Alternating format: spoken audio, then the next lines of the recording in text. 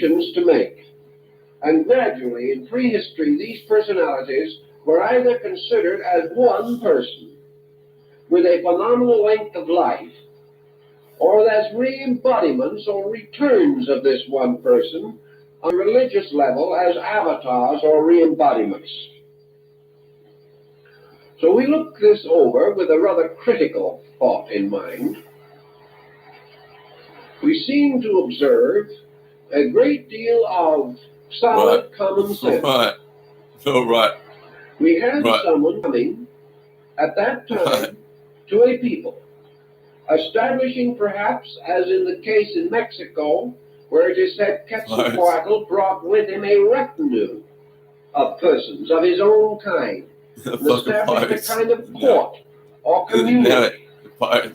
In some instances, the emphasis is upon religious matters, but always it is upon advancement.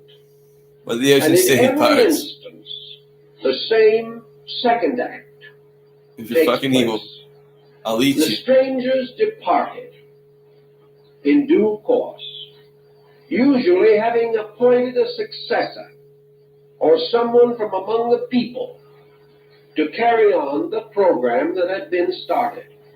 In each case, the strangers promised to return, and in no case did they return. This is, I think, also important. Always the stranger said he would come back. Number 22. Always he warned the people to keep the rules and laws because he would come back and find out whether they had or not. Also, this stranger emphasized the need for honesty and for integrity and for dedication. And he warned the people not to abuse the knowledge which he had given them, stating that if they did abuse this knowledge, they would destroy themselves.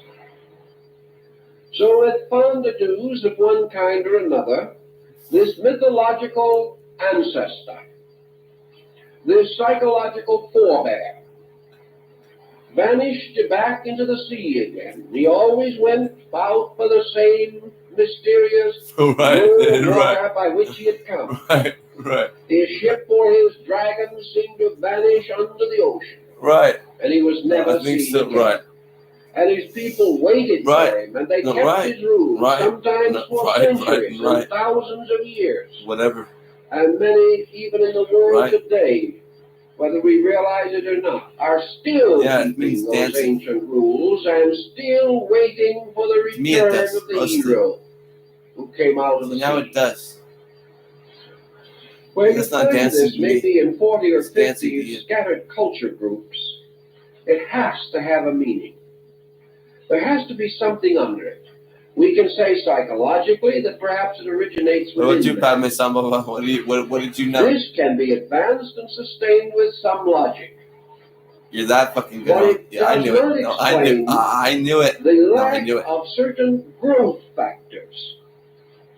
These primitive people say and demonstrate by their later action.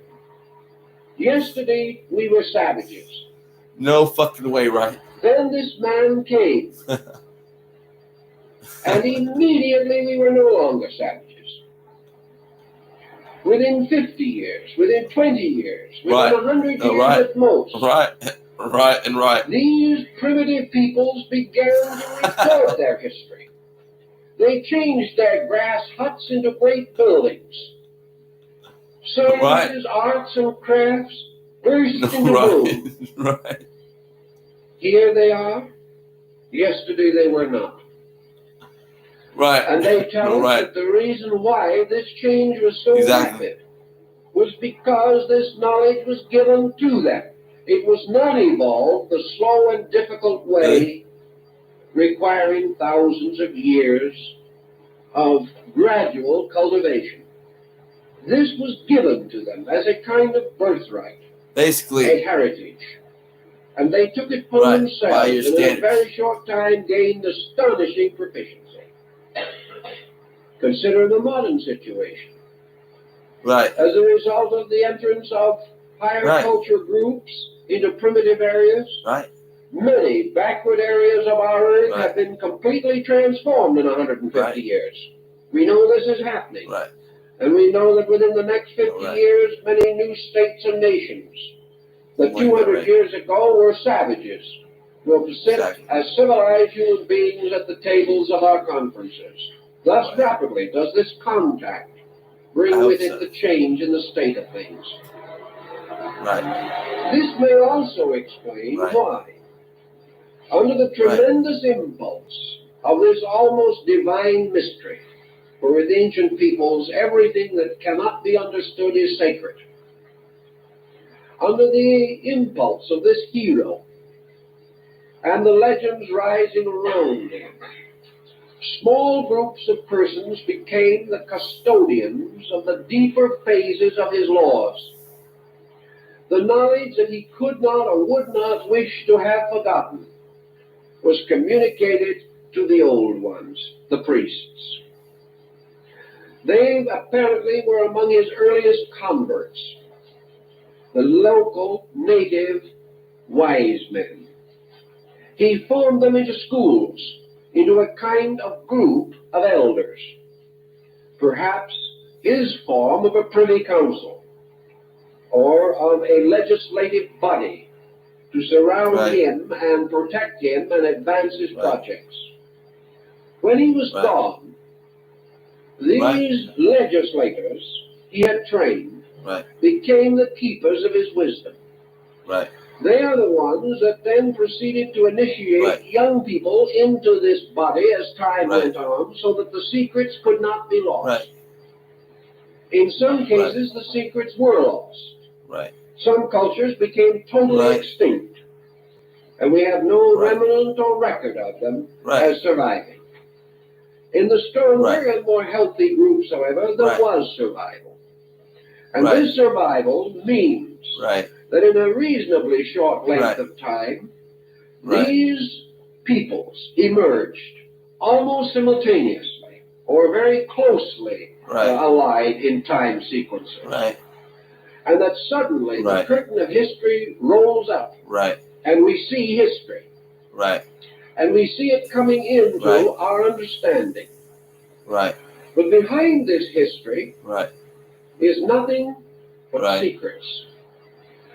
Ancient institutions dedicated to the gods, to the sciences, to the arts, and to the religions.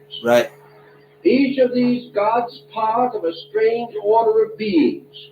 Now let us remind ourselves of one other thing, that even in the times of Plato and Thales and the other great Greek thinkers, there was a hypothesis strongly held that the gods had originally been mortals. Thank you. Also, among the Egyptians, Plutarch tells us that the great gods of Egypt were antediluvian kings who had been deified after death. Then I did. Then I didn't. Now, this has more or less and now I don't. From our thinking. I still kind of do. But perhaps it also has a bearing upon this present consideration. We do not mean to imply that all religion rises merely from prehistoric history. We do mean to imply, however, that between man as a worshipping being, so I understand that, the great creative principles of life, but I understand that too, and man in his present complicated theological structure, there is an interval of interpretation, of impersonation, of personification, by means of which hierarchies or pantheons of divinities have arisen in nearly all parts of the world. These divinities, in most instances, like the Olympian gods, the Aces of Scandinavia, or the great Egyptian gods of Philae and Luxor, these deities have their stories. They have their histories. They have legends about them. They have their persecutions and their problems, their fortunes and their misfortunes. They were sometimes victorious and sometimes defeated, and they were subject to most of the moods that mortals can understand.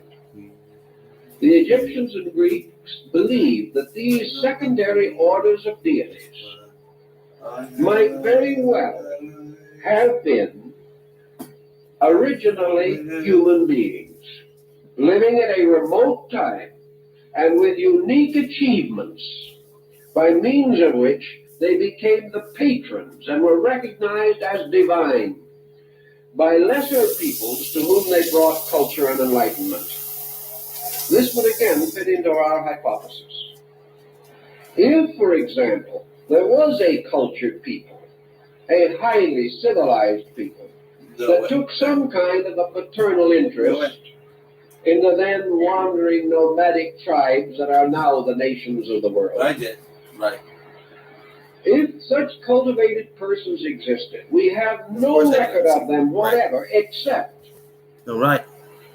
in that mysterious account of the time when the gods walked the earth, prior to the rise of the ordinary human way of life. Every people has this account.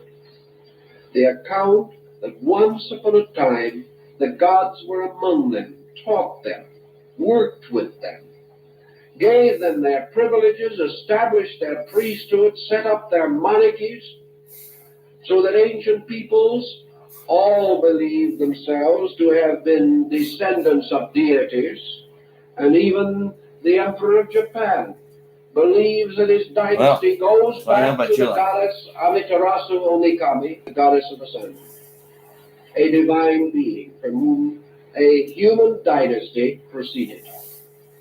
Everywhere it is the same. Ancient rulers governed by the divine right of kings.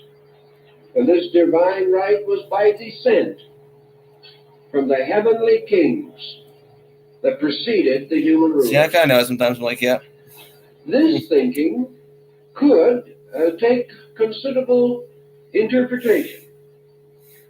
For it could well be that behind the history, this dim band. See, I know they do, right? But then I'm like, okay, look through, because like I know it's not in here. Is the band of these drugs, ancient gods. Now let us appropriate scientific, philosophical, psychological thought. Supposing we assume that 6,000 or 7,000 years ago, primitive men, having attained, however, a measure of culture, began to contemplate their own origin. Suppose, for example, that the Eskimo or some of the Totem Indians had a long history and were going back to try to develop a concept of where they came from and who these great gods were from whom they were descended. If they could go back to the earliest forms of their legends, there's one important thing that we must bear in mind. It is very difficult for any people or even an individual to imagine clearly a state superior to himself unless he is in the presence of example. It is quite possible for a primitive man of today, having seen a civilized man, to imagine it. But if the primitive man had never seen a civilized man and knew of no other kind of creature than himself, it is very doubtful if he could have imagined a group of ancestors or predecessors sublimely superior to himself. He would not have known how to describe them or what to call them. He could not imagine the origin of his clan being any different from the world that he knew. Yet our primitive forebears, arising from a primitive state, all had a clear concept of the existence in the world prior to their time of a culture system supremely advanced beyond their own. Thus the Greeks, at their very dawn, contemplating upon the gods of the great Hyperborean range, or the gods who abode north of the winds, saw Olympus as a magnificent assembly not only of rather human gods, but also of great attainments, of great skill, and of supreme authority, wisdom, and power. The gods of Greece and Egypt were great gods, looking down upon their world. And those who first envisioned them and gave us the ancient legends about them give us legends of a highly sophisticated nature, totally inconsistent with the people among whom these legends arose. Thus we may question not only the spontaneous development of a people in an unreasonably short time by their own efforts, or that these peoples, while still comparatively primitive, would attribute their growth by imagination alone to a specifically cultured group superior to themselves. These things do not normally occur in human psychology. And if probably anything, our ancestor was more normal than we are, because he did not have the confused and complicated social structures that make life difficult for us. So here we are with a new group of elements to consider. Let us take one of these elements and trace it briefly. Where did our religious insight arise? When Quetzalcoatl reached the shores of the Western Hemisphere, the man who came on the raft of serpents, he brought with him the worship of one God. They go in here and kick me in the east. You're like, well, all right. The ancient Oannes came to the shores of Babylonia. He brought the worship of one God. When Fu He, the great primitive ancestor of China, the man born out of the body of the fish, who rose from the sea and gave to the Chinese the mystery of the trigrams and the great writing. When he came to them, he brought to them the worship of one God, Shanti, imperial heaven. When Vishnu, in India, in the embodiment of the first avatar, born out of the body of a fish, and so created to rescue the law which had been carried to the bottom of the ocean by a demon. When this being came forth to become the inspiration of the great Puranic literature of India, he taught the worship of one God. When Viracocha came to Peru, he taught the existence of one God. And wherever we go, it is the same. These primitive peoples apparently had worshipped idols, or had worshipped fetishes, or had merely the primitive juju magic of the Votan and the African primitive. But immediately, these leaders appeared. They brought the message of the one true Father.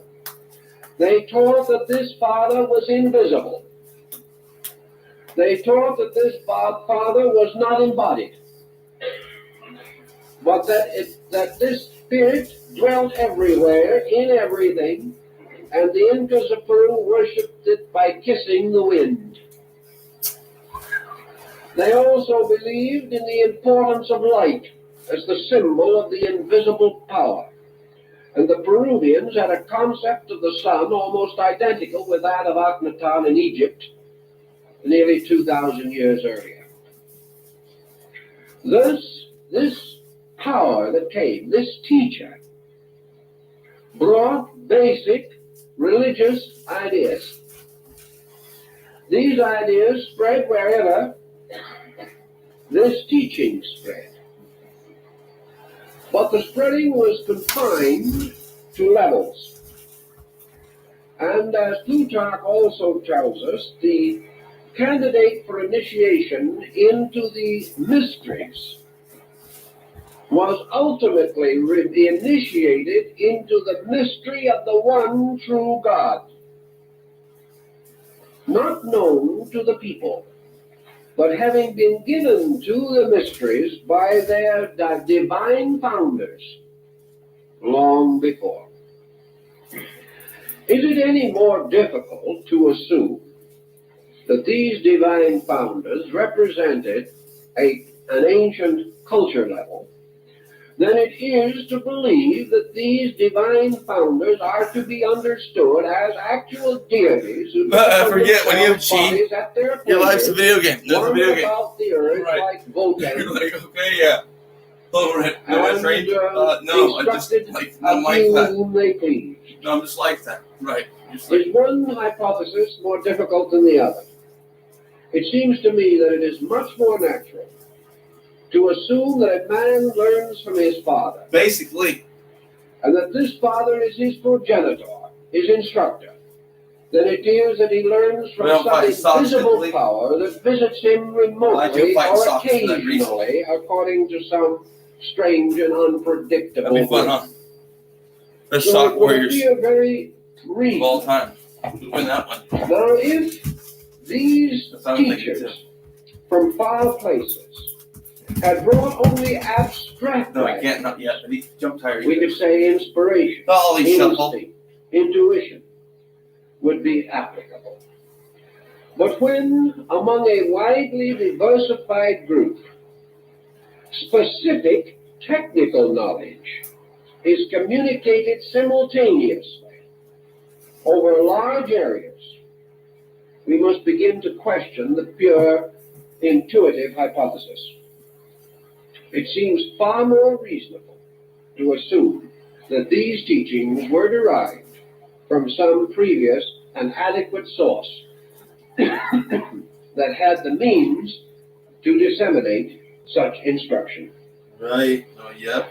Now, if we assume also that these teachers at a remote time returned to their own lands, 714, or that the great mercantile centers which they represented come here for enlightenment, were destroyed, then we have several possibilities. If, for example, during the height I know who I am. of the British colonial theory, the British islands themselves had sunk, it would not have meant the I'm a seer. Dissolution no, I'm a seer. I'm a seer now because I'm almost blind and I know it. I'm deaf, basically. Would have thrown upon their own resources and in varying degrees of preparedness would have had autonomy thrust upon them. No, I'm dumb. No, I'm totally dumb. And I know it. It would also mean that such travelers, merchants, scholars, missionaries, humanitarians, as survived because perhaps they were either on the sea or in these distant regions at the time of the catastrophe, would be required to establish new domicile and probably would remain with the groups where they had created areas of prestige. Thus we may have a phenomenon which is noted among I'm not like him. And that is I can't pretend. You know what I mean? Exactly. I'm not that bad off. Between what might be termed certain aristocratic families within a racial group and the structure of that group itself. Sir Marco Polo, who visited Angkor, the great Khmer center in Indochina, the ruins of which are another unsolved riddle, declared that it was perfectly possible to tell the members of the aristocratic and royal family because of the complete difference in the color of their skin and in the structure of their features. Although these people had been born there and had ruled there for centuries, they were not the same stock. Now, the legends in that area are also rather expensive. And the concept seems to suggest that in all towards the end of his career, when he did anything like that, they were shocked. Laying at the root of dynasty when he finally got there. Areas under their control or domination. That this group intermarried, or perhaps selected certain racial stock for the extension of its own sphere of influence. No, fuck it. I knew it. No, I knew it. I knew what a secret was. Definite traces right. of Atlantean bloodstream in non-Atlantean peoples who were reached at that time, and whose achievements centered around certain heroic groups within their own structure, as, for example, the caste system in India.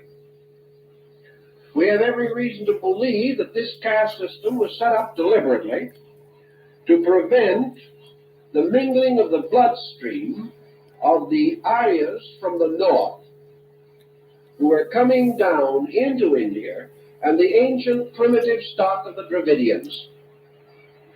To preserve the dynamic of the new bloodstream, the caste system was instituted. There are small caste systems on practically every island of the Polynesians. There are small caste systems in every tribe in Africa. These caste systems seem to speak of the descent of certain families that had custodial rights at ancient times.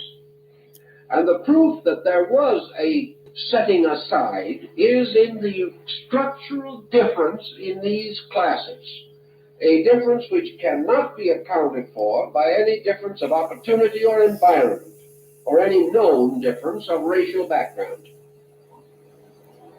Thus we have the possibility, which has been long affirmed, that the religions of man came from these semi-divine beings, that these religions are all aspects of one faith, that this one faith, or the Vedas, the law, that this faith had its root in some central religious core, and may very well have been the religious code of Atlantis.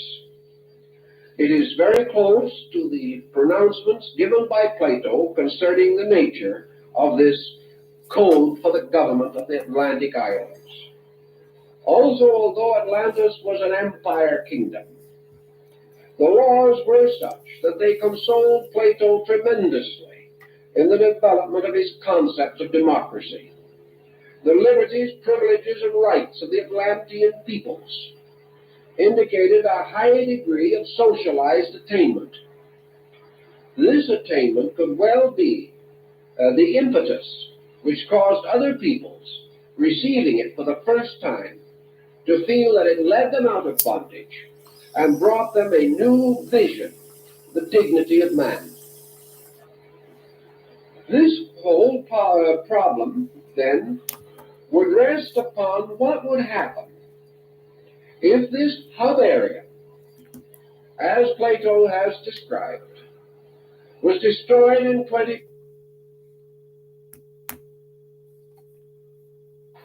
carrying with it to death nearly 60 million human beings. If such a catastrophe occurred, it would mean one of 3 or 4 circumstances.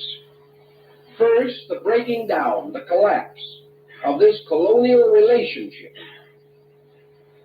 insofar as those more remote areas which were seldom reached and only occasionally contacted were concerned. Such areas would have only a dim legend at best of some strange person that came to them, changed their way of life, and never returned. The second group, where more permanent voyaging had set up some type of semi-permanent structure, would have the more clearly defined social impulse to go on, to build empire.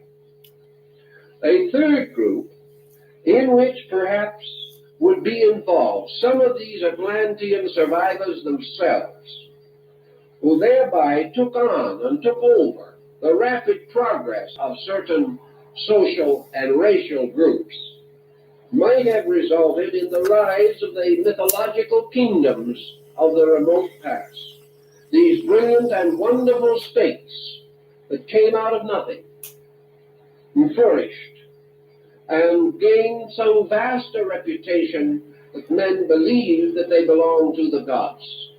These Atlanteans who stayed could well have been gods walking among men, living with them, as Quetzalcoatl is said to have lived for many years, and finally either dying or departing. One interesting point in connection with this story is that although these gods did come and perform these services, and were apparently divine beings, most of them are reported to have died. Two things. Either they went back to the sea, or else they remained and died.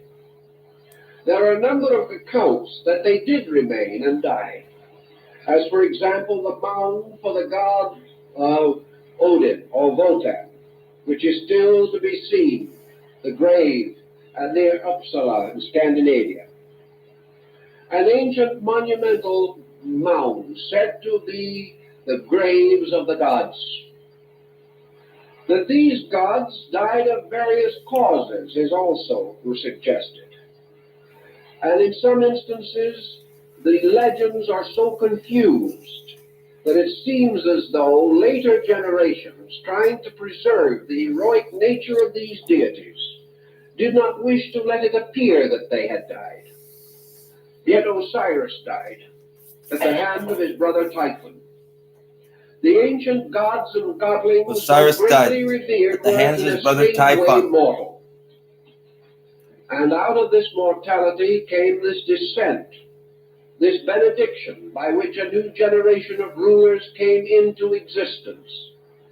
And among some tribes, these were supposed to be the continuous re-embodiments of the same ruler, as in the case of the Dalai Lamas and Panchen Lamas of Tibet. Tone. Thus, many things fitting together fit into Plato's narrative.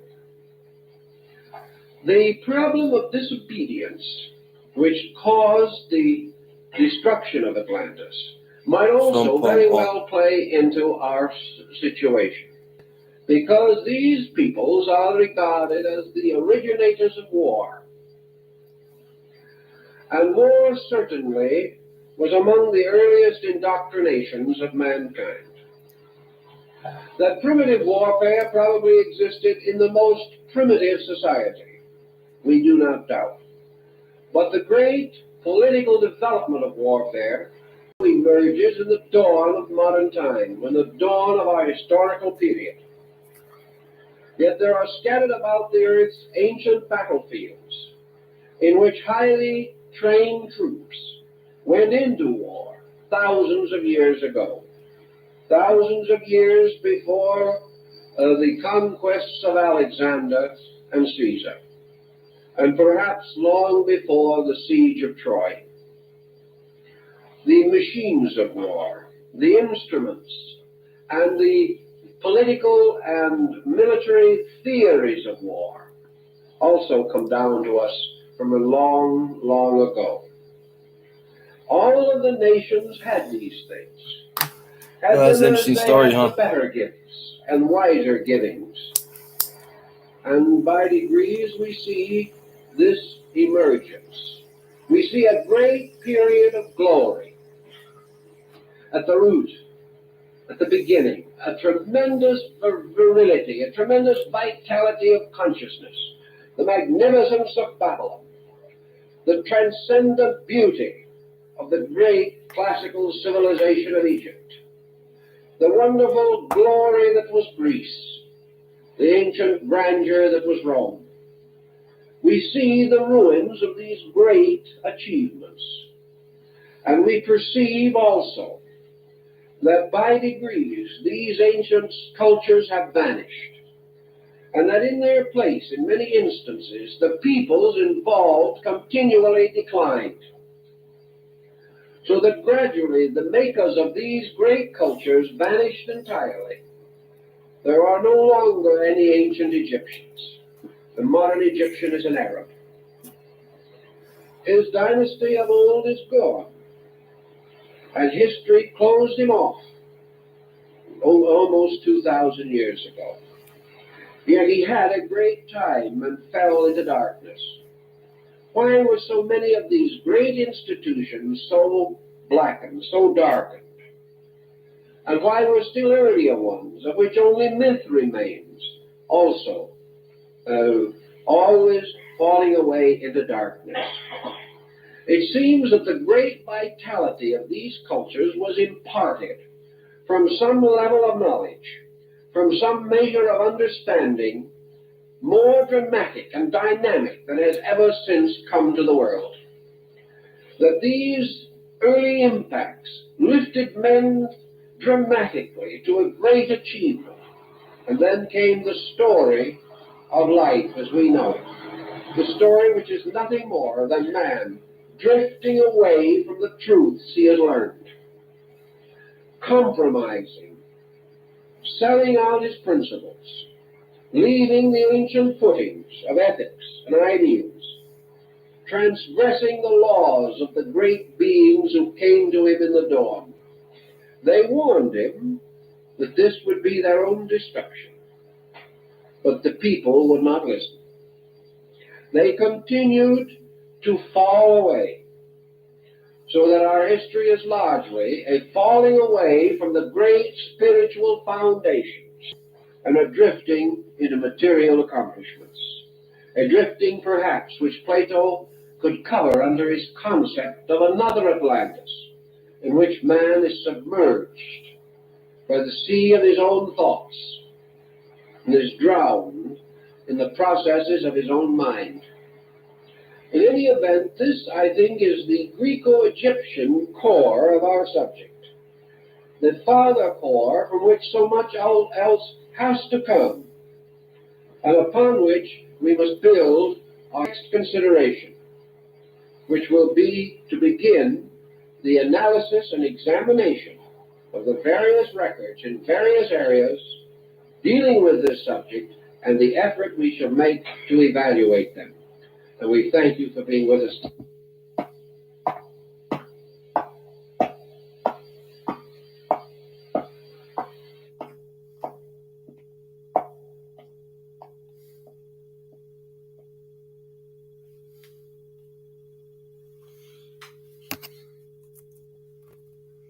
There's an orange tabby. They're redder than that over there sometimes. So you never really.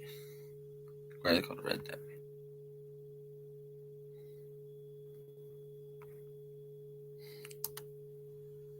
So, for some reason, discussions about Christianity gets a bit one-sided. Two types of When wisdom. most people in at least Western Europe and America think about Christianity, they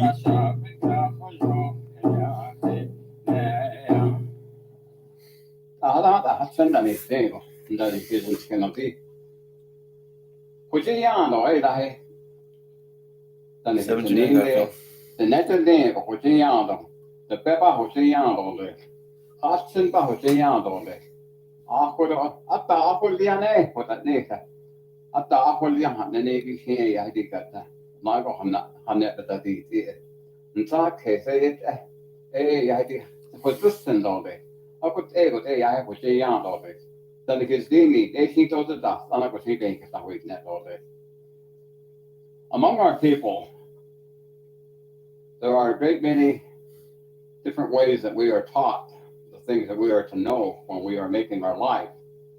And of course, one of the main things that they always reminded us is that Hujiyando means that you must be It's the cross and wise cross. in the way that you live your life.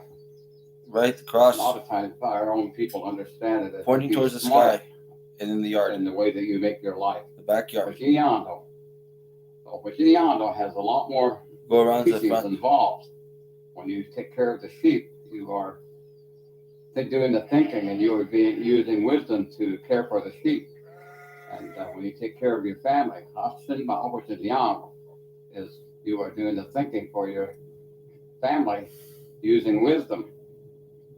And my learning of this particular subject, of course, took place when I was very young, probably maybe 10 years old.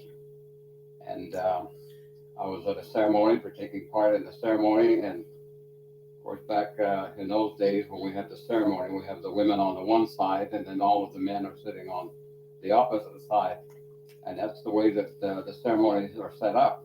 All the women are over to the north, and all the men are to the south. Now, but that particular ceremony. But in many cases, the Hogan living is that in that same particular way. All of the men's belongings are at the doorway as you come in to your left, and all of the women's belongings and that are to the north. So all of the cooking material is usually on as you enter the hogan is to your right. But in the ceremonial setting, that's the same way that the ceremony is set up. All the women are to the north and all the men are to the south. And now and then they take a break.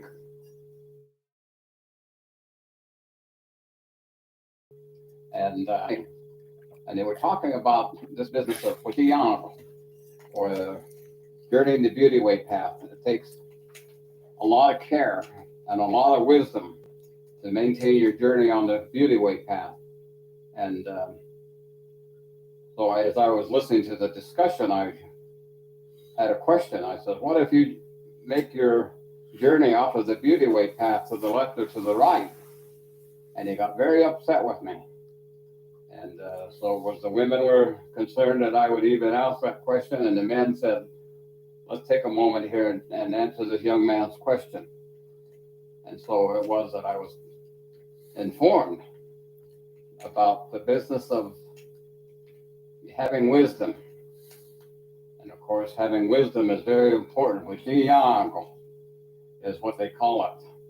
And then they cautioned me about the time when our Diné would begin to lose wisdom. Yohoyanto is what they would call it. Yohoyanto is the time when wisdom is lost. And we begin, as a Diné, our people will begin to seek their own path. And they will begin to do things that are contrary to the teachings of our Diné.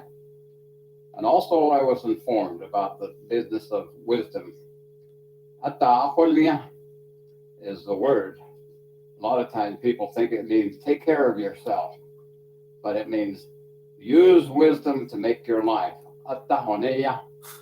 And so the idea of having wisdom as a man, we have to understand there is two types of wisdom. There is male wisdom, ahoya, baka, ahoya, ba'ad, which means there is male wisdom, there is female wisdom. And so it was necessary for us as we grew up that women have different wisdom and that men have different wisdom. And so sometimes you might ask a question to your mother and she will refer you to your father.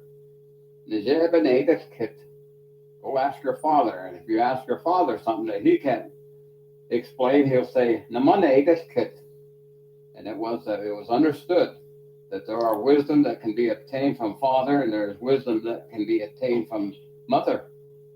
And so there are the two types of wisdom. And it's very important to understand that there are those differences. And it is that the wisdom of the men may be more of a physical nature, and the wisdom of the women may be more of an emotional type of wisdom. And so it is that there are the differences. And so to journey the beauty way path, I was told that you must do everything you can to gain greater awareness of wisdom. And the only way that you can acquire that, of course, is to follow the instructions of the holy people and to learn the teachings of the holy people. All of the information that we need to make our life is given to us by the holy people. And if we ignore the things of wisdom or acquiring wisdom, then we can destroy ourselves. Wisdom is the thing that makes us grow in greater awareness spiritually.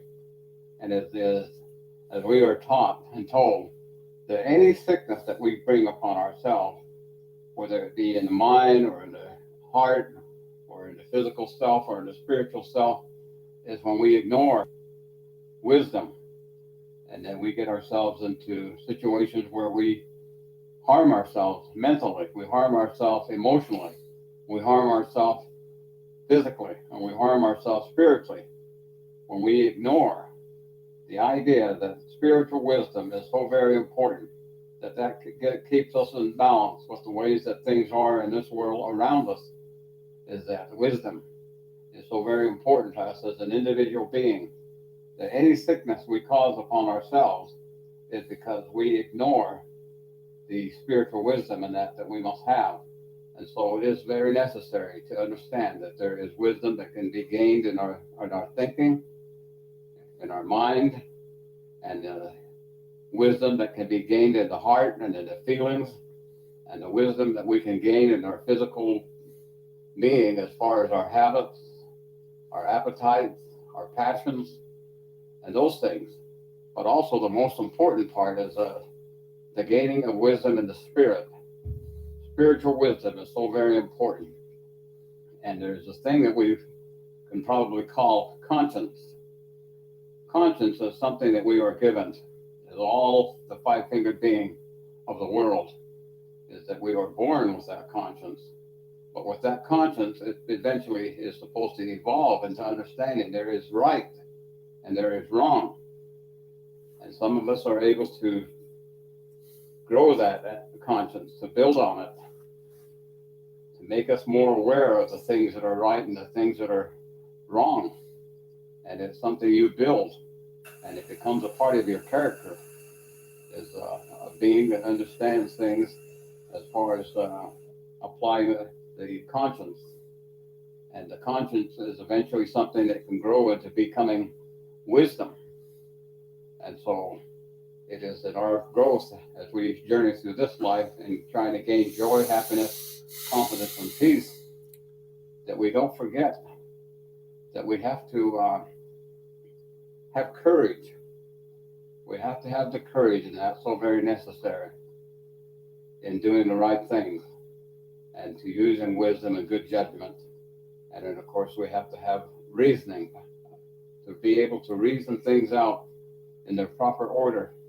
And that is the other thing, is that we cannot ignore that everything in this life does not happen by chance. There is order in everything. There is order in the universe. There is order in the way that things are done in this life. And to gain wisdom, there is order. And it must be that we make that effort to take care of ourselves.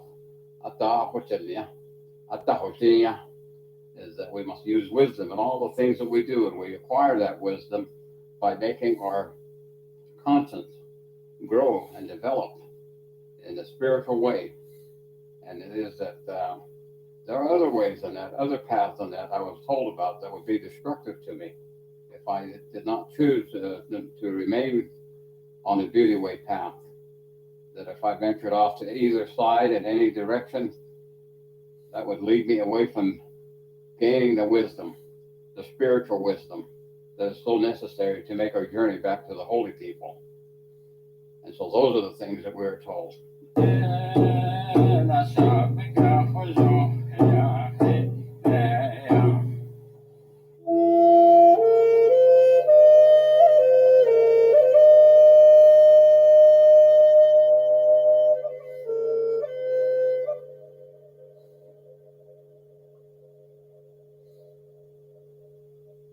Hey, thanks for watching our videos.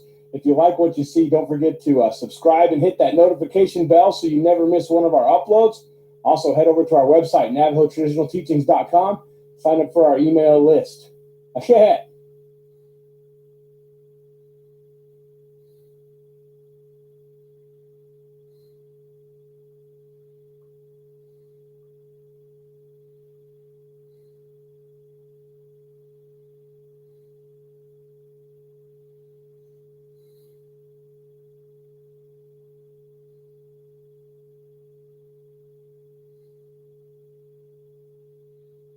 Right. No, right.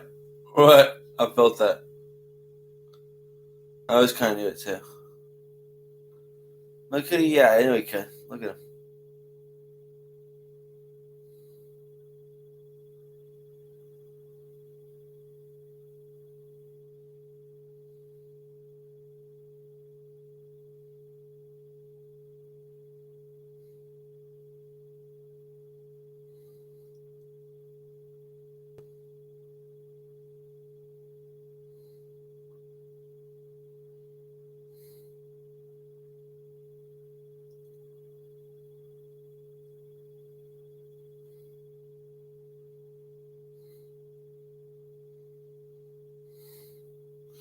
I know my dad will just deck me, and there's not even a mark, right?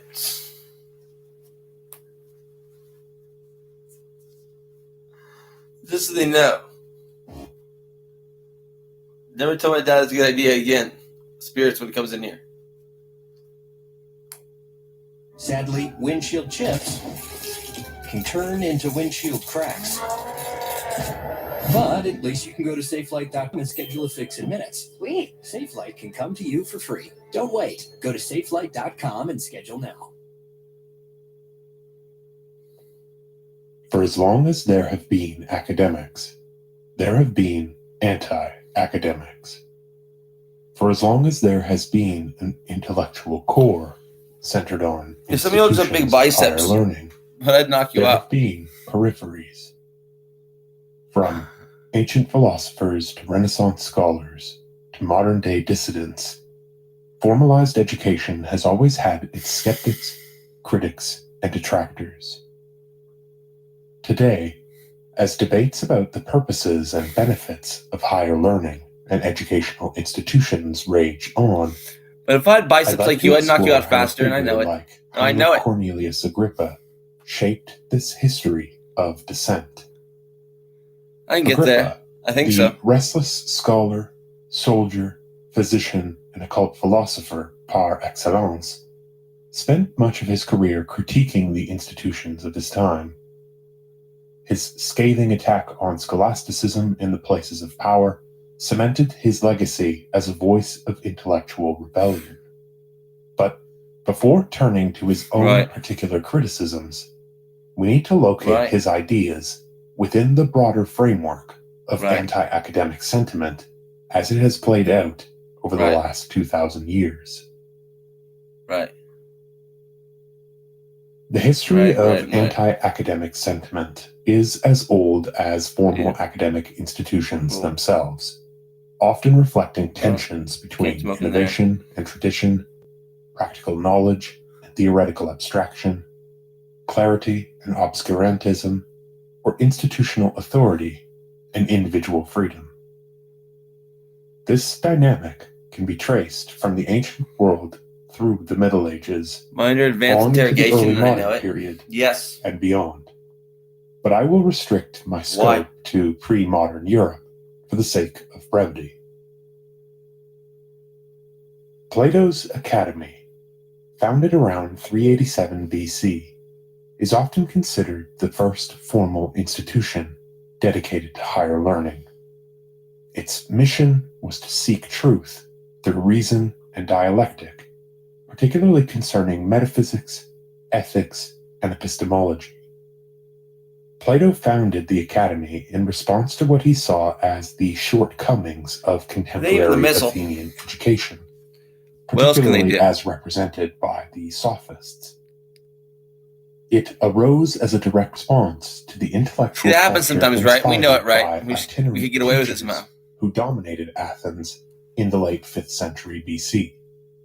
Sophists such as Protagoras, Gorgias, and Hippias offered practical education in rhetoric and public speaking, skills essential for success in the democratic city-state. They were pragmatists, teaching that truth was often relative and that persuasion mattered more.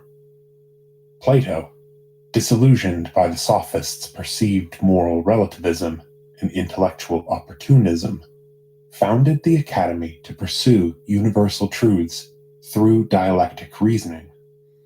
While the Sophists viewed knowledge as a tool for practical success, Plato sought immutable ideas such as justice, beauty, and goodness, accessible through rational inquiry. Plato's dialogues frequently caricatured the Sophists as charlatans who corrupted young minds for profit. To use the words of Manly P. Hall, for Plato, philosophy was the love of wisdom, not the contest of cleverness. Nevertheless, this foundational tension between practical skill and theoretical inquiry would echo throughout the history of thought, taking numerous twists and turns. The periphery would become the core, and the core in turn would become the periphery. The reactionary radicalism of one Garfield age would become the entrenched orthodoxy of another, and the history of thought would unfold as a series of revolutions and counter-revolutions, where each new wave of ideas both challenged and built upon the framework of its predecessors. The Sophists, once the vanguard of practical education, became symbols of opportunism under Plato's critique, just as the Academy itself would later face criticism for its perceived abstraction and elitism. This dynamic interplay between innovation and tradition, rebellion and establishment, would shape the trajectory of intellectual history, ensuring that no system of thought remained immune to scrutiny or reinvention. Plato's most famous student, Aristotle, became one of the Academy's first and most influential critics. Although Aristotle studied at the Academy for nearly 20 years, he diverged from Plato's metaphysical idealism. Aristotle rejected Plato's theory of forms, arguing instead that the essences of things resides in their physical reality rather than in a separate, ideal realm. Aristotle's founding of the Lyceum represented an alternative approach to philosophical education, one grounded in empirical observation and systematic categorization of the natural world. This divergence highlights a key criticism of the Academy: its focus on abstract principles at the expense of practical knowledge. Aristotle believed that Plato's emphasis on transcendent realities overlooked the importance of studying the physical and the observable. Another critical group, the Cynics, were a philosophical movement founded by Antisthenes, another student of Socrates, but they offered an even more radical critique. They dismissed the need for formal institutions like the Academy, arguing that true wisdom came from living in accordance with nature and rejecting societal conventions, including organized education. Diogenes, the most famous Cynic, famously scorned theoretical learning, focusing instead on virtuous action and self-sufficiency. The Cynics viewed the Academy's emphasis on abstract philosophy and theoretical discourse as a distraction from the simple truths of life. They mocked its pretensions to intellectual superiority as nothing more than affectation, arguing that wisdom could not be taught in schools, but only through experience. The political implications of Plato's philosophy criticism. In the wake of Socrates' trial and execution in 399 BC, many Athenians remained suspicious of philosophers, viewing them as subversive or even dangerous. Plato's ideal of philosopher kings, articulated in the Republic, struck many as elitist and anti-democratic. His association with oligarchic figures, including members of the 30 tyrants, further alienated him from democratic Athens. The Academy's critics may have feared that it was cultivating a class of intellectuals detached from the civic and military responsibilities expected of Athenian citizens. You know who Tia This concern tied into a broader anxiety about the role of education in shaping or misguiding and why he lost his hand to the wolf? Ironically, the Academy itself became home to internal critique during its later phases. Under figures like Arcesilaus and Carneades, the Academy adopted a skeptical stance, emphasizing the limits of human knowledge and the need for constant questioning. This shift, known as what about Ovid? How he takes credit for everything. Was a direct challenge to the dogmatic even though he knows it was three there. Plato's philosophy even more seemed to represent. While this internal evolution demonstrated the Academy's intellectual vitality, it also reflects a tension inherent in its mission, the challenge of reconciling the pursuit of and more than that too, it turns out, of human fallibility. Criticism of Plato's Academy reflects enduring if we're talking the about Anunnaki, the nature of education, the value of abstract knowledge, and the role of intellectuals in society. Key themes include 1. Theory versus practice. Critics like Sumerian Aristotle gods and sophists question the Academy's focus on metaphysical and theoretical inquiries, arguing for a more empirical or practical approach. 2. Elitism and accessibility. The Academy's emphasis on abstract philosophy and mathematics may have alienated those who valued more accessible or pragmatic forms of knowledge. And 3. Institutionalization of knowledge. And the Native Americans and other too detractors saw institutions like the Academy as unnecessary or even corrupting, preferring informal or experiential paths to wisdom. What did they know when they said Coyote built the teepee? These we call Mount Shasta. The Academy's influence endured, shaping the intellectual traditions of Western philosophy for centuries. The closure of Plato's Academy in Athens by the Emperor Justinian in 529 AD marks a symbolic and historically significant moment in the history of education and philosophy. This act was part of Justinian's broader efforts to consolidate orthodoxy within the Byzantine Empire and to suppress what he viewed as potentially subversive or heretical ideologies. The Academy's closure is often interpreted as a turning point in the transition from the ancient to the medieval world, signaling the decline of pagan classical philosophy and the ascendancy of Christian orthodoxy. Justinian sought to restore and unify the Roman Empire under Christian orthodoxy.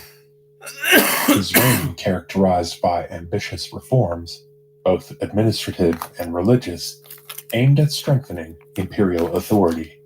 The angels we worship among his key policies are hidden, were and I kind of know it. Of Nicene Christianity as the official state religion, which entailed the suppression of competing religious and philosophical traditions, including paganism, heretical Christian sects, and Judaism. Under the leadership of scholars like Damascius, the last head of the Academy, the institution had become a bastion of pagan intellectual resistance. The Neoplatonists defended traditional religious practices and philosophies against the encroachments of Christianity.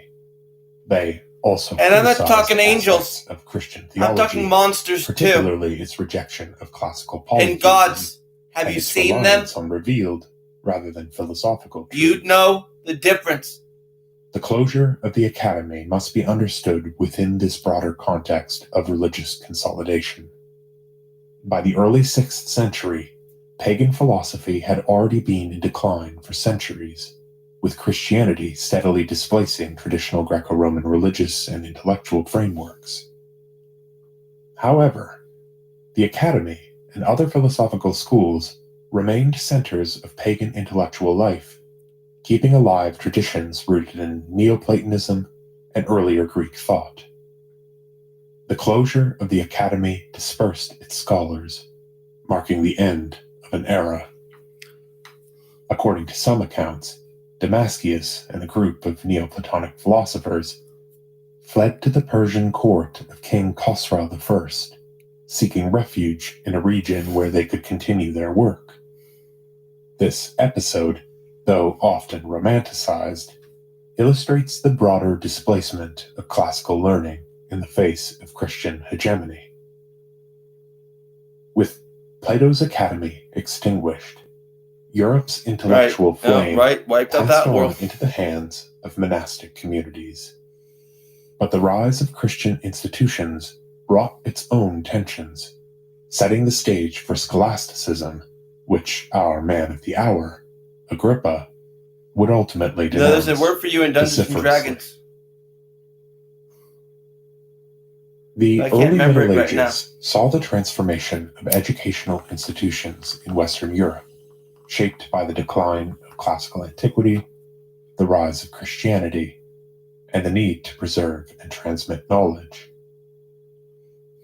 The evolution We were thinking of Salamander, but I educational think Tree structures Frog is a during better this way to go period, with Garfield. monastic schools, cathedral schools, and eventually universities, reflected changing social, religious, and intellectual priorities. These institutions were not And without as for their me, I'll take the critics cat for now. who questioned their purposes, methods, But I know what and frogs can do. accessibility. Really. With the collapse of the Western Roman Empire in the 5th century, urban centers and their associated schools declined. In their place, monastic communities emerged as key centers of learning thanks to their stability, relative independence, and religious mission. The Benedictine rule, established by Saint Benedict of Nursia in the 6th century, emphasized the importance of reading and study as part of monastic life, leading to the creation of monastic schools. Monastic schools primarily served the needs of the church, training monks in literacy, theology, and the copying of manuscripts.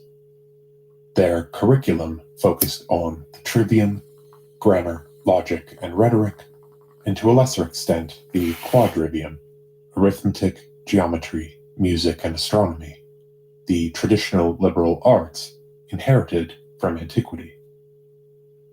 At the center of their educational program was the Lectio Divina, a method of meditative reading aimed at fostering spiritual growth and a deeper connection with the Word of God. This practice emphasized prayer, reading, meditation, and contemplation. Through these steps, monks were not merely acquiring knowledge, but engaging in a process of inner transformation, aligning their minds and souls with God's will. The Lectio Divina reflected the monastic emphasis on integrating intellectual pursuits with spiritual discipline, ensuring that learning served the ultimate goal of salvation. Unlike the more formalized disputations that would later dominate cathedral schools and universities, monastic education prioritized quiet reflection and the internalization of scripture, making it a cornerstone of medieval monastic life. Monasteries like Monte Cassino, and later the Abbey of Citeaux, became renowned for their libraries and scriptoriums, where classical and Christian texts were preserved and reproduced. The Carolingian Renaissance, initiated by Charlemagne in the late 8th century, further invigorated monastic education, emphasizing standardized curricula, Latin literacy, and the revival of classical texts. Despite their achievements, monastic schools faced criticism for their exclusivity and narrow focus. Education was largely reserved for monks and clerics, excluding lay people and women. Critics within the church also worried that intellectual pursuits might distract monks from their spiritual duties. By the 9th century, cathedral schools began to supplement, and in some cases, even rival monastic schools as centers of education. These schools were typically attached to episcopal sees, the residence of a bishop, and were often more urban and accessible than monasteries. They were intended to train clergy, but their location in cities made them more open to lay students as well. Notable cathedral schools included those at Chartres, Laon, and Reims. They offered instruction in the liberal arts and sometimes ventured into more advanced studies of theology and philosophy. The cathedral schools of the 12th century, particularly in Paris, became incubators for intellectual innovation. Cathedral schools often admitted lay students, including nobles and aspiring bureaucrats, reflecting the growing importance of educated laity in governance and administration. Their urban setting fostered interaction between different social classes and intellectual traditions, paving the way for a more diverse student body. While cathedral schools broadened access to education, their critics argued that their focus on ecclesiastical training limited the development of practical knowledge in secular disciplines. There was also ongoing tension between the monastic and cathedral schools, with monastics sometimes viewing the urban and administrative focus of cathedral education as a dilution of spiritual priorities. The emergence of universities in the 12th century marked a turning point in medieval education. Rooted in the traditions of monastic and cathedral schools, universities developed as autonomous corporations of masters and students, often supported by royal or papal charters. Key universities included Bologna, founded in 1088, renowned for its focus on law. It became the model for Southern European universities. Paris,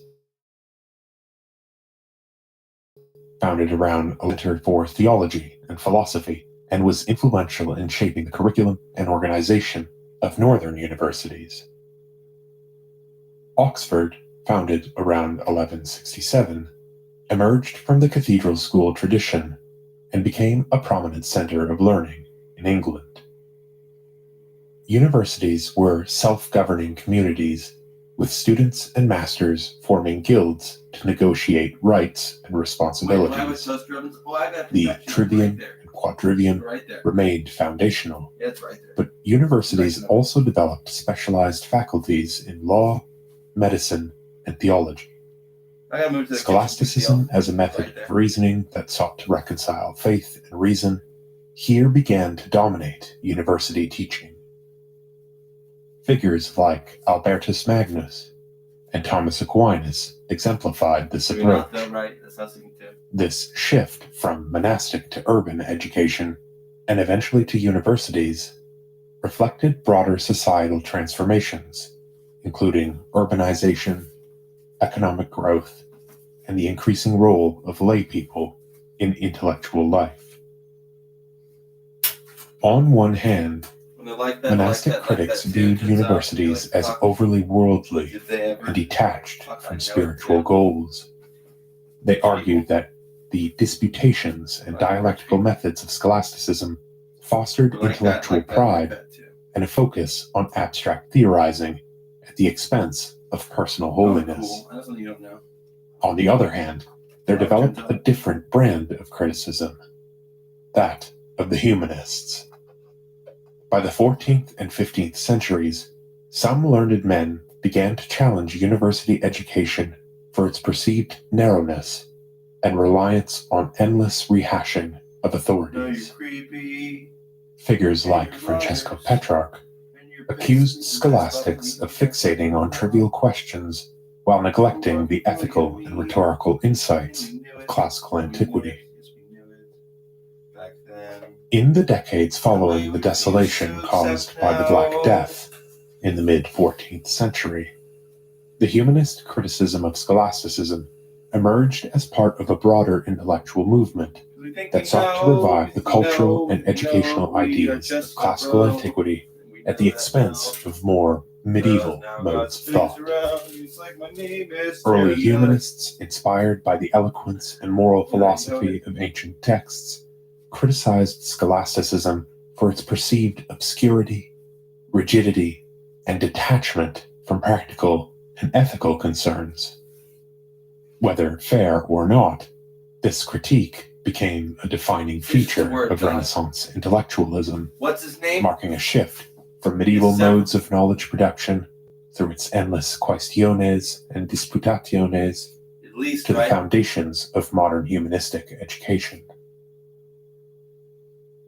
Scholasticism was a dominant intellectual tradition in medieval universities, characterized by a dialectical methodology, that is, a system of debate that sought to resolve contradictions between authorities, particularly classical philosophers like Aristotle, the Church Fathers, and Holy Scripture, and a focus on theology, which was considered the queen of the sciences.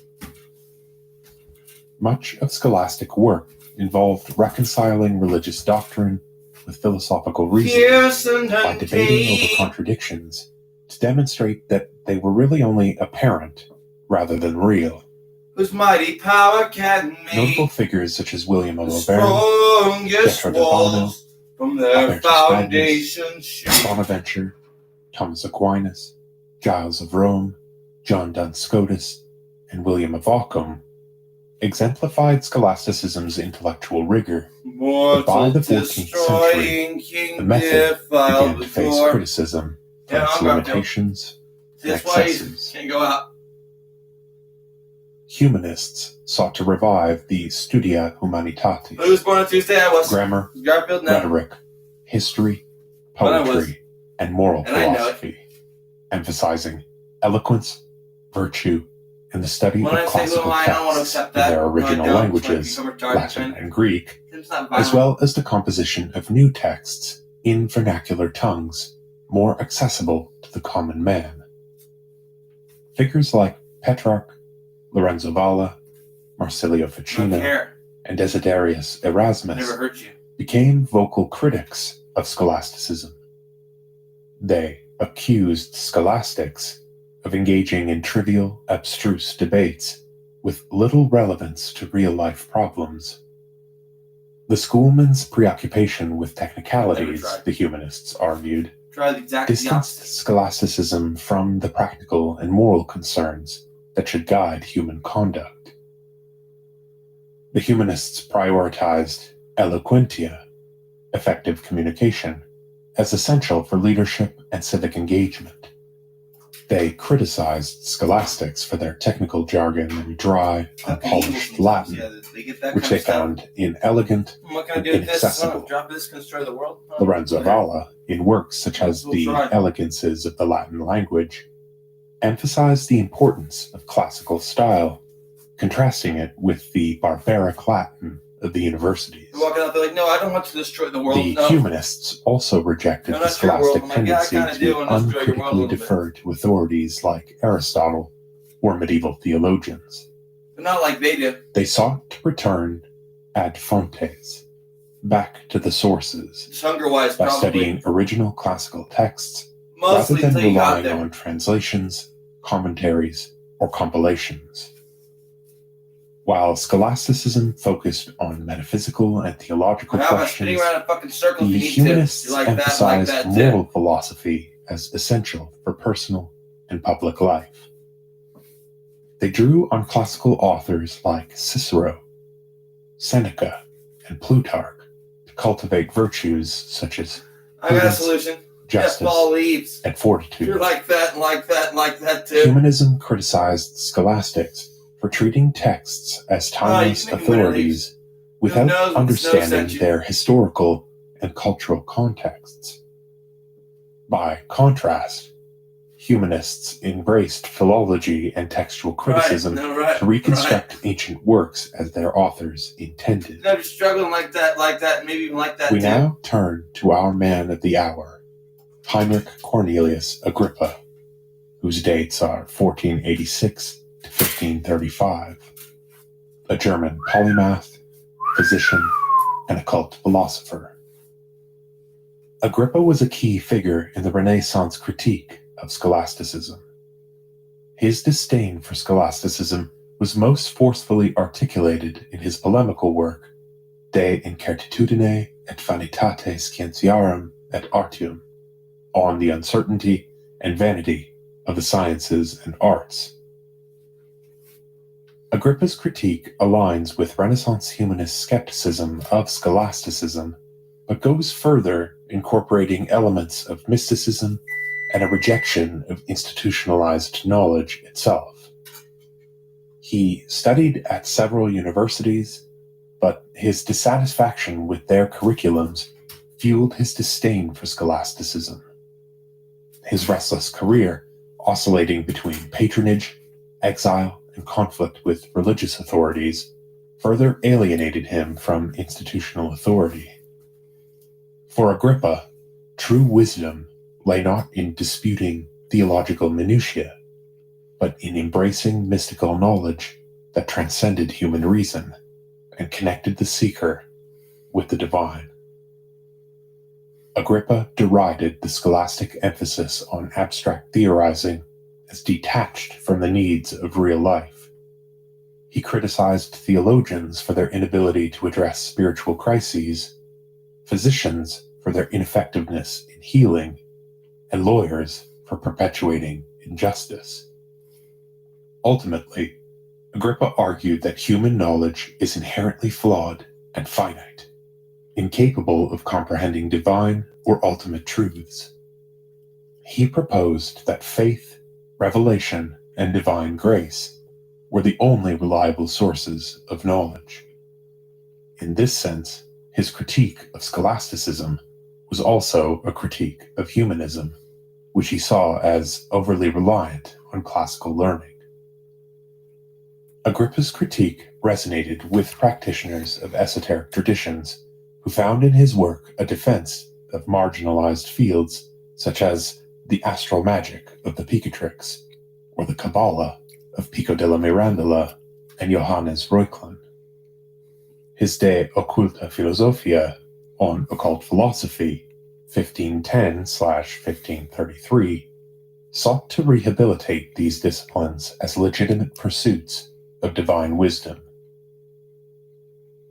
In his lesser-known work, On the Threefold Way of Knowing God, Agrippa declared an all-out war on the schoolmen of his day, condemning their art as not only misguided and misguiding, but outright satanic.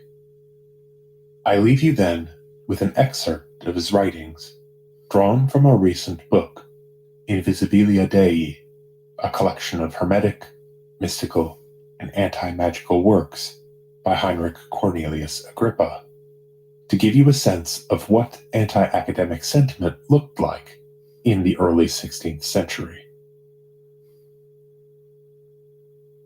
Now you know how one ought to be who longs to attain the knowledge of God, and who truly deserves to be called a theologian, one who wishes to speak with God and to meditate on his law, day and night. For thus it is that John the Evangelist was given the name the Theologian by Dionysius, namely, on account of his divine discourse. But there are certain others who, inflated by human sciences, speak in tongues, indeed, who do not blush to lie about God, both in their lives and in their speech. They shamelessly twist all Scripture to fit their lies according to their own spirit, and they force divine mysteries according to the method of human reason. With sacrilegious glosses devised by their own minds, they adulterate the Word of God and establish their own monstrosities. They rashly usurp the holy name of theology by theft and plunder, dedicating themselves solely to disputes and contentious arguments, about which Paul writes to the Philippians, saying, "Some indeed preach Christ out of envy and rivalry, but others out of goodwill." And these contentious ones are those argumentative people who pursue the knowledge of God with arguments and questions, of whom the psalmist says, "They are corrupt and have become abominable in their ways." And the Apostle Jude says, "These people blaspheme whatever they do not know, and whatever they understand naturally, like dumb animals, in these they are corrupted." To these Isaiah speaks again, saying, "Your wisdom and your knowledge, they have deceived you. You have been worn out in the multitude of your counsels." Indeed, their doctrine is entirely carnal and worldly. An ambitious, arrogant race, confident in their own ingenuity, convinced that they can know God by their own strengths, and can find truth in everything, convinced that there is no argument that can arise in a discussion about which they cannot argue most eloquently on both sides and offer a plausible opinion. They are a cunning people, rich in the learning of others, and at the same time insolent, relying on a certain artificial dialectic. Though they know absolutely nothing, they yearn to appear learned.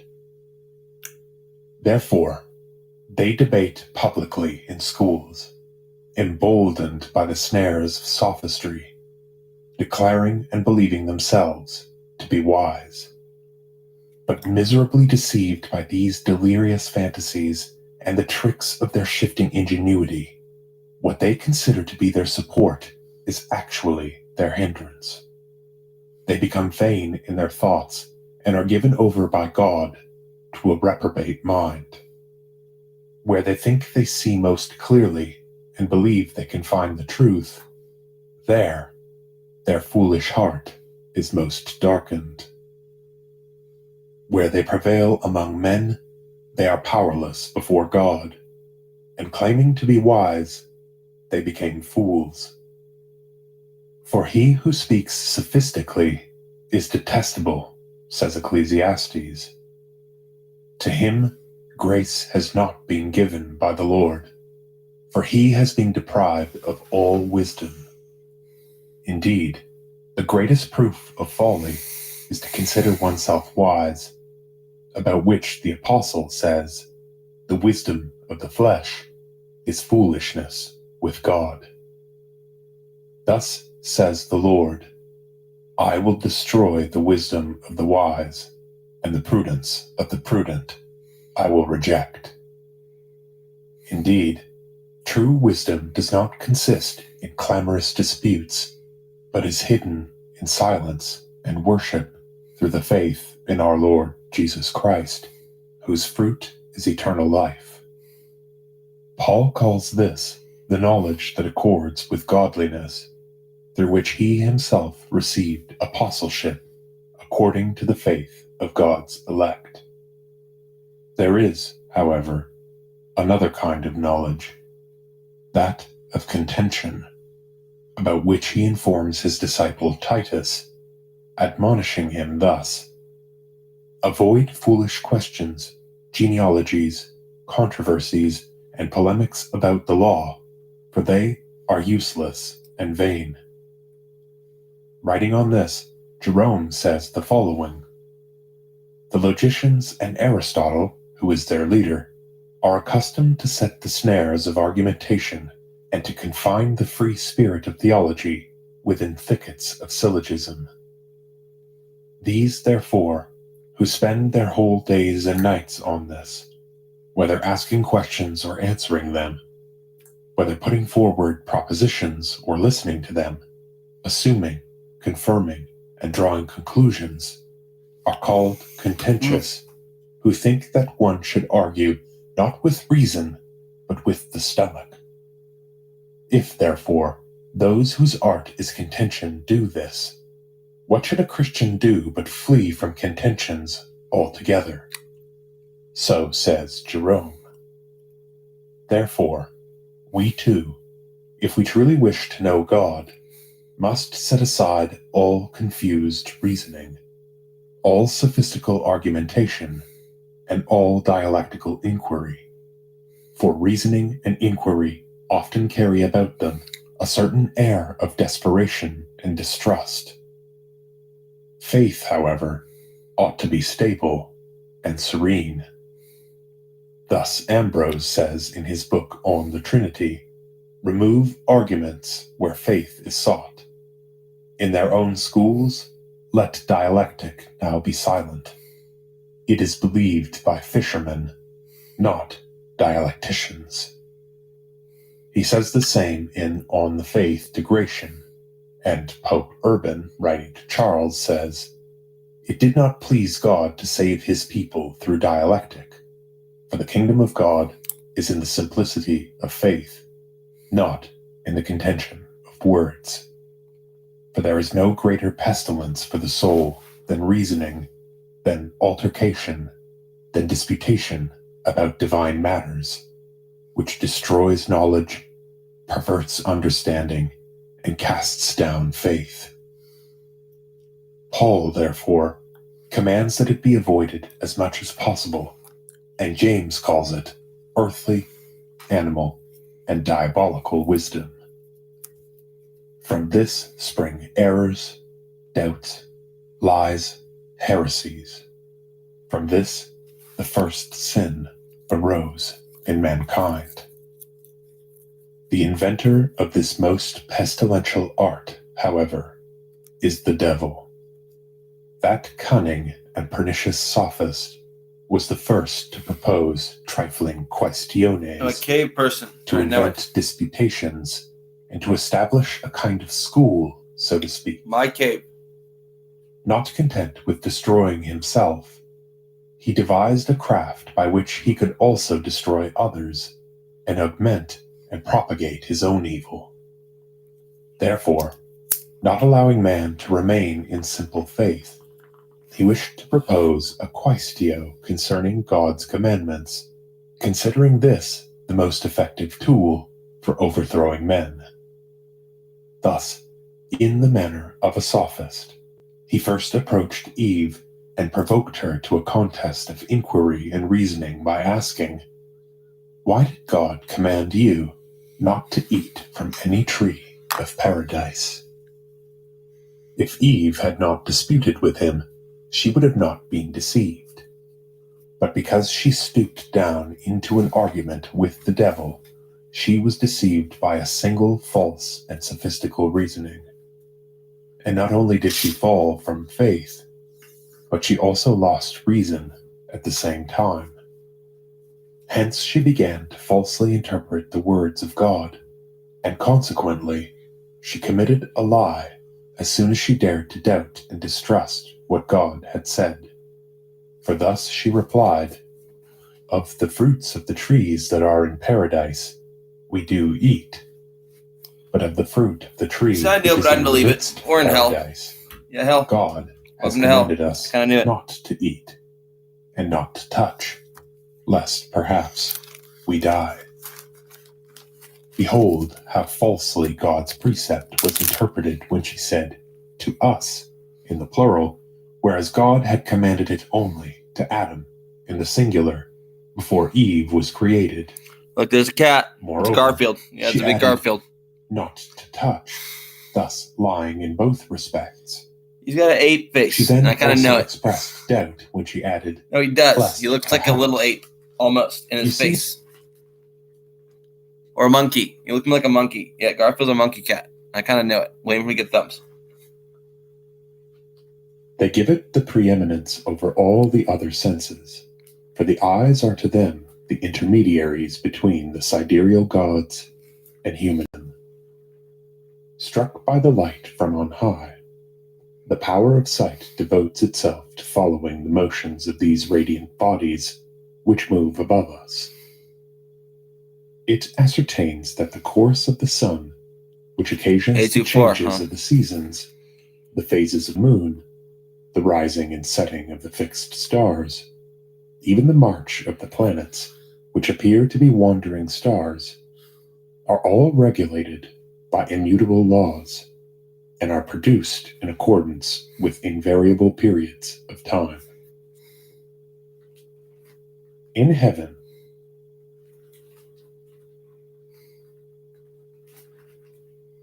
$825. Yep, that's what it's like. 825. You're just like, yeah, I know. I'm an astral mystic. Astrology and Religion Among the Greeks and Romans by Franz Cumont, 1912. Lecture 5. Astral Mysticism, Ethics and Cult. A theology which was based on theories of celestial mechanism, which deified mere abstractions such as time and its subdivisions, which attributed a sacred character to numbers themselves, must, Right, now Mike, no, he's a liar. have been He repellent must be a by liar. reason of its dry metaphysical character. That's what he knew at the time. The liars. A creation Honestly. of astronomers Turns out it would appear to have been incapable of appealing to any but an intellectual elite, and of winning over any but speculative minds. Right. We might well be astonished at first sight that a religion so arid and abstruse should have been able to conquer the ancient world, and we ask ourselves how it obtained a hold over men's souls and was able to attract a multitude of believers. The answer is that this potent system, which set itself to satisfy the intelligence, made a yet more effective appeal to emotion. If the cults of the East pretended to answer all the questions which man asks concerning the world and himself, they also aimed at stirring his emotions, at arousing in him the rapture of ecstasy. The leaning towards mysticism, which is one of the characteristic traits of the Syrian Poseidonius, was shared by all the adepts of Chaldean creeds. We must attempt to analyze here the character of this sidereal mysticism, an original form of devotion, if there ever was one, a curious and little-known expression of religious feeling in the days of antiquity, and to show what system of ethics sprang from it, what forms of worship corresponded to it, and how it was reconciled with fatalism. After the theory, we pass on to the practice. The magnificent appearance of the glittering sky has always vividly impressed mankind, and whoever has enjoyed the soft brilliance of an Eastern night will understand how, in that country, adoration was naturally excited for the inextinguishable centers of light on high. But this cosmic emotion, as it has been termed, varies constantly according to the idea which is being formed of the universe.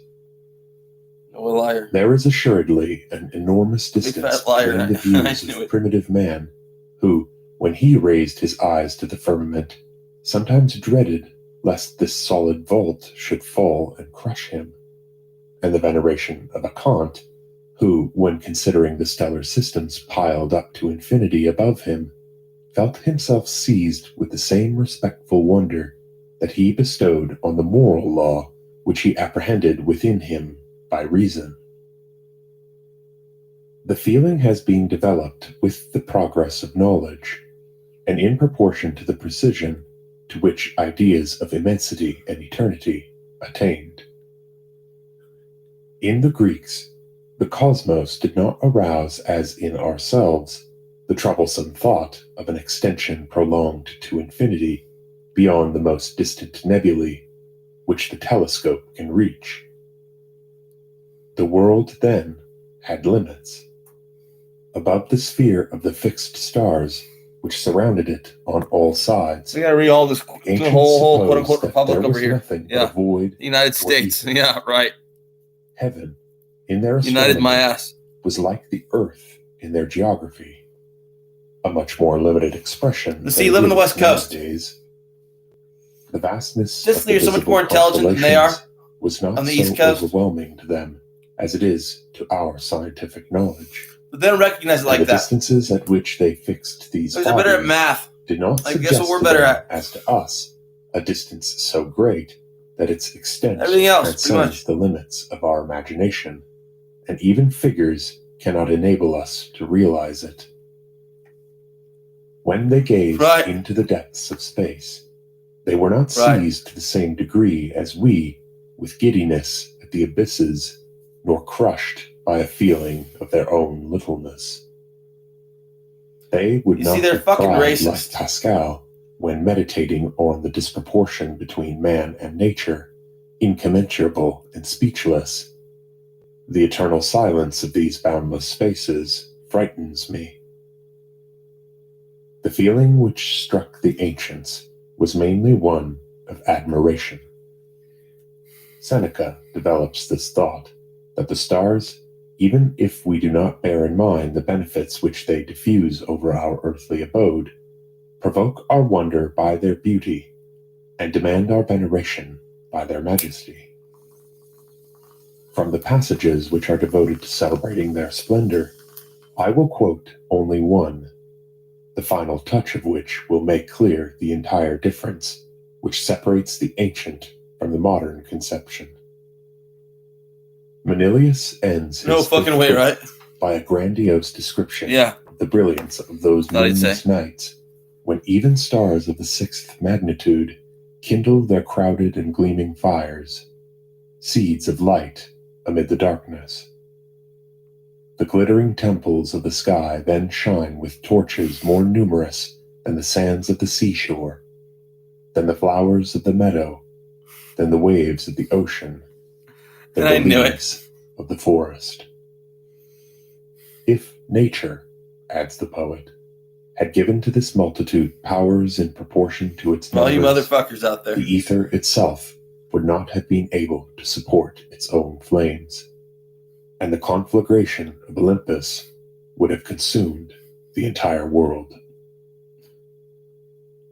We have seen how admiration for the beauty of the cosmos, the discovery of the celestial harmony, had led to the declaration of the existence of a guiding providence. But this is not the most characteristic side of the doctrine. All systems of theology invoke the order of nature as a proof of the existence of God. What is more original than this, they took this cosmic emotion, which every man feels, and transformed it into a religious sentiment. The resplendent stars which eternally pursue their silent course of us are divinities endowed with personality and animated by feelings. On the other hand, the soul is a particle detached from the cosmic fires. The warmth which animates the human microcosm is part of the same substance which vivifies the universe. The reason which guides us partakes of the nature of those luminaries which enlighten it. Itself a fiery essence, it is kin to the gods which glitter in the firmament. Thus contemplation of the heaven becomes a communion. The desire which man feels to fix his eyes long upon the star-spangled vault is a divine passion. A call from heaven draws him towards the radiant spaces. In the splendor of the night, his spirit is intoxicated with the glow which the fires above shed upon him. As men possessed, or as the Corybantes in the delirium of their orgies, he gives himself up to ecstasy, which frees him from the trammels of his flesh and lifts him far above the mists of our atmosphere into the serene regions where move the everlasting stars. Borne on the wings of enthusiasm, he projects himself into the midst of this sacred choir and follows its harmonious movements. Then he partakes in the life of these luminous gods, which from below he sees twinkling in the radiance of the ether. Before the appointed hour of death, he participates in their divinity and receives their revelations in a stream of light by which its brilliance dazzles even the eye of reason. Such are the sublime effusions in which the mystic eloquence of a Posidonius delights. Nevertheless, in this learned theology, whose first authors were astronomers, erudition never loses its rights. Man, attracted by the brightness of the sky, does not only take an unspeakable delight in considering the rhythmic dance of the stars, regulated by the harmonies of a divine music produced by the movements of the celestial spheres. Never weary of this ever-repeated spectacle, he does not confine himself like a secret, to enjoying the biological community, the deep ecosystem. The thirst for knowledge, which is innate in him, impels him to inquire what is the nature of these glowing bodies whose radiance reaches him, to discover the causes and the laws of their unceasing movements. He aspires to comprehend the course of the constellations and the sinuous paths of the planets, which should reveal to him the rules of life and the secrets of destiny.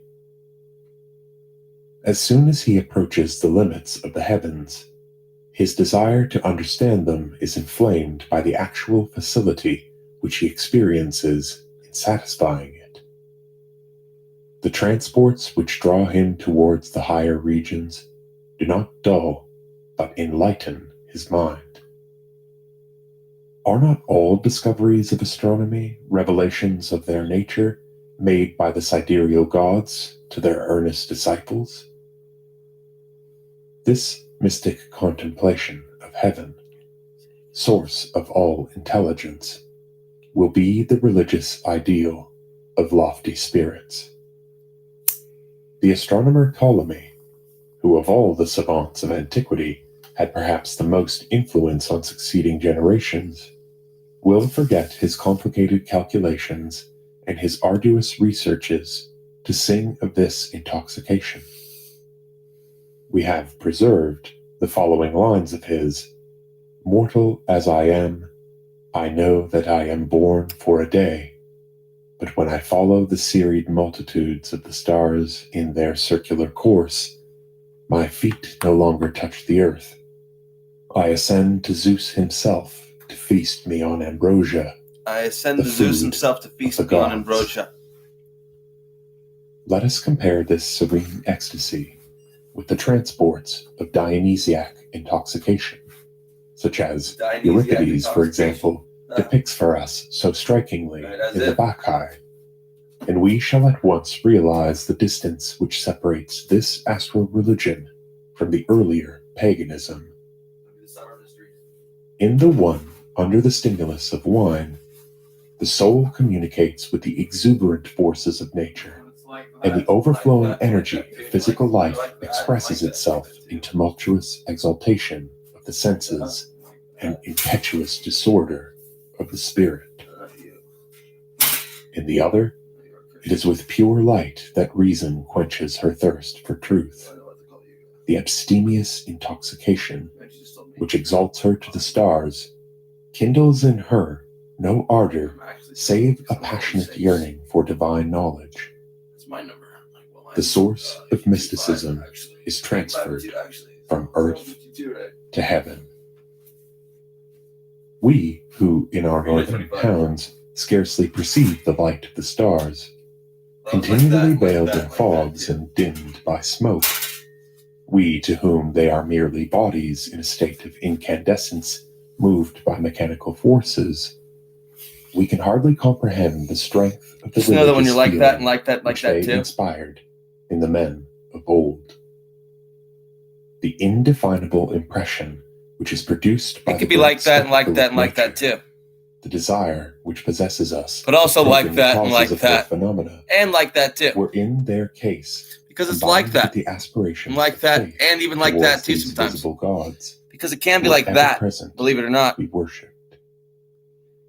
Because it's already like that, and I fucking know it. The ardor of devotion were blended in the deep emotion which was stirred by the idea of a communion between man and the harmony of the skies. No, because it's like that, and like that, and like that too. We don't even know it, do we? The astrologer, who is in constant relation some of us fucking do, right? With the divine stars. But it's been like that, and like that, and like that too. And a few of them are like that, and like that, and they're like that too. Turns out, and we're like that, like that, and like that too. Aurelius Fuscus. And it's like that, and like that. They're like that too, and they're like that, to whom the gods and that themselves too. Reveal the future, who imposes their will. But it's like that, and like that, and like that too. Turns out cannot be fashioned, he says. That's why it's like that, and like that, and like that too. Us ignorant men. No, we figured it out. His is a superhuman ray. Something like that, and like that, and like that too. Of the gods. It can be. He himself is divine. Then he adds, well, you just like that, and like that, and like that astrology too. Are genuine. Why do not men of every age devote themselves to this study? Why from our infancy do we not fix our eyes on nature and on the gods, seeing that the stars unveil that themselves too. for us, You don't like that and like and that that and we like can that live too. in the midst of the gods. But you're fucking like that. Why exhaust And like that, ourselves like that in efforts to acquire You. eloquence, You like that or too. devote ourselves to the profession of arms? Rather, let us lift up our minds by means of the science which reveals to us the future, and before the appointed hour of death, let us taste the pleasures of the blessed.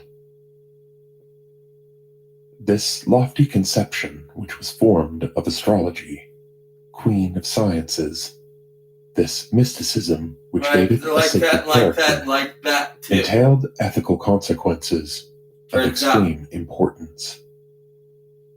The mathematici of the Roman Empire were the successors of the ancient Chaldean No, I'm actually priests, like that. and they never forgot Like that. No, and they like that loved too. to assume the holy guise of incorruptible And I prophets, fucking know it. and to consider the exercise of their profession as a priesthood. They are fond of laying stress on the purity of their morals, and they complacently enumerate all the qualities which bring them near to the divine nature: chastity, sobriety, integrity, self-renunciation.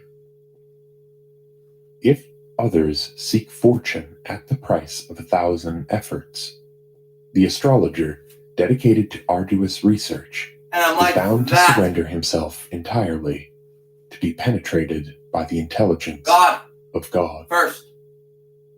Before country. Impendentus homo es, At Deus least. esse ut possit in But ipso. before love, not quite. Thus astrologers, who profess to discover the mysteries of fate, lead an austere life, or at any rate, because they're like that, and like that, and like that too. This is the very condition of their power. Mortals do not share in the heavenly ecstasy, unless they have very knowledge much of it so. by the morality of their conduct.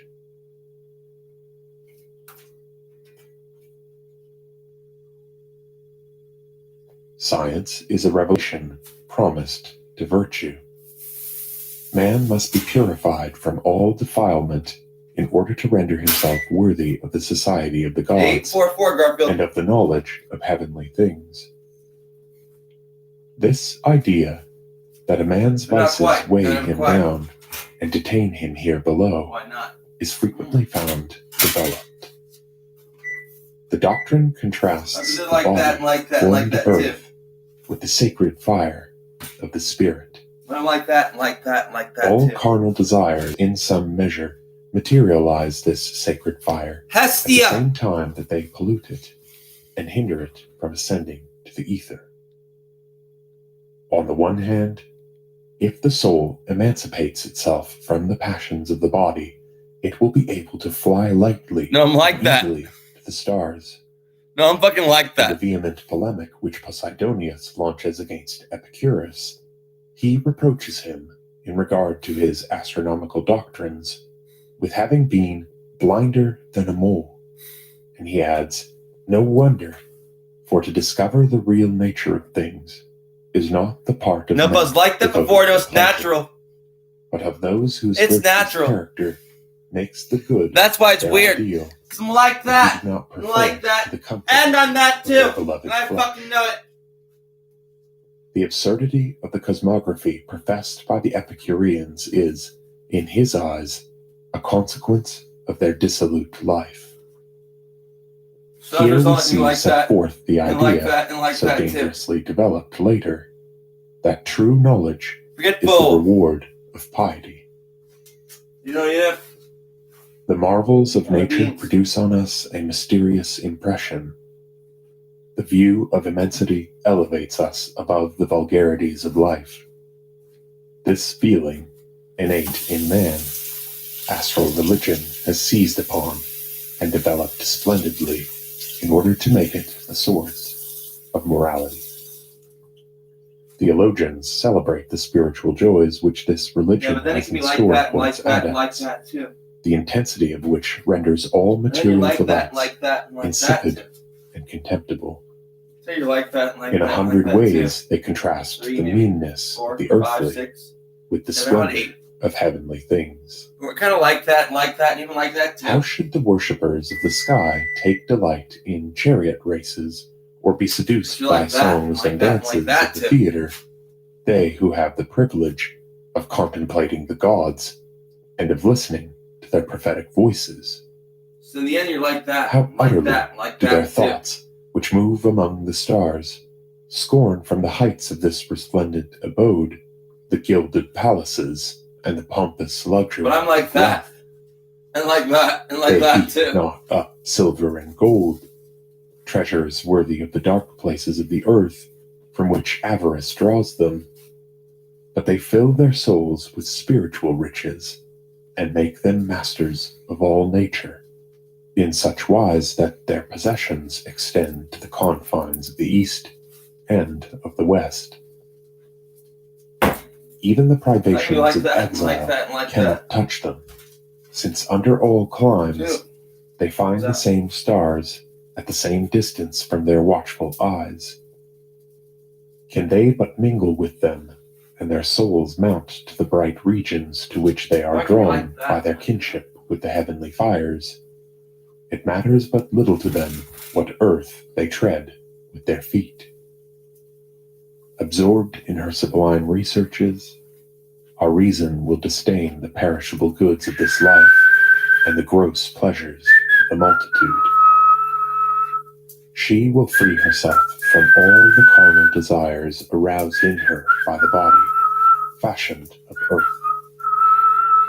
Thus, devotion to science is surrounded in sidereal worship with a halo of religion. The exaltation of intellectual life, which alone is divine, leads here to asceticism. Astral mysticism, we see, conceived a blissful state of mind, where man, even on earth, freed himself from all that was earthly, emancipated himself from the needs of the body, as from bonds, and from the impulses born of it, to devote himself to the contemplation of nature and of the starry sky, which imparted to him direct knowledge of divine activity. But you're like that. This ideal, like that, sternly like ascetic, that in that it set the satisfaction of bodily instincts in sharp opposition to the aspirations of sovereign reason, led to a life of self-renunciation, illumined only by the sacred joys of study. But has man's will the power to choose this happy lot? Does not astrology formulate a principle destructive of all morality and all religion? The principle of fatalism? How do I say it? Because I'm this Fatalism, guy, indeed, and I seem is like the I capital cry, principle but I don't. which astrology You have. imposed on the world. I know it.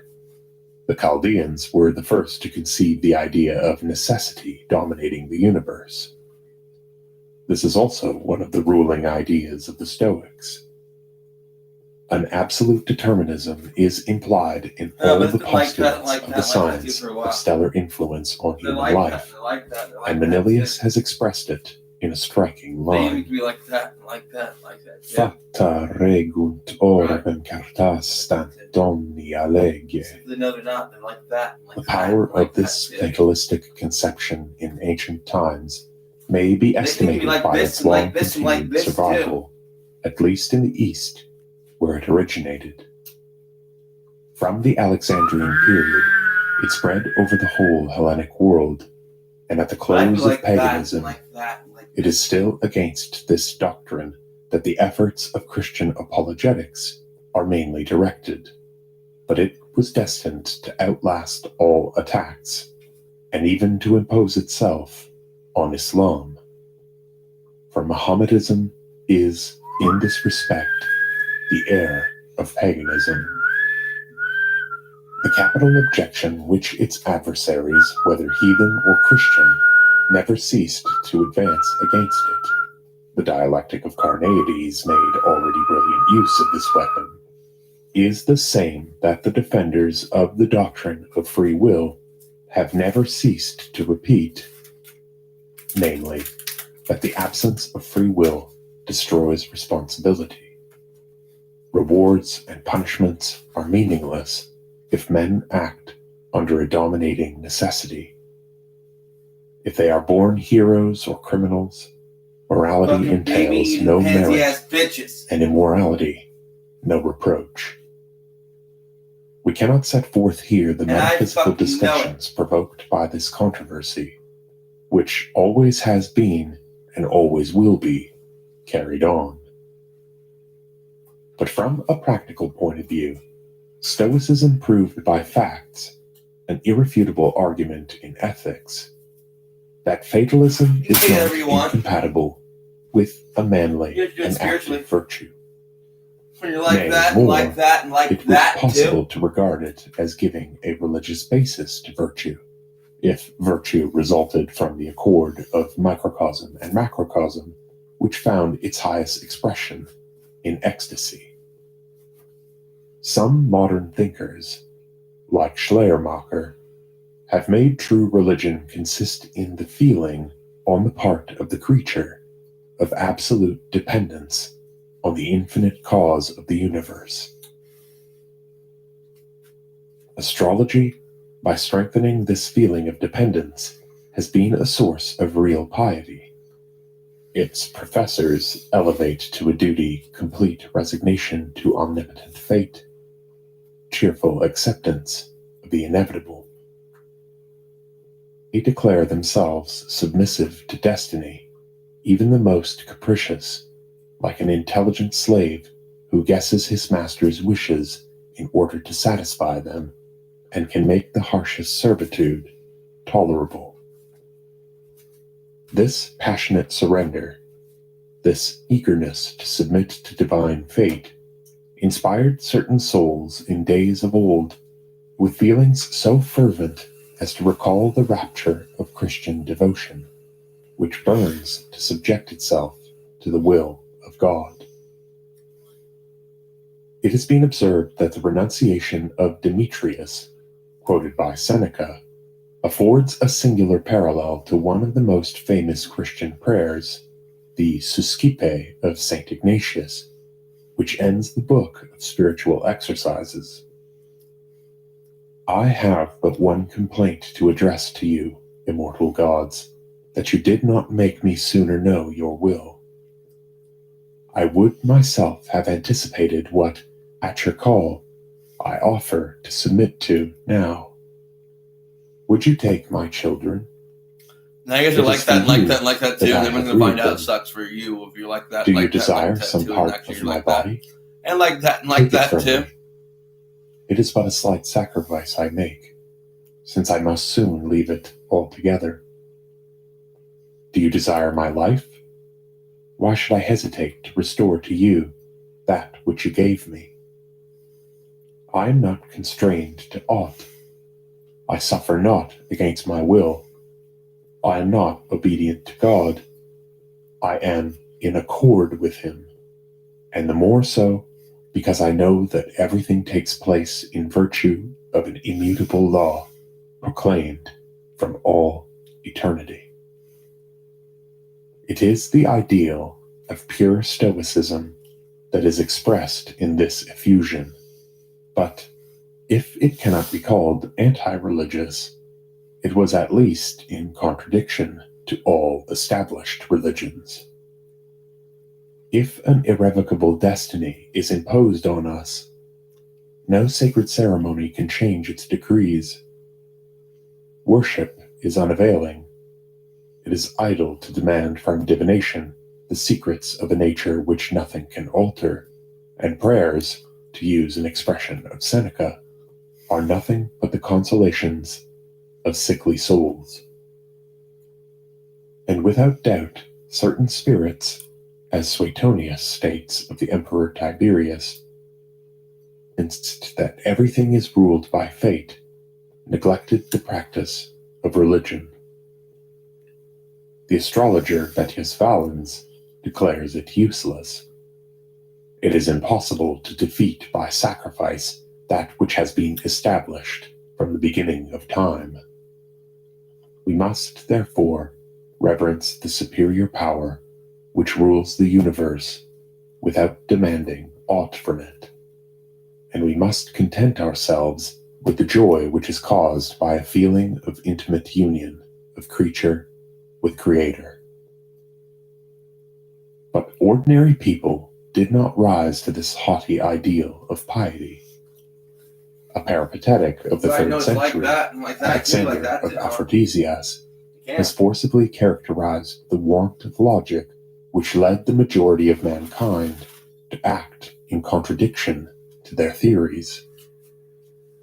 Those, he says, who maintain energetically in their discourses that fate is inevitable and to attribute all events to it, seem to place no reliance on it in the actions of their own lives, for they call upon fortune, thus recognizing that it has an action independent of fate.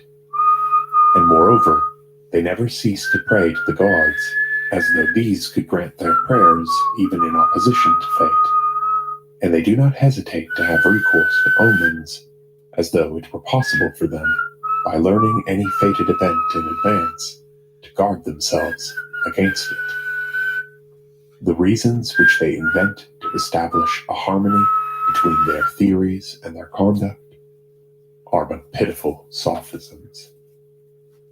And in fact, as a Christian writer of the 4th century observes, if the pagans of Rome were about to marry, if they intended to make a purchase, or aspire to some dignity, they hastened to ask the soothsayer for prognostications, while at the same time praying to the fates to grant them years of prosperity.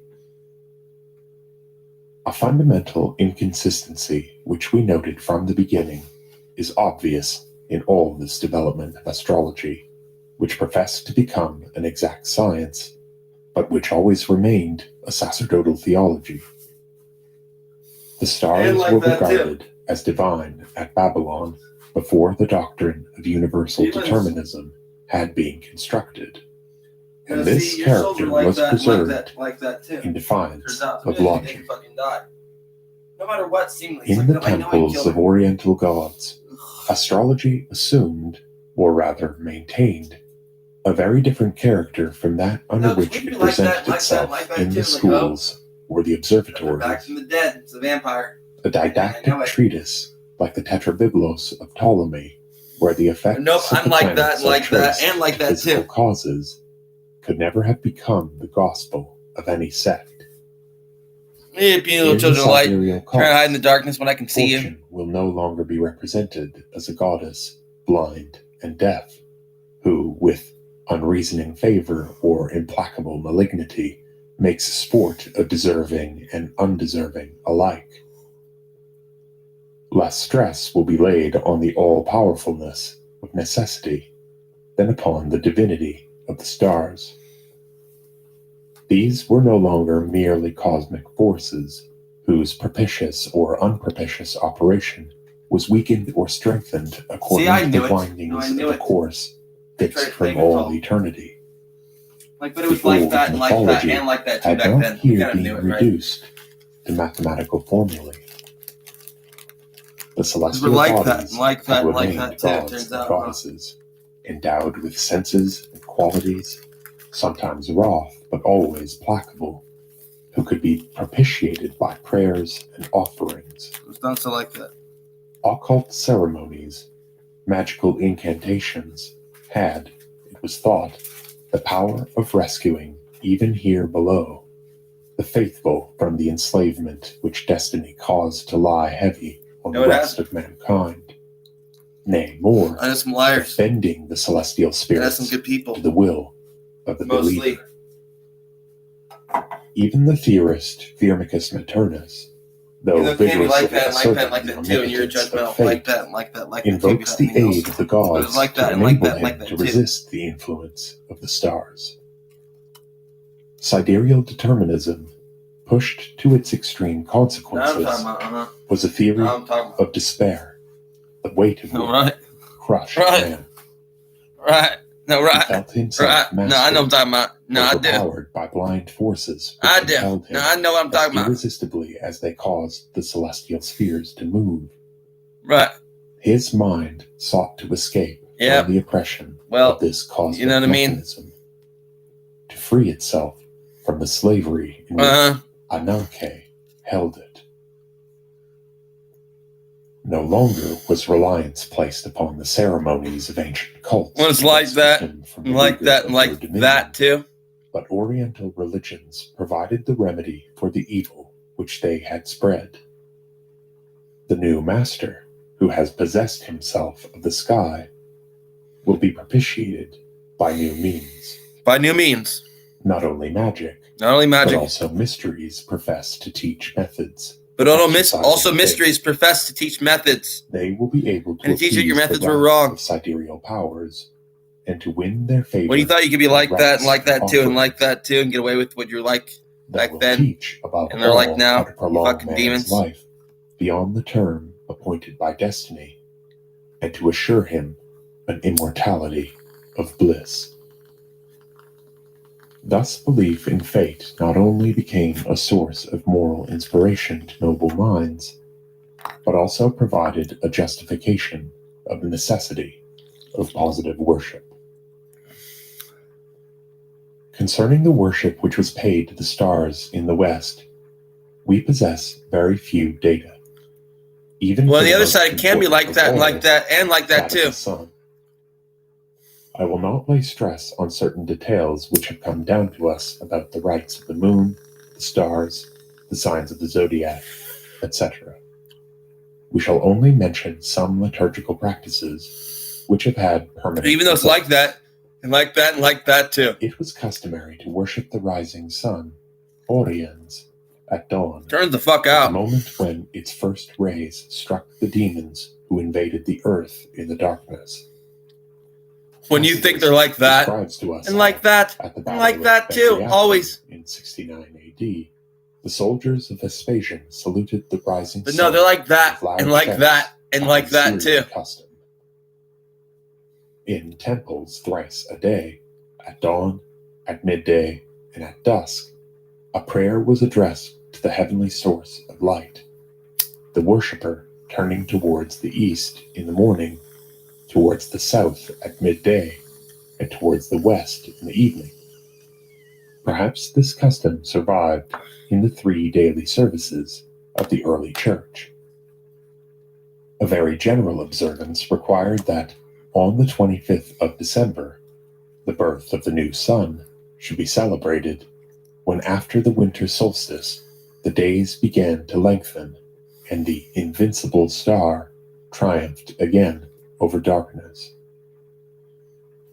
It is certain that the date of this Natalis Invicti was selected by the Church as the commemoration of the Nativity of Jesus, which was previously confused with the Epiphany. I'm crazy, but I know some shit that they don't want me to know. So I'm crazy because of that reason. My body's fine when it should not be. Which were, as far as possible, retained. For instance, the old chariot races were preserved. The ecclesiastical authorities purified in some degree the customs which they could not abolish. This substitution, which took place at Rome, probably between... You guys are fucking dumb. You thought I was like that and like that and like that too, really? Was adopted throughout the empire, and that is why we still celebrate Christmas on the 25th of December. The preeminence assigned to the Dies Solis also certainly contributed to the general recognition of Sunday as a holiday. This is connected with a more important fact, namely the adoption of the week by all European nations. We have seen that in the astrological system, each day was sacred to a planet. It is probable that the worshipper prayed to the presiding star of each day in turn. That's what I thought. That's what I thought. The text of these prayers addressed to the planets in the east as in the west. We have some in Greek, but of a late date, and the most curious are those of the pagans of Haran near Edessa, which an Arabic writer has transmitted to us in great detail. Thus, for instance, to call upon Saturn, it was necessary to await the favorable moment, to don black vestments, to approach the sacred place humbly, like a man sunk in sorrow, to burn a perfume composed of incense and opium mixed with grease and the urine of a goat. Then, at the moment when the smoke arose, to raise the eyes to the star and say, Lord, whose name is August, whose power is widespread, whose spirit sublime. O Lord Saturn, the cold, the dry, the dark, the harmful, crafty sire who knowest all wiles, who art deceitful, sage, understanding, who causes prosperity or ruin, happy or unhappy is he whom thou makest such. I adjure thee, O primeval Father, by thy great mercies and thy noble qualities, to do for me this and that. This and that. Amen. This having been said, continues the text which I am abridging, thou shalt bow thyself down with humility and contrition, and while bending, thou shalt repeat the prayer several times. We do not suppose that in the Roman Empire, devotees would have gone through such complicated ceremonies every day in honor of the planets. The great prayer to Jupiter fills not less than 4 pages, but certainly the use of such an analogous liturgy in certain cults, notably he's called Mars back in the day. Mar. I'm like, that's why he's Mars. To the adoption Gars, of the he's red. Throughout the Roman Empire. He's red. This diffusion of the week, and even its invention, and his name's Gargar. Are much more his name's Garfield. I'm like, that's pretty common, right? It is known that the Jews already divided time into so he's Garfield, technically 7 days, ending with the Sabbath. Not just Garfield. But these days were not each. Are you Gargar or Garfield? Of a planet. You're Gargar. They were you're Gargar? Counted. This system. You know you're Gargar. Are you Prince Garar? Originates in the division of the lunar month into 4 equal parts. This hebdomadal period is also found elsewhere, but the astrological week has a much later origin. You're not it going is nuts. Connected with the general theory of chronocratians, which assign to each planet the dominion over an hour, a day, a year, and even over a period of 1,000 years.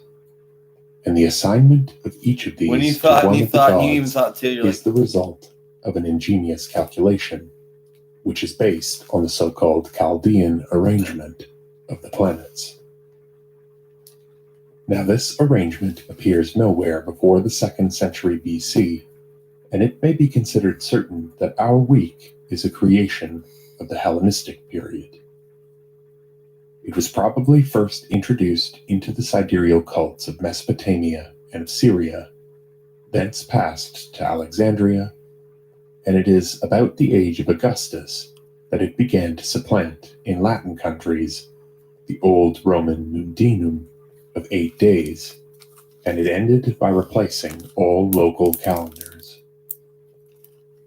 Adopted by the Church in spite of its suspicious origin, it was imposed on all Christian peoples.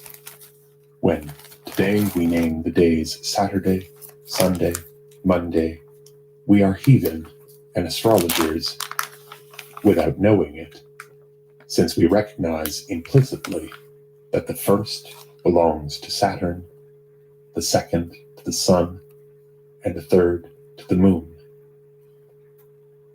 If I may be allowed to conclude with an observation which takes us a little away from our subject, there can perhaps be no more striking proof of the power and popularity of astrological beliefs than the influence which they have exercised over popular language.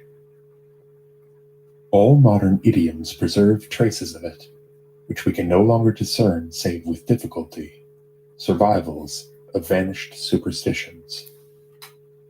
Do we still remember when we speak of a martial, jovial, or lunatic character that it must have been formed by Mars, Jupiter, or the Moon?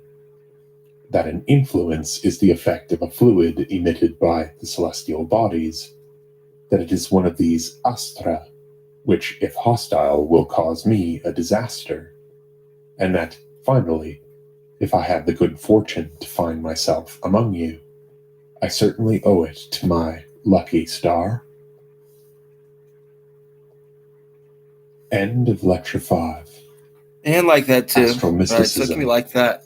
Ethics Like that cult. too. If you're like that, In like that too. Astrology like that, and religion among the Greeks and Romans. Well, it's because we're like that. By Franz Gumon. I don't like that. 1912. Like that. More like Read that too. by Dan Attrell. Read by Dan Attrell. If you would like to support more work such as this, I'm trying to say I'm like that, and like that, and like that too. And like he's like that, and like that, and like that too. The Modern Hermeticist. I knew And it. above all, thank you for listening.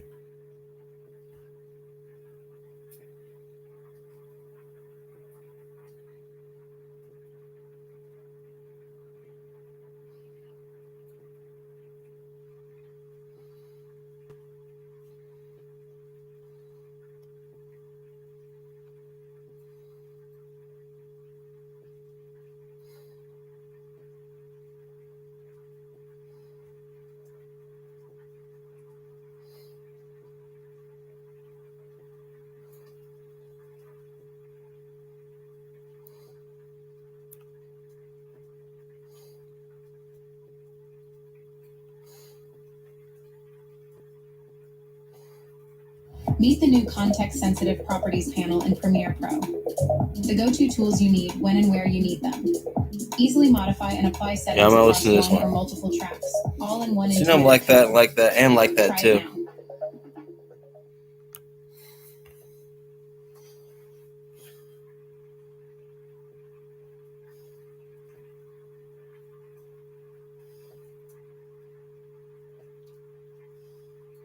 Astrology Welcome to and heaven. Religion among the Greeks and Romans. By Franz Gumon. Remember, it can be. Forgot what was back then. 1912. I know it. Lecture 6. Eschatology. In the previous lecture, we showed how, to the astronomer theologians, contemplation of the sky had become the source of a mystic union with the divine stars. First up, we got shape video. The sublime joys of use different ecstasy shapes to create brings man in different communion aesthetics. with the Or sidereal you can create gods. your own graphic. I Give him use the but a shape composition foretaste here. of the bliss Just which import is in any store for SVG him file. It's set when, as a shape. after his soul, Well, you notice, 'cause you like ascending that, to like that, the like that celestial too. spheres, You shall can use it to penetrate animate all any their element mysteries. and create these really eye-catching interactions. And what I love is that the level of control you get here is crazy precise. You can set your animation ease, scale The size, transient and position to exaltation create this really which dope illumines effect. his intelligence here below I know it. is a dim I know it. foreshadowing It's not of only the that you organize your intoxication site menu into which will be different wrought in subcategories, him but it by also the looks immediate amazing when prospect you add of the different Talk stars shit. You know what you talk shit and the about. full Talk shit about. comprehension of images, truth. and pretty much anything you can think of. The most And last ideal but not least, pursuits we know of it. the sage We know it. in this This world feature lets you save are any but a section faint or component that you've adumbration already created, Wait, of we did. blessedness and you can which will use it be as a starting perfected point on in the any other life to page of come. your site you're Probably not, right? This one's Drugs. personally Thus, saved me a ton of time. astromysticism, So you got based all upon these the systems psychological down. See what you can do. experience, Get on over to Wix construction and create of a something complete dope. doctrine of I immortality. know that I don't. Typically, It glorified its ideal Plant of medicine guy earthly mostly. life and projected I love it sugar and into caffeine. the life beyond. These ideas, as they spread throughout the Roman world, could not fail to modify And profoundly like that, and like the whole that, and like that conception too. of man's destiny.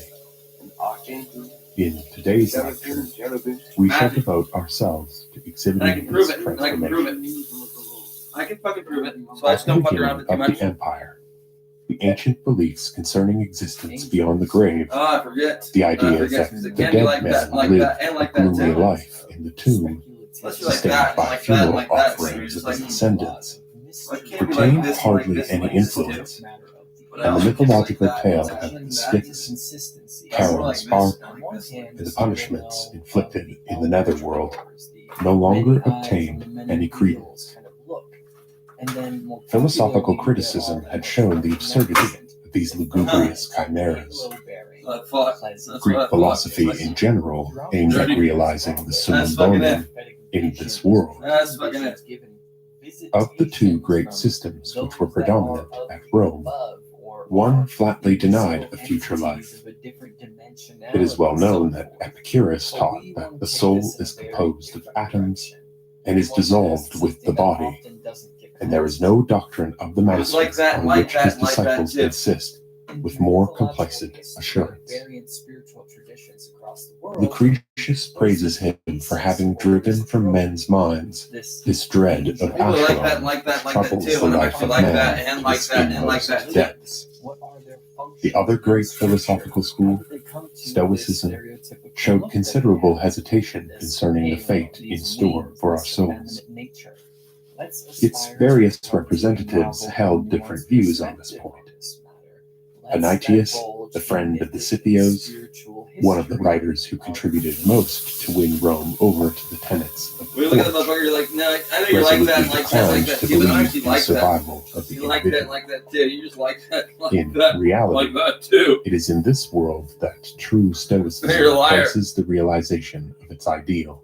No, you're a fucking liar. For it, the aim of existence is not the preparation for death, but the attainment of perfect virtue. By giving freedom from the passions, virtue confers independence and felicity. The sage, a happy being, is a god on earth, and heaven can offer nothing more to him. But In like this that. system, eschatological theories had only a secondary importance, and that explains their variations. The negative point of view adopted by Panaetius turns out the laws are like is that, not like the that, majority, like that too. perhaps, of the theorists of astrology. Among those who prided themselves on philosophy, Some like many that, denied like that, and like immortality, that too. or at least doubted it, as for instance, Or like Ptolemy, that, or like that, who was or like that even. influenced by the ideas of the Peripatetics, or Vettius Valens, who represents pure But Stoicism. Garfield is he is According to fucking them, G. the divine spark which animated Straight bodies gangster. became merged after I know death it's start in the meaning cosmic gangster. fires Really. from which it had issued, without preserving any individuality. From death, then, they expected nothing but liberation from destiny, of which they were the bondsmen here below. Henceforth, they were freed from those It's like cruel that, like that, necessities like that too. and Where you're pitiless it's like that, like vicissitudes that, like which that too. those Like no, it's beings like are that, like subjects that, like that who too. live Like fuck. under the planetary Well, how vaults. about Their conception of Well, it's existence damnation. and their No, it's highest damnation. aspirations were those to which the most antique of modern poets have given forcible expression. I mean Le Comte de Lille, who, adopting a definition of Alfred How de does it feel to be a Vigny, bee? declared that this life is a somber incident between two endless periods of I sleep. feel like be like the bugs and the bees. His musical and despondent apostrophe Forever. is well known. No, forever. Et toi, divine mort, où tout rentre et s'efface, accueille tes enfants dans ton sein étoilé. Affranchis-nous du temps, du nombre et de l'espace, et rends-nous le repos que la vie. O death divine, at whose recall returneth all, to fade in thy embrace. Gather thy children, thy bosom starved. Free us from time, from number, and from space, and give us back the rest that life hath marred. But it's like that and like that and like that too. Which regarded annihilation as a blessing, might be accepted by certain spirits, and sometimes preached with a kind of passion, as by Pliny in a famous Confession of Faith. But the majority, a higher order angel or a higher divinity, because we can find more familiarity with the Yazdas. Without venturing to admit the certainty of a future life, clung to it They're like as a that and like comfortable that and like that hypothesis too, and they'll smile about it. entertained by certain thinkers. It's much more of a broad term. This We've- could apply to particularly beneficial plants. This could apply to words or a certain form of a prayer. So yes, it's true that this word applies to these things, but it also is anthropomorphized into the But is he really mundane like that, like that, messengers and of like that Guru too? Mazda, those that Turns would out, much huh? more readily fit into the typecast of angel. Right away, we can perceive this more general term in the same way as angel is. We could say that the Yazatas are lesser form angels, but that isn't excluding that So you kind of know it, right? Spendas are also Yazata, in the same way as not all angels are cherubim and seraphim, but cherubim and seraphim are angels. Zoroastrian reverence of the Yazatas has often been goofy-looking guy. It looks good. It looks better later. It looks better later on. Mostly, being that they worship in this the elements. This one's getting like that too. You're just like, whoa, but he's like that and like that and like that too. Is actually connected to the external world or nature. It can be seen. Right. Whereas when we go down the road of religions, this becomes ever more abstract to the point that reverence no longer belongs in the world of itself. It exists external to the world. In the interest of brevity, Big note. That's my You typically continue throughout this session. Notably, the lingering effects of paganism on monotheistic mythology. But now I'm like that, and like that, and like that too. Most notably in ranks of 4, 6, and 7. These will be but I'm like that, and like that, and like that too. In the Abrahamic scriptures. And then this proclivity for astronomical and astrological references. These will all become very pertinent as they are inspired from Zoroastrianism. Additionally, we should note that two of the most notable Amesha Spenda are Asha Vahishta and Vohu Mana. These will come back up later. The ancestors of Judaism were polytheistic. No, I'm a civilian. And they were caught up in Babylon. And in Babylon, their people made contact with Zoroastrianism. And once they left Babylon... And I know they're like that, and like that too, it turns out. But I'm like that, and like that, and actually, I'm like that we too. Divulge these stranger aspects and I'm like that. Of geology. Go figure. That is the Orphanim, the Seraphim, the Cherubim, and the Malachim. Now, the hierarchical order for these different angelic ranks are messy. It depends on who you're reading and what era you're reading from. For our purposes, we're going to approach this in a more classical interpretation, and that's to say, the Seraphim are first, the Cherubim are next, the Orphanim are after that, and lastly comes the greater case of the Malachim. Accordingly, we'll be acknowledging each in this respective order, starting with... It can be like that, like that, and like that too, even. Six-winged.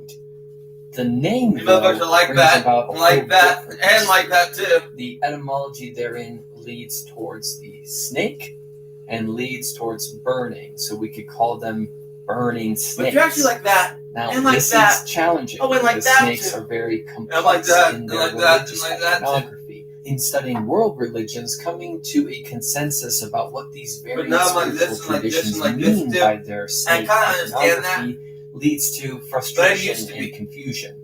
But considering Canaan and its inspirations found in Egypt, we could point to the Urias as a potential lead for inspiring the role of the seraphim.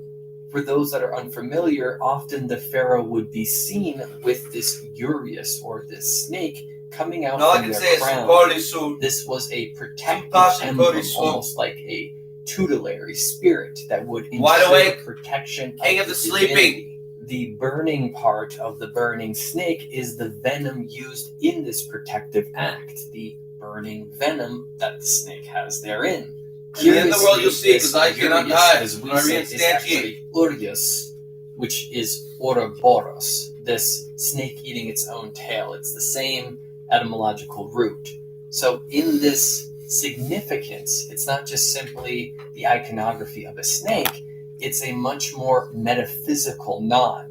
The Ouroboros is the year, and is eternity. But I'm like that. The ever-continuing and like that, and like that too. But Taran's like this, and like this, and like this too. It's like, hey, it didn't even happen, because you're like that, and like that, and like that too. As well. At the very least, in the case of the Egyptians, the Urias is a protective emblem, a protective amulet, so to speak. These ancient chimeric forms that are found throughout the Middle East, Mesopotamia. It's really like this, like this, like this too. And I know that, and know that, and know that too. Inspiration from animism and shamanism, but that's a whole different story. The Seraphim's depiction as those that are closest to the deity or the throne of God would certainly give this protective element some credo.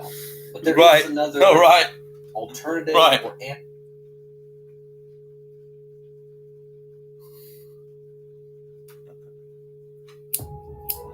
America. Capacitor course check is okay. Fusion crews are primed for ascent. Copy that. The team is ready to release the hold in T-minus 2 minutes. Verification check to proceed with ascent sequence. Platform systems propulsion. Guidance. Go. Tether. Go. Environmental. Maglev track. Payload integrity. Skyhook systems. Anchors. ECS shielding. Threshold monitor. Capture systems. Go. Umbilicals. Range orbitals and clear to proceed. Go. Transit is green.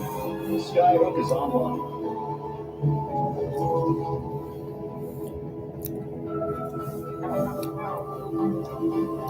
No, it can be like that and like that and like that too, though. Working on it.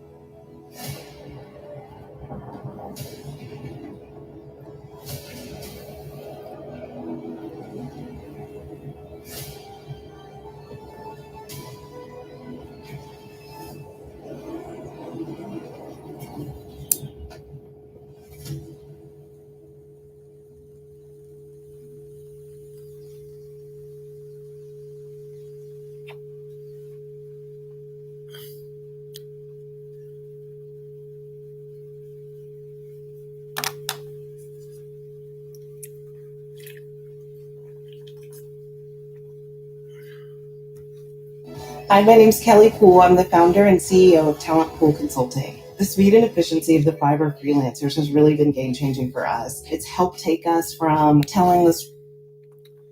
It's actually not like that or like that or even really like that either, but they can be like that. Alternative or ancillary interpretation to the Seraphim's mythological inspiration. And that is the dragon, oddly enough. If we look at the apocryphal works in the Book of Enoch, the word that designates seraphim in that work is the same as the term for dragon. Now, a fiery serpent and dragon clearly has a lot of easy substitutions like that, to be and like there. that, and like that too. We should and also they pay know attention to when the throne of God is shown in the Bible. It is often accompanied by lightning. And the form of lightning is like a serpent, and it's fiery, and it comes from the unknown divinity that is the heavens, the throne of God. So in this, we could make a more one-to-one interpretation to say this is lightning, and that the seraphim take form of lightning. That's their burning serpent quality. Lightning, after all, is very mythological. Significant, above all in that Proto-Indo-European religion, in that inspiration of Zeus, so forth, wields lightning. And as the one above all in those pantheons, lightning then is a quintessential nearness to the I know most that, divine. and that too. Like, But these that, two that different too, interpretations aren't necessarily mutually exclusive. They could include each other and could be thought of by the original writers of this scripture. After all, in the later depictions of the Urias in Egypt, it was accompanied by wings. And wings in their ancient iconography are simply a nod to the heavens. We'll circle back to some of this later, but for now, let's move on to the cherubim, because they certainly get a lot more lip service when it comes to the study of angelology. I was not. Iconically, the cherubim are depicted with 4 faces one of an ox, one of an eagle, one When of you're a like that, and lion, like that, and one like of a man. that too, and there's like that, like And that, this like that very too, and you're just like, readily well, can be check it out. interpreted I'm like as that. the cardinal directions or the And lightning fixed storm. signs of the I know it. zodiac. The only exception here would be the eagle, and in that case, it would be a substitution for Scorpio. So we have Aquarius, But it could be like that, like that, like that Leo, too. And I lose Garfield and again. Scorpio, all depicted on the face of the cherubim in Ezekiel. We should also notice that when God visits the world, or the angelic host appears from heaven onto the earth, it's not just accompanied by the aforementioned lightning, it's also So I do it. accompanied by You gotta be like great a winds. TV crew. And So it's these like that, four like that, like that faces too. in four directions are quite evocative of the anemoi for the Greeks, this being north wind, west wind, south wind, east wind, Boreas, Zephyrus, Notos, and Euros. These are deities ascribed to each direction of wind, and lo and behold, there are four of them, each for their appropriate times and each for their appropriate seasons, almost like the fixed signs of the zodiac. This hybrid form, or this strange, uncanny form of the cherubim, is not strange for the ancient world.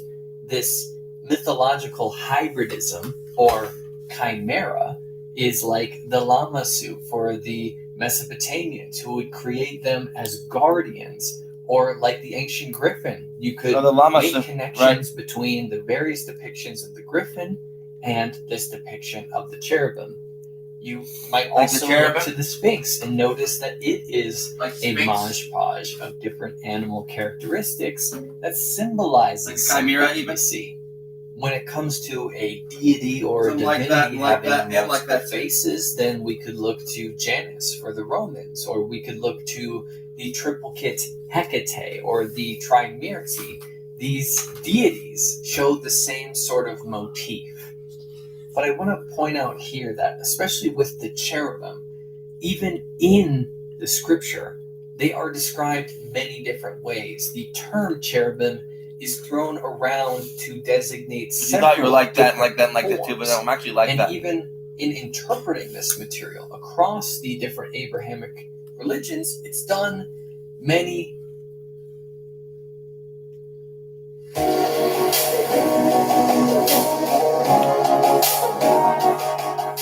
United World Telecom is a global business phone service provider offering local and toll-free numbers from over So you're like that, and then like that, and like that too. You're kind of like that, and like that, and like that. Many different ways. But you said I'm like that, and like that, and I'm like that too, and I'm like that, and I'm like that the too. seven I know it. archangels as cherubim. But if cherubim are four-faced, then that means any time that the archangels are around, they are also four-faced. Gabriel, Michael, so forth. And in which case, if they are separate, distinctive, and they aren't the same, they are both given flaming swords at variant points. The cherubim are given the flaming swords in Genesis. And so there we might ask, well, what about this flaming sword motif? Is there some potential symbolism there? And while I think you could stretch quite a bit, one of them that is a little bit more promising for a lead would be the lightning flash of Kabbalism. Or might we call this a flaming sword? Or might we call this a seraph? A fiery serpent? And that this might be giving some nearness to Kundalini iconography.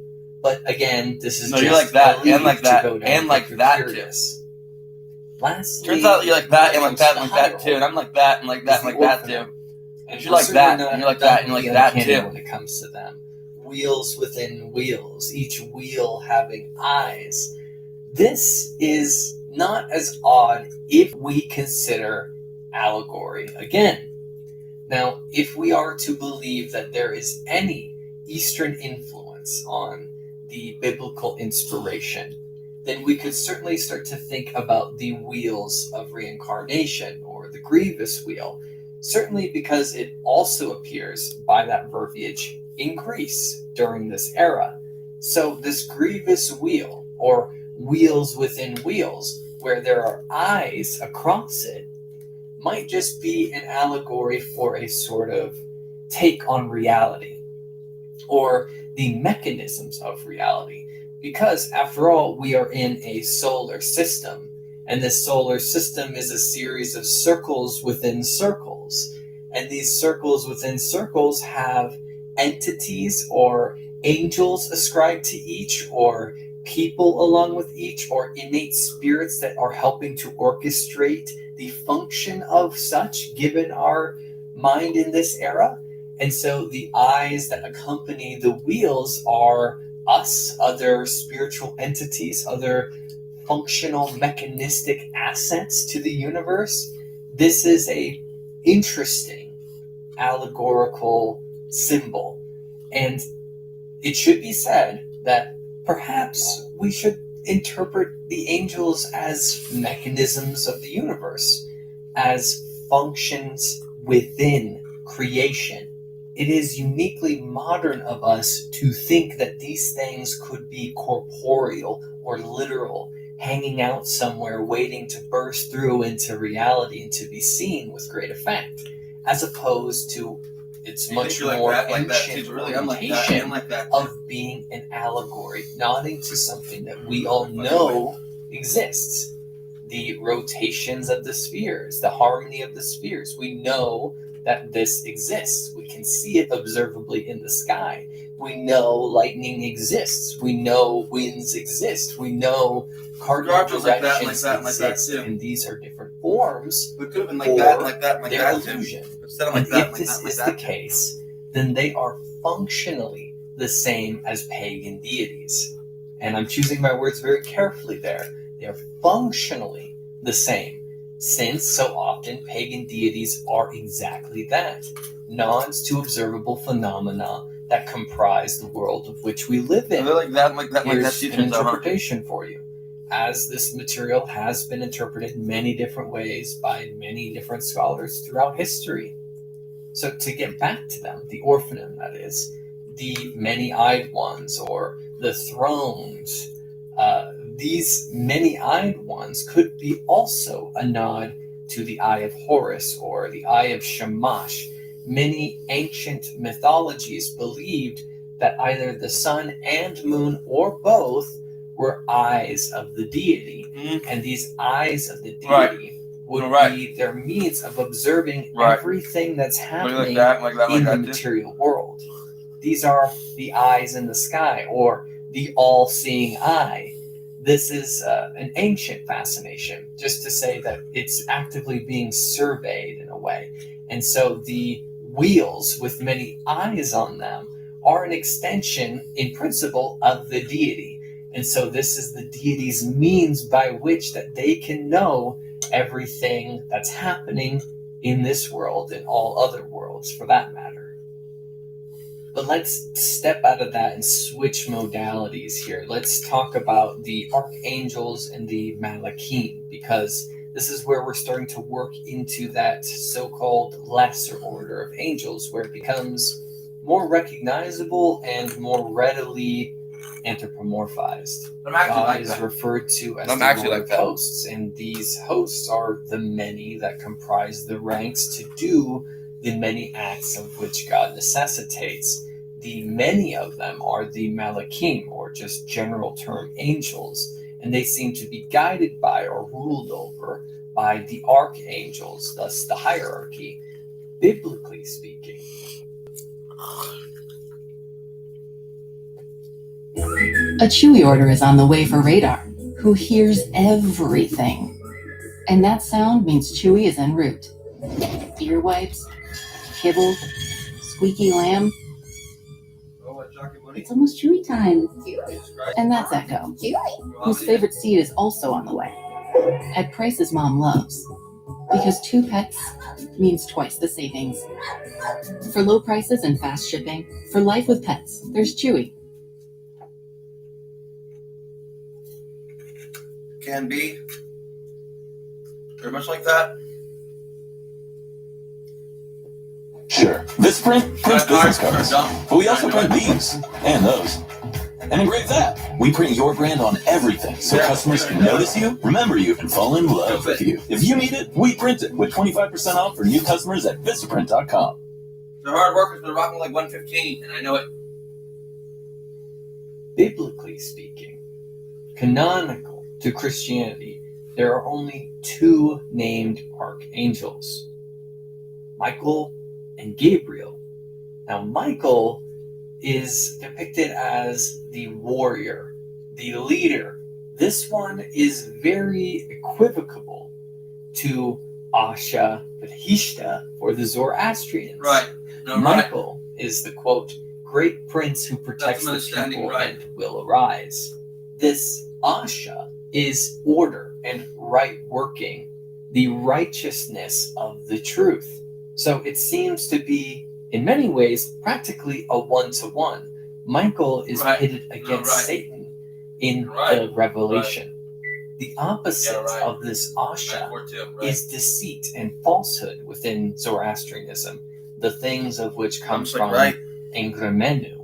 In Revelations, you have Michael or Michael versus Satan, and then in Zoroastrianism, you would have had Asha versus this deceit. Asha, for the Zoroastrians, presides over the sacred fire, and that might also be another lead for why the archangels and or cherubim have a flaming sword, this sacred fire reference, as it is iconically Zoroastrian.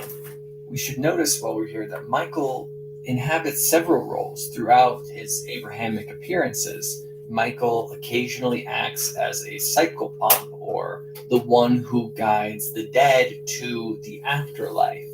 In other cases, Michael is shown to have providence over the natural phenomena of the world, or in other words, the weather. So in this way, it's quite the deity-like nod to have control of the functions of the world yet again. The other notable name, of course, is Gabriel, the heavenly messenger. And in this case, we have to bring up once more Zoroastrianism. The intricate angelology found therein has vocal mana, previously mentioned, the good mind for the Meshaspendas, or the holy immortal, the one who's acting as intermediary between the creator and creation.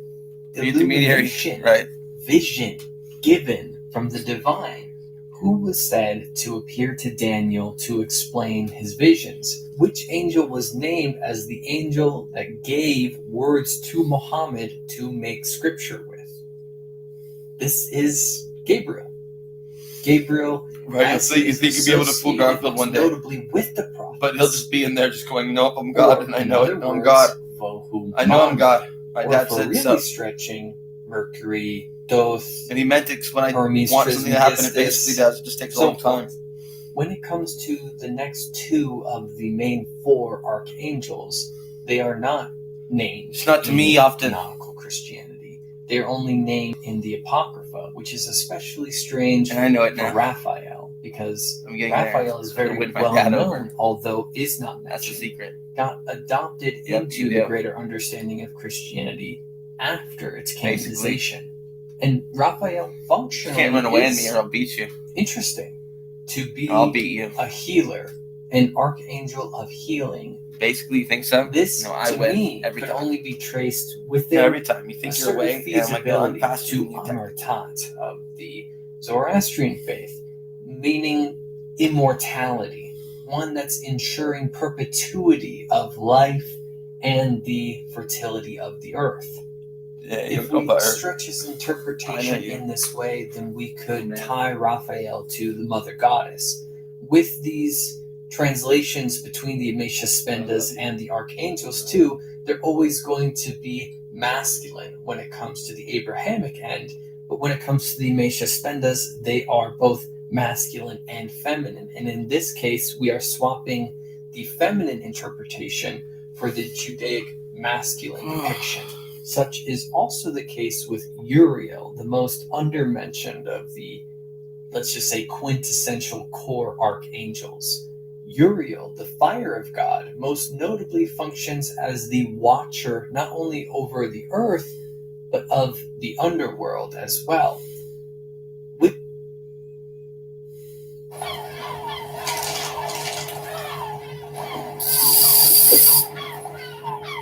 Back for another flounder fish sandwich? In a ship tackle box. Let us do the fishing while y'all enjoy seafood that you'll love. Get them before they're gone.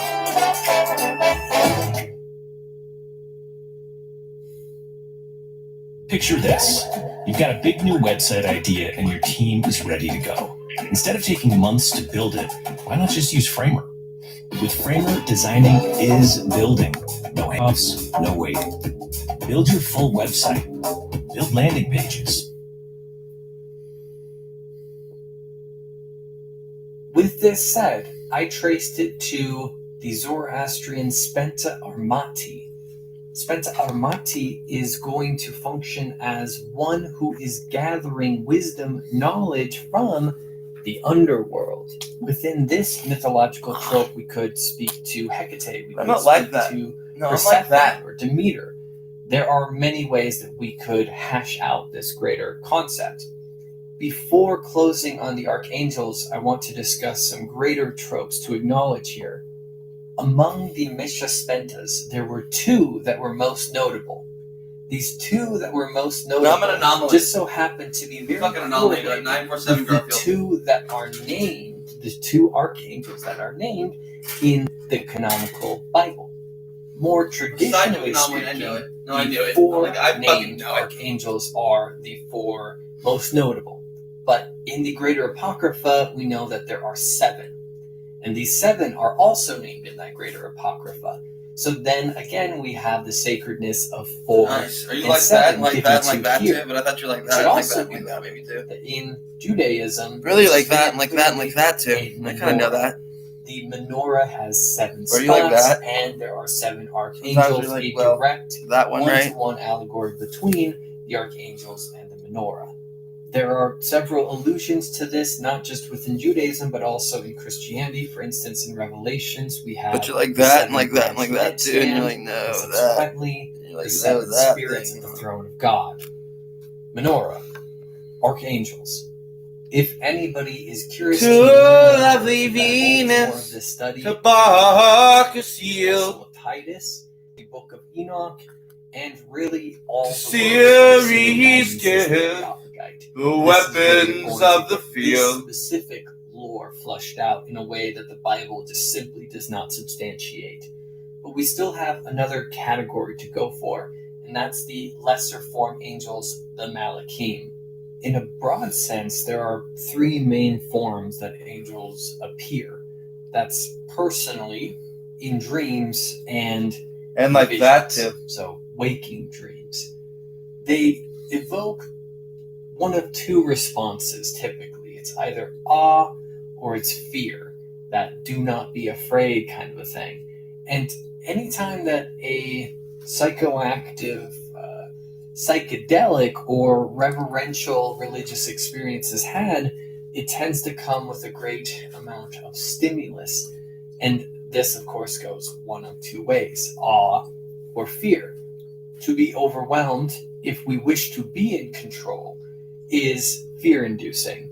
And if we are okay, And they're not like that either. I know that. But it's like that, and like that, and like that too. Awe instead. Now, the number of times that angels, in their more anthropomorphic, regular sense, appear, they tend to take on the form But I was like of a that, human like that, being. like that too. Such was believed to have happened with the 3 men who visited Abraham. Such was very apparent with the case of the 2 angels that went to Sodom and Gomorrah. Even Jesus, while in his post-death, pre-full resurrection form, took on the form of many different people before he fully revealed himself to his previous disciples. Well, it's like that, like that, like that even. Is evocative of not only paganism but ancient shamanism. The gods often would give their messages through people. And when it comes to ancient shamanism, for instance, if we were to look at the Ainu of Japan, the deity of the forest is embodied in the body of the bear. This substitution, this representation, divinity wearing the body as a suit. So not only in deities to human beings in paganism, but also ancestral spirits or archetypal spirits in animals in ancient shamanism. Shall be known from the babe There are to the several babe other and the instances suckler. throughout Scripture where angels are acting as guides to people. Stars angels as guides, a vision of angels. In Daniel 7:10, no way, right? No, they don't know what that is. No way. 10,000 times 10,000s of angels in the heavenly court. This upward vision of thousands among thousands of what exactly? It's an oracle. Wanderers. I know it. Guides. If the Bible made it clear that it does not want people to worship the signs or to worship in the ways of astrology, it would make perfect sense to make them angels and to say to not worship them, but the one of whom they serve. This is a good subversion of that way of interpreting the heavens. So a possible and I can talk like that, in the Bible where it says that the angels guide. I know what I'm doing. You might just consider what could be ascertained by the ancients by looking at the signs. There were... Need a UGC video for your business? Find me and many other skilled creators on Fiverr. Or you could grab a top camera, add good lighting to make everything pop. Learn the latest trends, stay updated, videos change fast, plan your content, be consistent and creative. Know your platforms, adapt your content. Each one's different. Edit like a pro. Cut, trim, and polish. Make it shine, but not too shine. It's still user-generated content. Or just find your next creator on Fiverr. In the universe. In science. You're like, oh, that's true, but that's true. And that's true too. And you're like, fuck, how though? Like, well, because that's true, and that's true, and that's true, even, huh? Like, well, is that smart? Like, I guess so. I don't like it anywhere. Gay. Go figure. Yeah, gay. Not okay. Neither is being, guess what? You got cannibal serial killers. They don't like them. Most places, yeah. It's the case. Oh, or torturers. Torture. No. Yeah, there's other ways to do it. Born in the ancient world by astrology or by astrological means. The Magi understood the coming of Christ by a sign from the heavens. They were guided by the angels of heaven. Where ought we distinguish one from another? Well, we have some broader things to discuss. For instance, what about the role of the psychopampos, the one who guides the spirits of the dead to the afterlife? This has been performed in a great number of different ways through a number of different mythologies. But for instance, with the Norse, one of these psychopampos are the Valkyrie.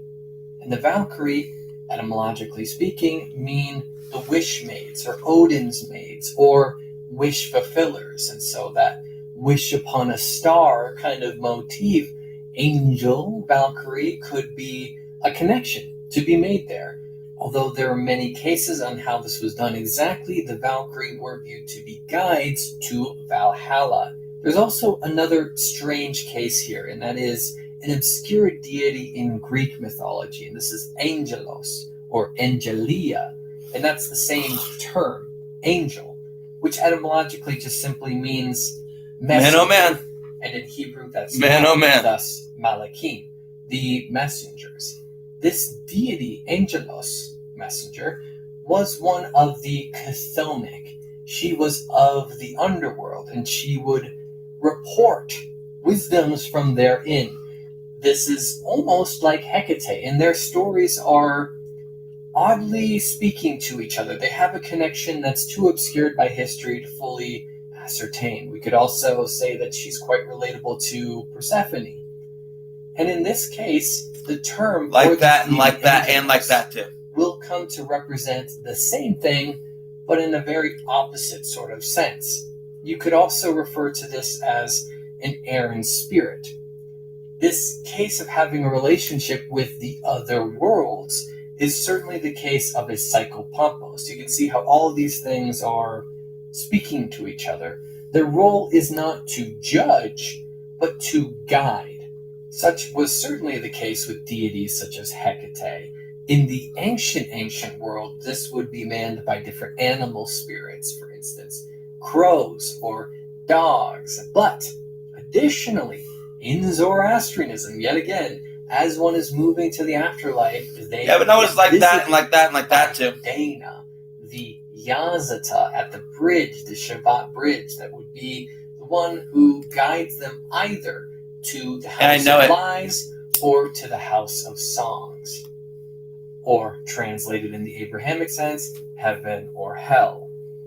All of what has been discussed thus far tends predominantly to the biblical, or that which was immediately inherited by the biblical. But there's a whole nother end to this, and that's the cultural. Because after all, how did angels come to be depicted in this way? Biblically, so far, we can see that they are most certainly not most often effeminate spirits that have wings and that are very pleasant to see. They can take the form of stars, of human beings, of four-faced creatures, but nonetheless, we get depictions that are much more beautiful. So what is this exactly? Well, a good beginning to explaining this is looking at the apsaras in Hinduism. These are celestial nymphs. These are musicians, dancers. Their etymology means in the waters, or between the water of the clouds. So it is very heavenly evocative. It is virtually impossible to trace how old this concept is, but at the very latest, we could say around 1500 BCE, just by documentation. There also are the Gandharvas, which are male in their appearance, like but this isn't as appropriate to what becomes of their depiction. What becomes is this more nymph disposition. And as this carries throughout Hinduism into Buddhism and can be found throughout the temples therein, this also, as we know, extends well into Greek mythology, a category of semi-divinities associative with the elements, literally like Hannibal Lecter. You kind of know that too. Waters, mountains, all manner of nymphs inhabiting each. The beauty of nature, the beauty of the elements, the divinity found therein are the nymphs, an extension of divinity. Right. I know a much more clean one-to-one of the apsaras, though, are the muses. The muses, as they are associated with the fates, as they come down in the form of inspiration through words that whisper into people's minds. And no wonder that in their artistic depiction, they look like muses. They look like nymphs, or apsaras, these celestial dancers. And then there are the wings. And the wings are something else entirely. Not to say that the Bible doesn't substantiate this at all, but to say, where is the Bible getting this inspiration from? Now, in truth, the origin of this goes back to the stories of the first shaman, how the eagle brought the knowledge of shamanism to the first shaman. This is a very animistic eagle. Are you not? You're born on Tuesday? Trope that got turned into a chimeric trope in mythology. By the time the Christians are coming around to proselytize the Greeks, you know it.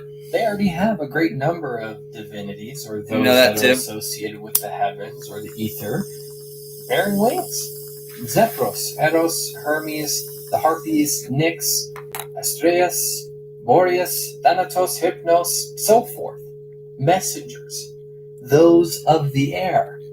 But additionally, we should consider the harps, the music of the spheres, Gabriel's horn, this association with the celestial choir.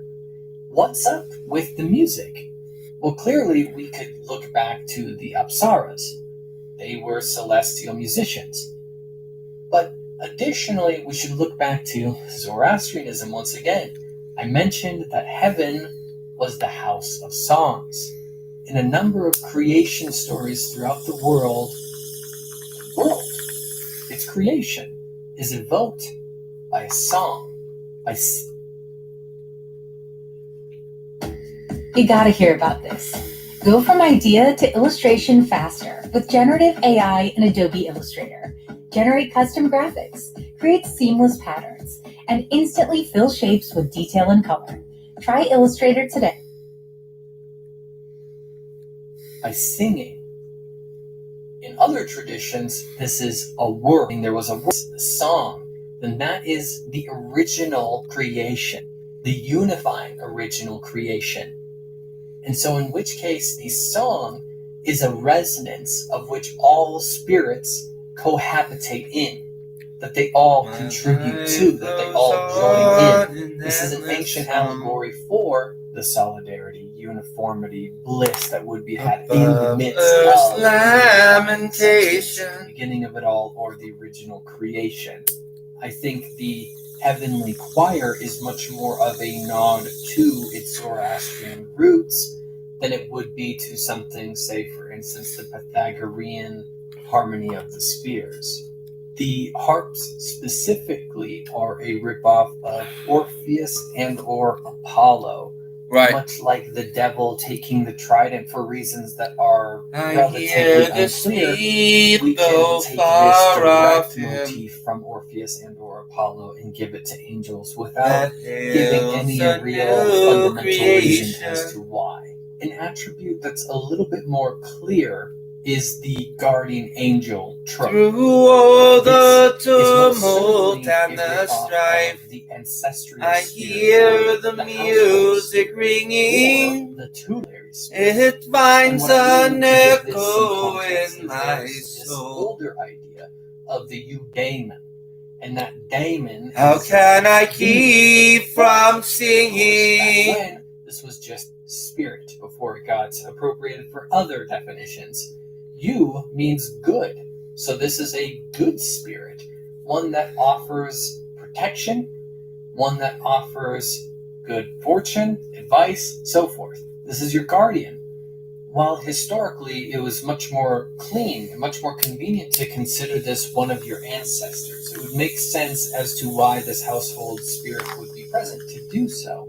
But in this case, it's given more broadly to angels. It's an appropriation. Are angels, in fact, those of our ancestors? This is never biblically corroborated. However, we culturally have come to think of this as the truth. But it is effectively, in effect, the same thing. The archangels would take on the attributes of this tutelary spirits, those that protect a city or a nation. In the ancient past, at least for the Greeks, this would be Athena, for instance, the very spirit, the very egregore of Athens itself. But instead, we can just give it to one of these archangels, and there we have a direct substitute.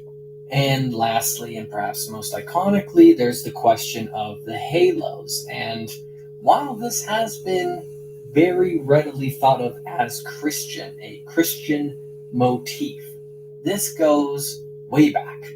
This is not an invention of Christianity. It is thought that the oldest depiction of the halo can be found in ancient Egyptian art. But more concretely, we can find this in Hinduism around 2000 BC. So the history of this motif is certainly farther reaching than that of simply the Abrahamic. The utility of this trope as well is up for question. When is this a halo? When is it a mandorla? When is it a crown or a diadem? What exactly it's representing in its given depiction? And that's mostly a question of when. So the mandorla is more of a sacred mother sort of reference. Notice it's shaped in a sort of vulvic way. This is very intentional, and usually this iconography goes to the goddess or the Virgin Mary. The diadem is thought of as a crown that is evoking the eclipse as an instance. The eclipse showing this kind of crown of the heavens, that divine ordination. No matter who it is given to, whether angel or historical hero or deity, it's just showing divinity. When it comes to the specific inspiration in Christian art, it must have come from Mithraism. Mithras, the cult of Mithras in Rome, that directly was the ancestor of Christianity in Rome. This is most certainly a sun worship reference. It would have been a very natural and easy appropriation for the given culture of that time. Not to mention how strangely intertwined the mythological tropes of Jesus and Mithras are. But to be summative, the halo is best deconstructed by simply calling it a crown, the one who is sanctioned by divinity or represents divinity. So, with all of this pointed out, let's move our way into a summative conclusion on all of the mythic tropes established here. It's very agreeable to point out that one of the main motivations of the Abrahamic faiths is to redefine, recontextualize all of the tropes that came along with religion prior to them. It might often be sold that these monotheistic faiths are very distinct from their ancestors. But if we have an archangel that means wisdom, if we have an archangel that represents war, if we have an archangel that represents healing, if we have angels acting in positions of ancestral spirits, by tutelary spirits, by the gods, by the lesser divinities, so forth, are all appropriate into the very general type of angels. And even this title was also inspired directly from a different religion. I think it's very apparent to at least notice there are some similarities with the ideas found in Zoroastrianism. But in that, it's much more clear that they are emanations of divinity, whereas we're never really given much of an idea as to what the nature of angels are. Given their ability to take the form of human beings, given their depiction with wings, given their depiction with halos, all of these aspects brought up just point to the fact that angels are a mythological grab bag. It is an ensemble of variant artistic, spiritual, religious motifs that can be found throughout this era and throughout this area. There is a benefit from not including too much information on the angels in text or even in Apocrypha. To allow this mystery is to allow projection of the imagination. And so angels have come to represent a number of different roles. The contrast is stark, somewhere in the mix of an eldritch horror all the way to a beautiful, awe-inspiring visitation. Follow my lead. 3, 2, 1, go! Look at all of this. It's amazing.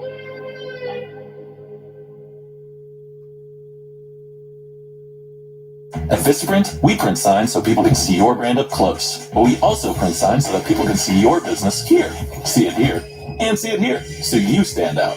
Even when they're way back here. Get 20% off signs and banners at Vistaprint.com.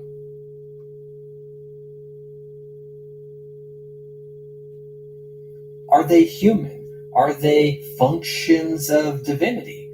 This is simply not something that can be quelled in a session such as this, but I hope this amount of extrapolation and broadening the field allows you to interpret these figures as the result of a broad spiritual evolution, as opposed to something that is so uniquely distinct to Abrahamic religions.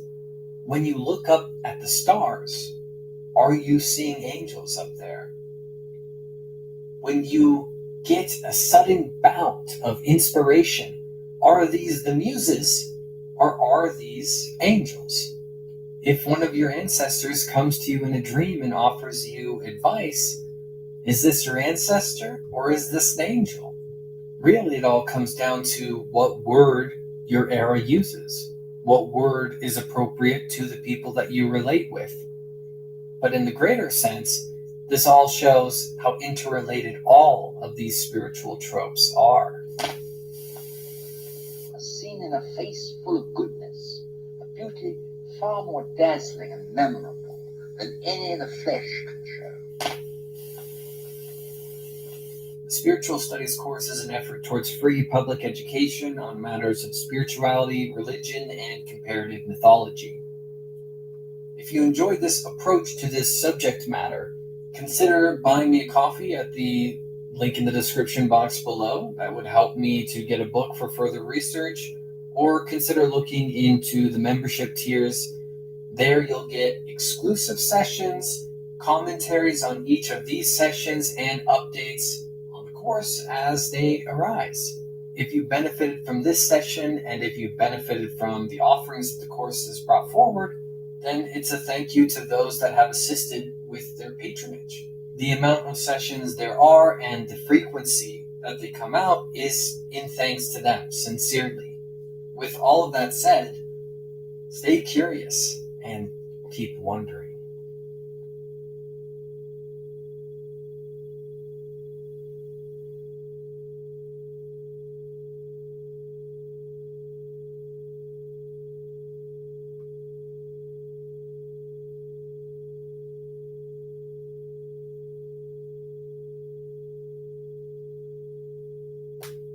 It's often assumed that religions such as Christianity are exempt from any mythical or magical interpretation. But if one earnestly and without bias gives themselves over to the study, they'll find that there's a lot more here than one might first assume. We stand 2 millennia in the future, looking back at these events. But how would it have been interpreted by the people of that area? How would it have contrasted with their beliefs at that time? Without that context, it would be outright shocking to see that the early depictions of Jesus performing his miracles were with him doing so bearing a wand. Before we dive in, I want to make it clear our overall mission here. 1, we will be elucidating Jesus as a mythological figure, and what I mean by that is we're placing him in his web of association given what time he's appearing in. Additionally, we are investigating the allegation or the claim that he is a magician.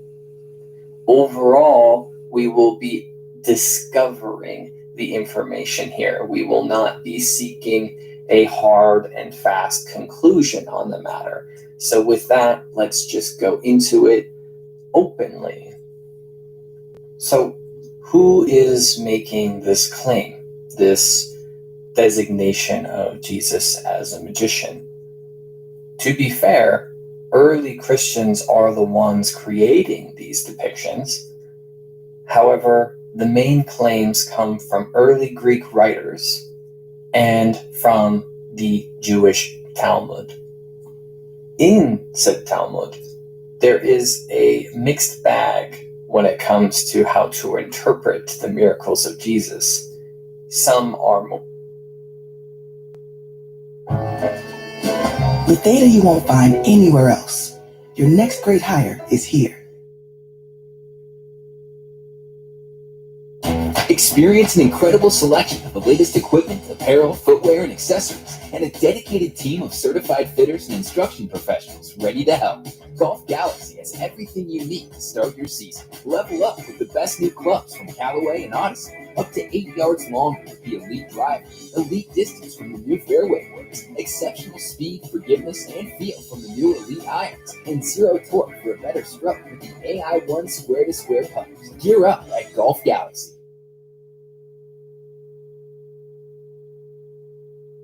Some are more forgiving, others are more passive, simply calling his miracles a work of magic and sorcery. And then others are much more stark. For instance, quote, Jesus was a magician and a fool, and Mary was an adulteress. Now, naturally, if one is to perform an act such as raising Lazarus from the dead, which we'll be touching on later, this very naturally will be interpreted as black magic, as nothing short of necromantic, Satan affiliate magic. And to be fair, this is an open question outside of those who wrote the Talmud. Did Jesus acquire a certain understanding of Egyptian magical practicing, in that they were quite adept in the ways of illusion and puppetry and the sleight of hand? And if they were earnest, were they by ill-gotten means? Overall, there is a sentiment that Jesus had led people astray by the writers of the Talmud. The Messiah, or the Savior, would have brought the eschatos, the peaceful world. And by virtue of where the world is now, that wouldn't seem incorrect. So there's all kinds of debacle here. Were those that were healed actually healed? And by what means? The level of commentary is overall inconsistent. It seems very much that this is too soon to really decide what exactly had been going on here, if anything at all. But let's take a deeper look at these depictions with Jesus and the wand. Now, in some depictions, the wand is thick and ruddy, more of what one would expect from the look of a wand. And then others are more long and narrow, almost like they're a reed.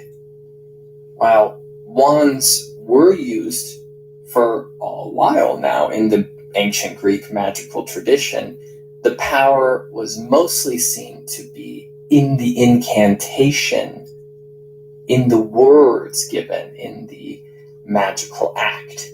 So by arguments like this, early Christian writers would vehemently defend the miracles of Jesus and to dispel the accusations of these being a work of a common magician. And modern biblical scholars will be all too quick to say, this is not a wand, this is a staff. And that works quite nicely because that ties us right into the, quote, magical or miraculous acts of Moses and his staff. Even just a simple glance at the various decks of tarot, you know that a certain set of the cards can be wands or they can be rods, and both are effectively staffs. One is shorter, one is longer. So you see how really messy and intertwined this subject is. But to claim that is purely a staff keeps it nestled more cleanly into the biblical tradition, outside of the magical tradition. And this is the separation that's being attempted here. So let's do some digression on Moses then. Moses uses his staff to part the Red Sea. Moses strikes a rock with it and produces water. One is nature magic and the other is a transmutation of elements. To me, what's most curious is the instance of Moses' staff turning into a snake, or in Numbers, when he uses the staff with a coiled snake in order to heal the people. Quote, "And the Lord said to Moses, make a fiery serpent and set it upon a pole. Everyone that is bitten, when he looks upon it, shall live." Sign up for the PF Black Card and get your first month free. $1 down, $24.99 a month. Deal ends March 13th. This is a can of Valspar Ultra for $29.98. It's also an admission that, Go on. okay, maybe it was just a phase. Yeah. Valspar, affordable, durable, available at Lowe's.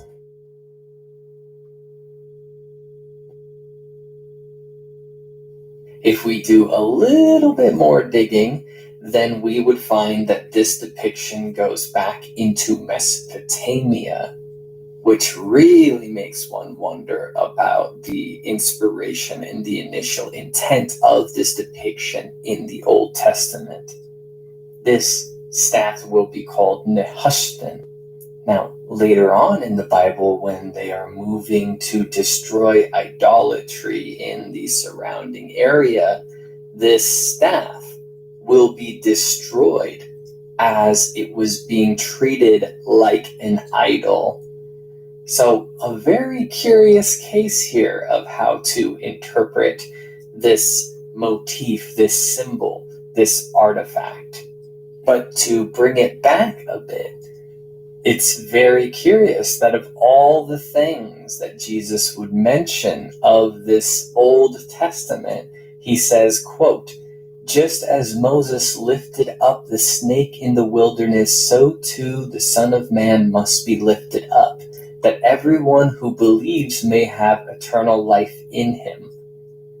Now, this is really tricky because Jesus is identifying with Nehushtan, and they had destroyed that. So, what's up with this? Anyway, this is a good introduction to the grounds that we're dealing with here. This investigation of potential influences into the Christian canon. So let's start approaching the miracles, and we'll start with the from water to wine miracle. So naturally, we have to bring up Dionysus, and if we bring up Dionysus, especially to contemporary scholarship, the fascination is around the Dionysian mysteries. And in the Dionysian mysteries, Dionysus is helping their initiates partake in the fortified wine or what have you, in order to better reveal the mysteries of the universe or the mysteries of human consciousness. Now, when Jesus is performing this from water to wine miracle, who is present? His disciples and Mary. It seems like there's a little bit of a parallel there, initiates, so to speak. Dionysus is ultimately making a psychological and nature-centric symbolism. He represents this aspect of turning water to wine, like literally in nature. You give the land water, and this turns it into wine. This is a becoming or a beautifying of the experience. Dionysus is revelry, drunkenness, a full embrace of human sincerity and duality, the chaotic and destructive parts of ourselves, and the creative and good parts of ourselves, this full, authentic experience. That is the Dionysian. Whereas Jesus, with this miracle, is making a point of the sacredness of marriage. So these are two very different means, but it introduces us to this trope that we're going to see throughout, and that is that often we can trace the inspiration of Jesus mythically to fertility deities, and I hope you stick with me so that you can see that too. So to continue with Dionysus, we should pay attention to his staff and this thyrsus and what it might represent. Notice there is a pine cone at the end of this staff. This staff and pine cone in large represents fertility and transformation. Worshippers of Dionysus would carry around this thyrsus, this staff, and would engage in the ecstatic dance. This is liberation and rebellion, a seeking of a more profound understanding of existence, let's just say, the uninhibited nature of existence. So this is ritual madness. This is ritualistic ecstasy. This is pretty counterintuitive. You're moving to explore the taboos of society and the imaginative self. But oddly enough, Osiris and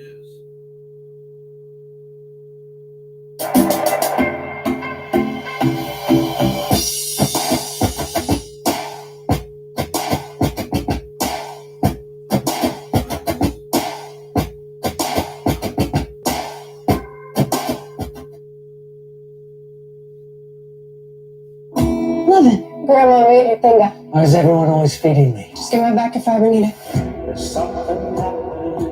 Jenny's missing. Please, fire a dog. This isn't just some kidnapping. This is human trafficking. You ain't a cop. You're a working man. That's right. Let's play. That's for slapping that woman. That woman was my wife. This was slapping your wife. A working man. Rated R. Osiris and the Egyptians utilized this pine cone symbolism at the end of his staff, even though the Egyptians have fairly little precedent for pine cone symbolism. And greater yet, the Pope with his pine cone staff. Now, let's not go there right now. Instead, let's notice how Osiris's staff is coiled by snakes, and this is yet again very evocative of that caduceus, or a symbol of spiritual maturation, the moving of consciousness. And that Dionysus's staff is a fennel stalk capped by a pine cone. Now that fennel stalk looks a bit reminiscent of a wand. Anyway, the pineal gland and the pine cone have had historical precedence of association. The pine cone of itself is Fibonacci. It is performing the golden ratio. Pine cones close when it's cold and they open when it's warm, and the pineal gland helps with sleeping patterns. So to close it up is to lose consciousness or to go to sleep, and to open it up is to bring in that heat or that light of consciousness, so to speak. So in the most tame way, we can interpret the pine cone's presence in Christian iconography as enlightenment, even though the pine cone was also very heavily utilized by fertility deities, you see. Not to mention those fertility deities' aptitude for resurrection. But let's instead consider these exorcisms and these healing miracles that Jesus performed. Earlier, when I mentioned the passages of the Talmud, I also mentioned that there were early Greek writers that wrote on Jesus. And in that, they paint this narrative of Jesus looking for work as a carpenter in those missing years of his life and finding it in Egypt, and there learning their arts of healing and puppetry, illusion, and even so far as carving into one's skin magical symbolism or the proper formulas in order to perform said miracles. It should be noted, since we've been paying attention to the magical tradition at large, we saw exorcism performed and advanced in its technique through Mesopotamia and Mesopotamian magic. And from all that, we also learned how these techniques ultimately came back all the way to shamanism and animism. So these techniques potentially utilized, whether in healing or in exorcism, go to the medicine man, go to the shaman, and have been given all this time from effectively prehistory until this moment to gain sophistication and advancement. See, I know that. Or perhaps even better put, maybe They seem like they are sometimes more honoring like of that the and like that and genuine like that art too. of the shaman. And it is noted that where is Jesus performing these miracles? Tony Garfield. Turf, It's hot. so to speak. He's performing these miracles with people who don't know him. So there certainly is something to be said 10:30. about the nature of Oh, what was belief, that? of consent, when it comes to the nature of magic and its effectiveness. But regardless of any criticism of, hey, did this actually happen? Or by what means did these miracles be performed if they actually happened? Regardless, it's very apparent and will be stated later that the approach of performing these miracles is good. The effect is good. This is certainly, if we are going to paint it in the lens of the magical tradition, this is white magic. But White looking magic. at it from a shamanistic bend, if one basically the way of nature, the way of all this, the Tao, so to speak, then one would be very able to heal as a shaman devotes themselves White magic. to Yes, this, very much so. gives themselves A white over magician, basically. to this understanding. A light magician, kind of, but like, no, but I know who I am, right? Let's move on. We need to discuss Jesus walking on water. Something important to acknowledge first, though, the phenomena of katasterismos, being ascendancy into the heaven and placement in the stars via constellation.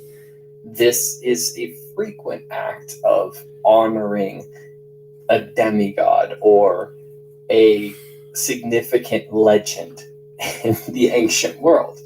You have the constellation of Hercules, for instance. So when Jesus resurrects and he ascends into the heavens, this is quite a clue in a And you look certain at way. them and It's they're a like very that and like that and odd like that nod. too, but you're like that and like that Paying and like that too, but you're like attention that, you know, to but the they're like constellations, that. to ancient astrology, Right, is actually our means towards And growth deconstructing hormone, this kind of, walking on water phenomena. Superficially speaking, When they're like that, it's like that, like that very too, but they're easy like to that, see like how that, the like that sun too, so it's interpretably would be walking like on that, like water. that, like The that. sun's reflection over the water, you see, an astral body's ability to walk on that water. The reflection of the sun doesn't sink into it. That's very easy. However, if we look into history and ask, was anybody said to be able to walk on water? And that leads us to Orion.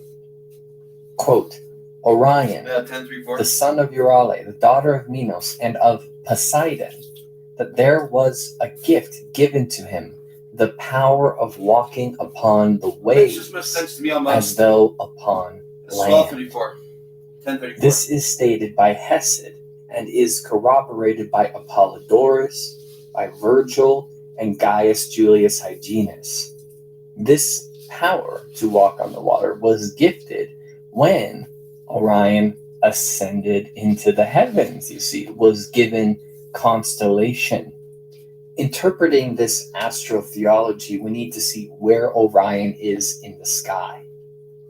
Just below where Orion stands is the astral sea, this series of 8 continuous aquatic constellations: the dolphin, Aquarius, the whale, the sea serpent, Pisces, so forth. Right. Orion walks over the celestial sea. Right. Generally speaking, scholars agree that the books of the New Testament were written 40 to 60 years after the alleged death of Jesus. Right. Accordingly, they do not present eyewitness accounts of said miracles. These writers would have been familiar, at the very least, with this trope of Orion's presence and of his sea walking. Thanks to our former session, we're very aware how the Magi inspired the New Testament. And that was very much due to their astrological fascination, their astrological advancement and prophecy. Accordingly, the Bible has its sourcing all the way back into wisdom earned in Mesopotamia. Following that lead, we'll see that Orion's name in Sumerian is Dingur Damu, along with two ancillary titles, Sukkah and Ashishu. Dingur Damu.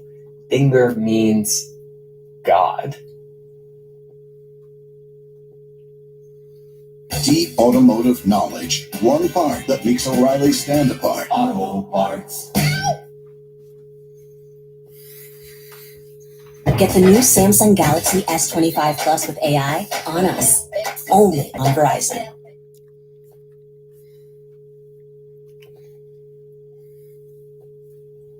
Deity, and Damu means child or son. So this Son of God. Sukkah means messenger, and Ashishu means anointed one. This title of Ashishu or Sukkah implies an ability to subdue the Abzu, meaning the celestial sea. The Abzu, which yeah, was celestial before sea. The anything Abzu was. The face that shone on the waters of the deep, so to speak. The etymology of Christ in Greek is the anointed one. The face that shone in the waters of the could be some very deep nods here. Some sophisticated astrotheology. The next miracle for us to interpret is the multiplication of fish and bread. A more straightforward interpretation, since Jesus referred to himself as the bread of life, then we might interpret this act of the multiplication of bread as spiritual food. This you will always be fed, to trust in the higher power, you see. That's one way of looking. We can look back in the Bible and see Elijah multiplied bread, and then his disciple Elisha multiplied 20 loaves to feed 100. So if we're going to make the case that Jesus is extra special, then having 5 loaves turn into 500 would certainly be an upping of the ante when it comes to the canonical story within the Bible. Now, this bread is barley, the first harvest of wheat to make bread. This happens in Aries season. Jesus is referred to as the Good Shepherd. Aries season is associated with the ram because of the shepherd. If we look outside of Christianity for this kind of role and for this kind of motif, then we'll find Tammuz from Sumeria, initially a pastoral and fertility deity, one of his monikers being Ululu, meaning the multiplier of pastures, the inherent power that the shepherd had to bring grass out of the desert. Later on, in Assyria, Tammuz will become more of an agricultural deity. This is the power of the grain coming back each season, this reoccurrence of its becoming. When the barley would be milled, the god would be seen as dying. And so they would create a ceremony to bring an effigy, to bring offerings out into the desert. I like that too. To honor Tammuz in hopes that he will become alive again, resurrect. And what is the season of this death for Tammuz? It is March to April. It is the equinox. It is the astrological proper time for Easter. God's standing This right there in that corner, so offering I know what I'm given, doing. this effigy made, this personification of Tammuz would be an assemblage of vegetables and honey and all manner of food, that of which the earth provides for us to continue living. And if we look a bit deeper into this character, then we'll see a myth where Tammuz had a dream that he would die. In this case, he does all that he can to avoid this and to escape. But sure enough, it happens.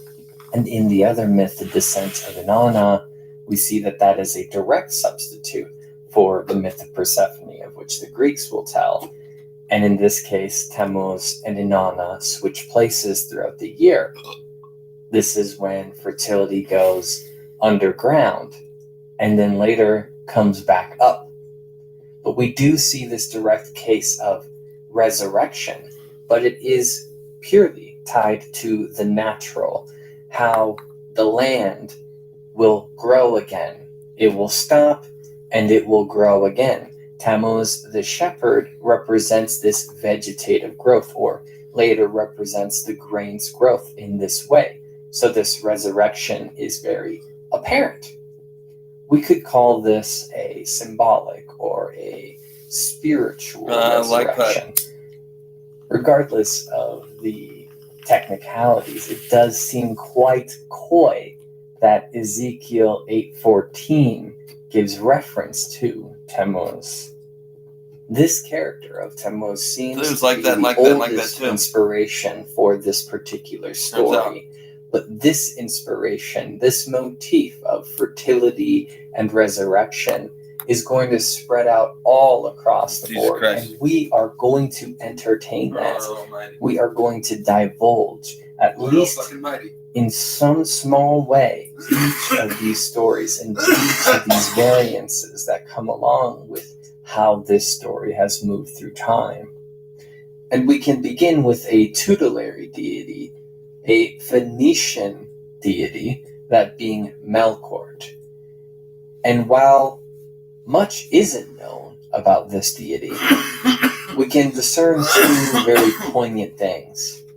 One, that Melkort will sympathize with Asclepius, meaning that this association with the rod of Asclepius, the healing attributes of Asclepius, and the fertility deity have history. And then the other, of course, is the more obvious. That is that there would be a yearly ceremony, festival, of Melkort's awakening, of which in the spring he would die and become resurrected. And curiously, Melkort will inspire the stories of Hercules. So much is being mixed around in this moving pool of mythic inspiration. Moving quickly, we next should acknowledge Adonis. Adon is actually Canaanite, and that means Lord. So the inspiration for Adonis comes from the Near East. This, though, is a unique case of a mortal eventually reaching resurrection. There are some specificities here, but we're just going to go through the story. Adonis was born beautiful. Aphrodite found him and hid him in the underworld. Throughout time, Persephone also became quite affectionate about Adonis. And while there are a few ways that this story goes, the one that I feel is the most resonant and the most honoring of its inspiration, that being the initial Inanna and Tammuz myth, is that they both share him for half the year. So Adonis achieves immortality and spends half his time in the underworld and the other half above it. So it's tricky because Adonis is mortal, yet achieves immortality? Or does Adonis spend half his time dead and half his time alive? How exactly do we interpret this arrangement. Regardless, when it comes to the celebration of Adonis, this rising of the spring, women would create a garden of Adonis. These would be quick-growing plants overall. Lettuce, fennel, wheat, and barley. So there's the bread reference yet again.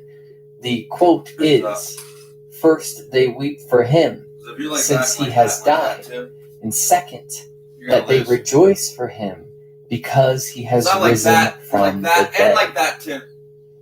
Next up is Attis, and Attis is initially a Phrygian deity, being worshipped as early as 1200 BC. Attis will have a cult. There will be a cult of Attis, much like the cult of Dionysus or the secret initiations. This specific quest to explore the mystery. And of course, it's no accident that Attis is the partner to the Great Mother. She's also technically his mother. So, Mary I'll and get Mary, you that right? shit. Like Virgin Mary and I'll get them too, trust me. Mary Magdalene. A little something there, maybe. It's quite apparent that Attis and Adonis have a very similar inspiration. Attis, though, is semi-divinity. It's not expressly that he is mortal. And when it comes to the dying thing, that will be more on the nose. There is a miscommunication and a tragedy, and Attis ends up castrating himself and dying. The mother pleads with Zeus to bring him back, and Zeus gives him an eternal reoccurrent body. And so Attis becomes immortal, and Attis becomes resurrected as a divinity. So although the story is tracking a bit more now, it's certainly still aligned with being representative of the fruits of the earth, being representative of the vegetation. The reoccurrence of nature is still within the understanding of the story. And curiously, Attis will become a solar deity in time. This aspect of the sun going down, coming back up, going down, coming back up, to be seen as dying and to be resurrected. The sun moving below and staying in its horizon line from the winter solstice until Christmas Day vibes. I hope you know that astrotheological reference. It's just to say that, esoterically speaking, the alignment between Jesus' resurrection, his miracles with barley, so to speak, there is quite a lot here between the two of them, with exception of course, the details. But next, we should acknowledge Osiris and his part in all of this. Osiris is a god of vegetation, and is either represented as green, which is very on the nose, vegetation, or as black, which would be a nod to the soil of the Nile, the fertile soil of the Nile. In this case, his brother, Set, who is the classic antagonist to the Egyptian pantheon, kills him, cuts him up into pieces. And this is his brother, right? So we have some Judas-like resonances here.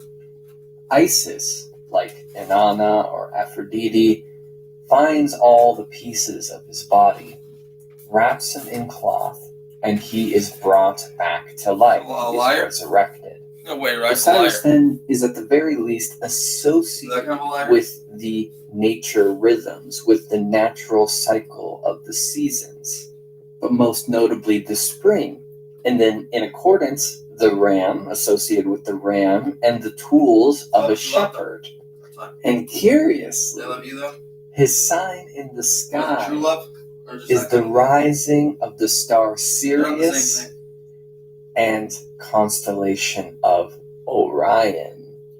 So we're playing with a few different things in the case of observing Osiris.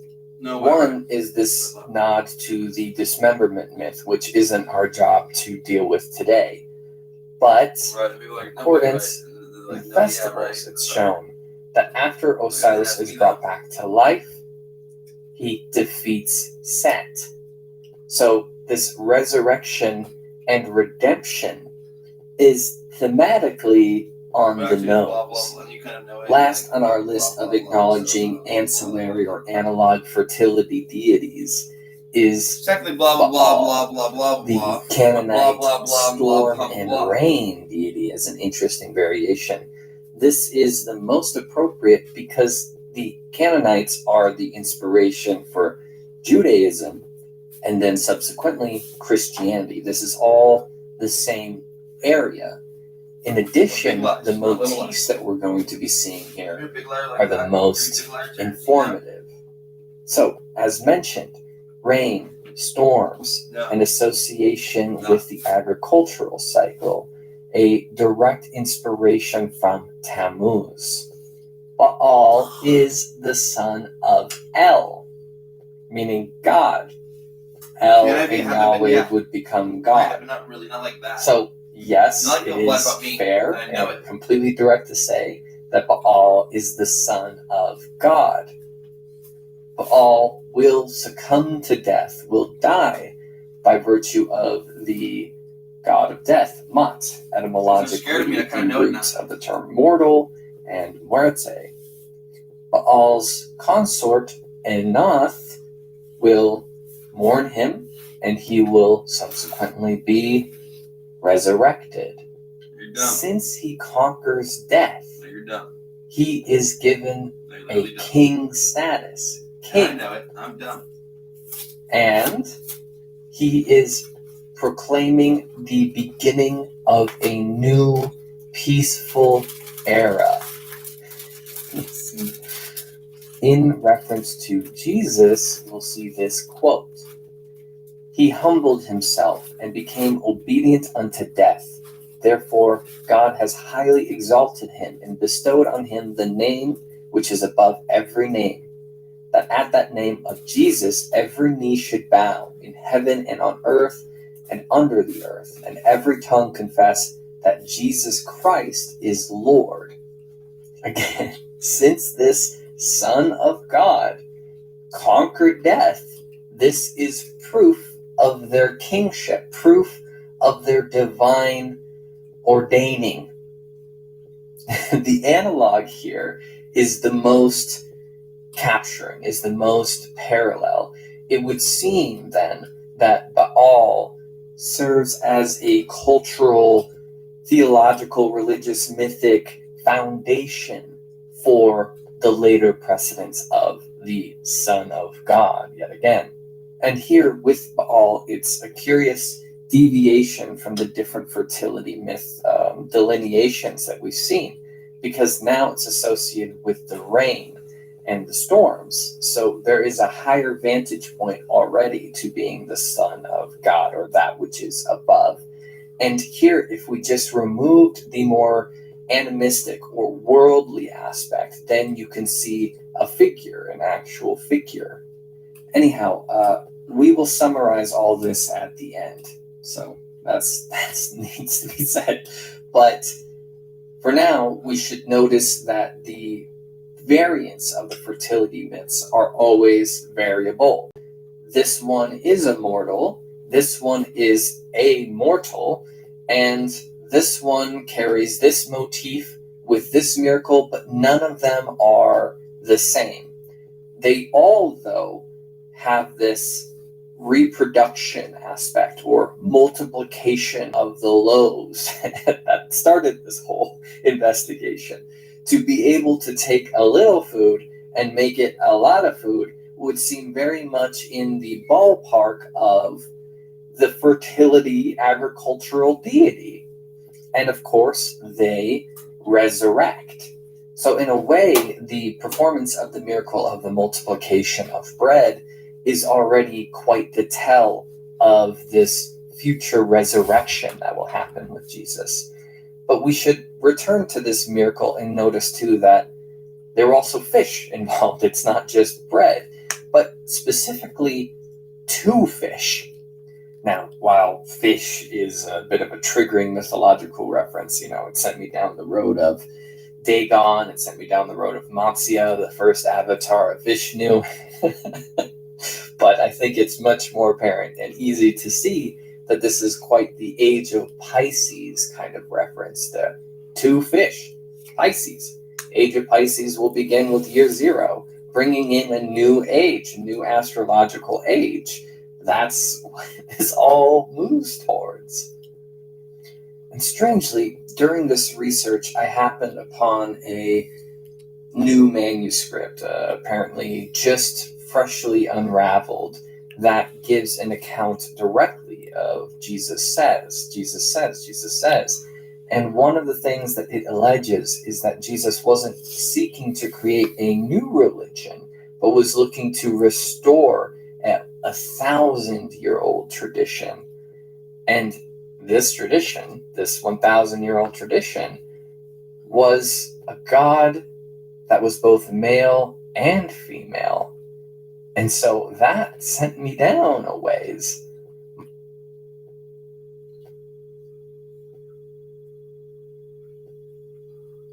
Job isn't to fully unpack this reference in this session, but it did send me down back to Hinduism. And if you're going to spend time looking at Hinduism and its part to play in potentially inspiring the story of Christianity, then we have to talk about Krishna. This will be the last deity that outside of Christianity that we will be discussing in this deconstruction. Krishna is certainly a very different type of inspiration than the whole grab bag that we've previously dealt with. It should be minded that in Hinduism, there's this concept of the avatar, not referencing the movie, the embodiment of divinity in man or in personhood. So the divinity exists of its own right, but it will take on personas. It will take on forms in different ages. This is like the logo speaking through time. It will have a vessel to transmit its message in time. And so in considering Jesus from the Hindu or part of Hinduism's perspective, he is another avatar of this divinity, like Krishna. A notorious debate, especially in early Christianity, early Christian theology, was whether Jesus was more man or whether Jesus was more God. And still to this day in Hinduism, the debate continues on whether or not Krishna was more man or Krishna was more God, or if he was simply fully both. And the resemblances certainly don't stop there. If we go to the Bhagavad Gita, we see a quote from Lord Krishna. He says, "I am the origin of everything, and everything arises out of me." And then we quote Jesus once more. "I am the bread of life. He that cometh to me shall never hunger, and he that believeth in me shall never thirst." So it's not to say that these are exactly the same, and given our trajectory of looking into the fertility myth connection, then to say, "I am the bread of life, one who comes to me shall never hunger," you can see what we're starting to dig up here. As a quick list of verifiable similarities between them, Christ was born in a manger. Krishna was born in a prison cell. Throughout their lives, both are sought by people who would see them undone. Let's just say it that way. Christ is a shepherd. Krishna is a cowherder. There is an overall emphasis of the pursuit of peace, of tranquility, of love for your common man. And perhaps most importantly, they were both foretold before their birth that this divine creation or immaculate conception or representation avatar of the Creator would be born. And that they are simply that, a direct manifestation of divinity.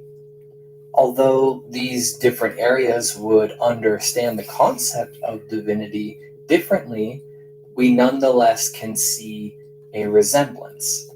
Which, mind you, Krishna was said to be born alive 3,000 years before the events of the New Testament.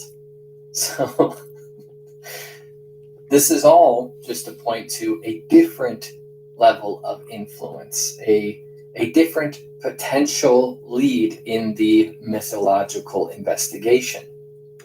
Before we come to summarize or to conclude, we have one more miracle to investigate, and that is the raising of Lazarus. Of all of the miracles performed, this miracle is the one that was most popular for early Christian iconography.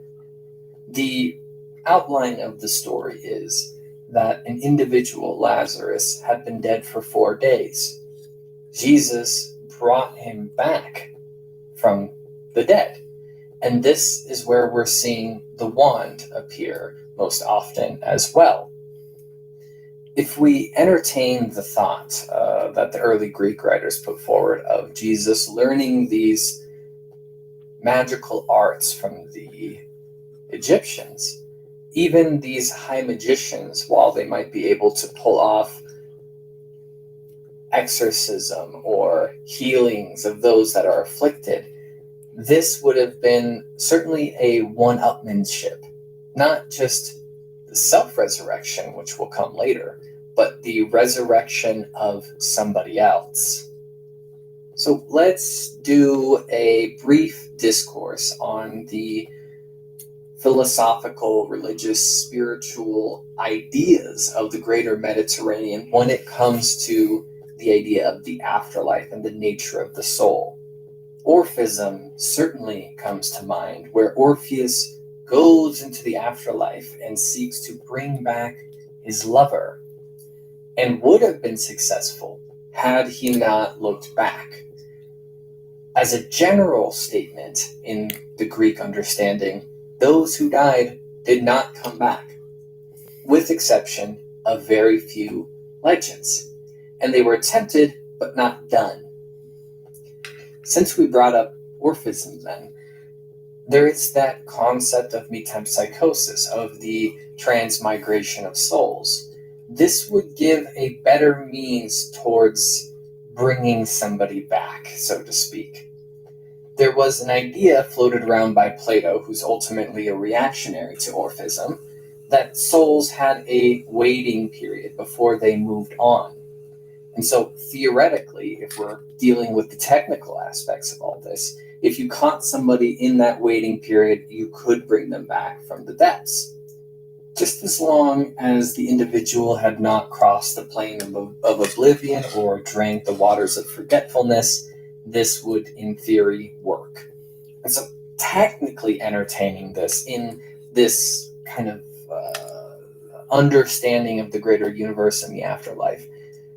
Otherwise, in the Western mentality, the common mind of the Western mentality, this is simply not possible. When somebody is dead, they're gone.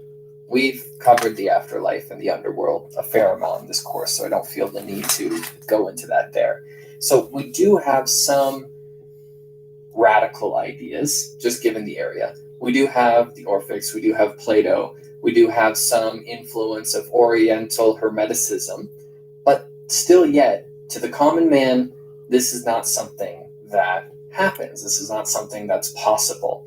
And on top of that, the only thing that would have made it at all possible was the legend status, was a story, almost like a fairy tale. So to fulfill this legend status would be nothing short of at least demi-divinity, like a demigod.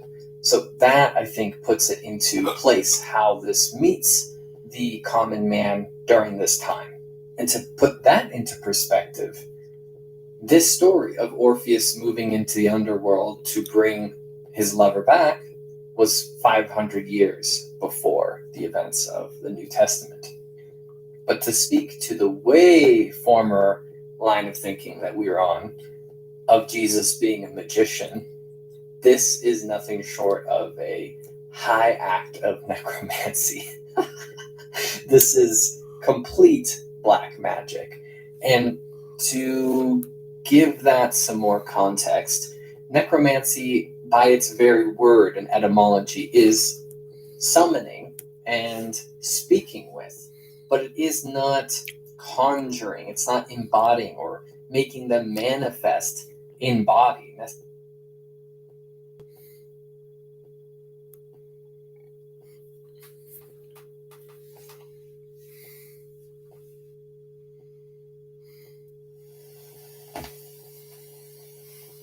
The angels and archangels, the seraphim and cherubim. And there appeared unto him an angel of the Lord, standing on the right side of the altar. Angels have, throughout roughly the last 2 millennia,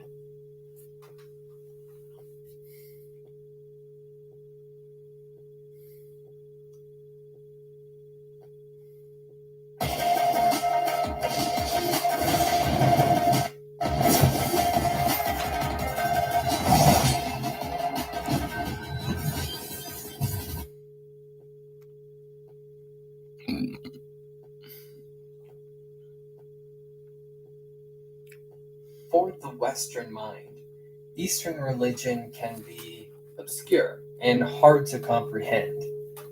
When it comes to the Western mind, religion is much more hard and fast and has these sharp lines of distinction.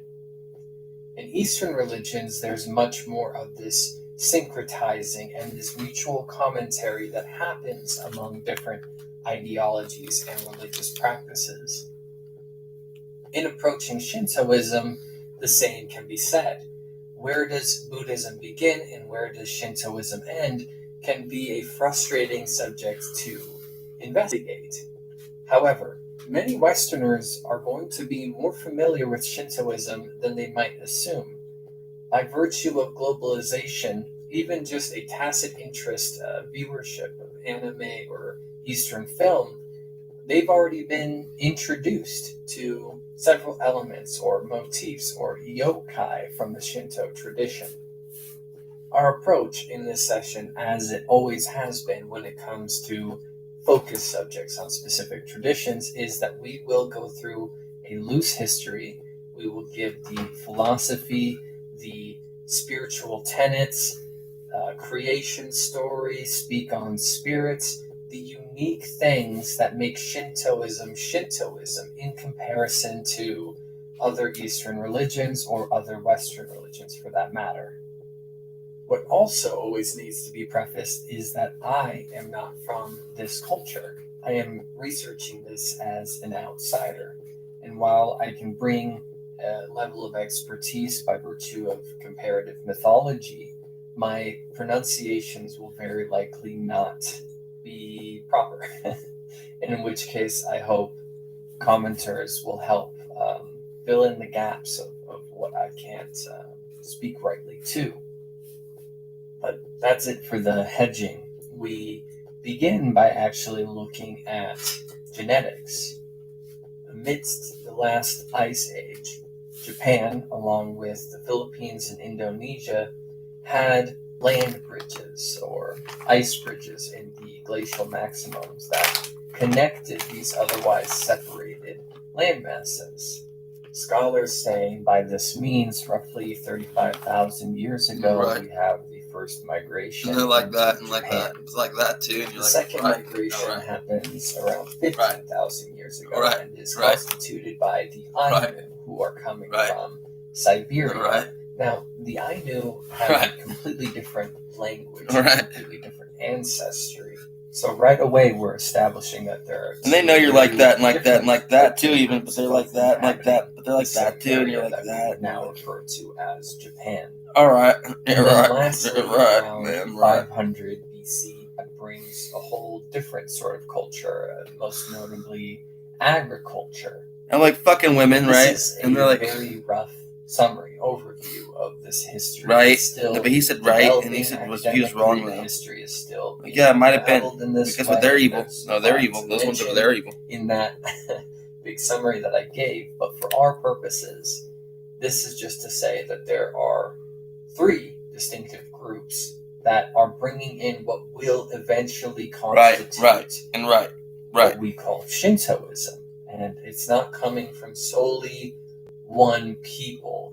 The spiritual tenets, spiritual philosophies and you're like, right, but you don't even know eventually come to bear and are right, contributed in a very messy way. And then I'm like, right, and you're like, well, right, and then you're like, the Ainu's contribution. Really? It's like, well, more than that, and more than that too, turns out. Because the Ainu have been understood as the odd man out in this equation. They've been pushed north throughout time. They've gone through forced assimilation. And so I think it's appropriate, before we really dive into the body of Shintoism, that we acknowledge a very brief summary of Ainu spirituality. Making generalizations about the religion is very tricky, because this is not a uniform group of people. There are many different groups of this people. And so these generalizations are just that, generalizations, in the same way as if you were to look at all of the Aboriginals of Australia, if you were to look at all of the Native Americans in America, and make these very wide approaches to understanding collective spirituality, even though each deserves its own individuated nuance. With that said, we did spend some time with the Ainu in the Siberian shamanism session a long time ago. By that relation with Siberia, there are several tropes that are uniform in their religious practices. The worship of the bear as an embodiment of the deity, a shamanistic, animistic worldview that we all share into our deep history. Beliefs such as when you dream, your soul leaves your body and wanders to places it's never been. The shaman has a unique gift for contacting these wandering spirits, these wandering souls, these ancestors. Their role is in service is to keep the balance with nature and to keep the balance with the world. When there is hurt, it needs to be honored. When somebody is mistreated, there will be a punishment. There are curses and there are ill-fated spirits that come from this, and they need to be either placated and treated, or they need to be prevented, and thus you have very elaborate funeral rites to ensure that the person who's passing can let go, and their letting go will ensure that the community will not suffer this continuous recursion, this generational trauma, so to speak. These unsettled spirits will become very topical when we are later discussing the yokai. Discussing deities in an animistic worldview is always a bit of a curious prospect, because if divinity and the sacred is everywhere and everything is a conscious wielding being, then divinity takes on a very different shape than it does in conventional institutional religion. So for the Ainu, the instance of the bear, as mentioned before, the bear is the embodiment of the mountain deity.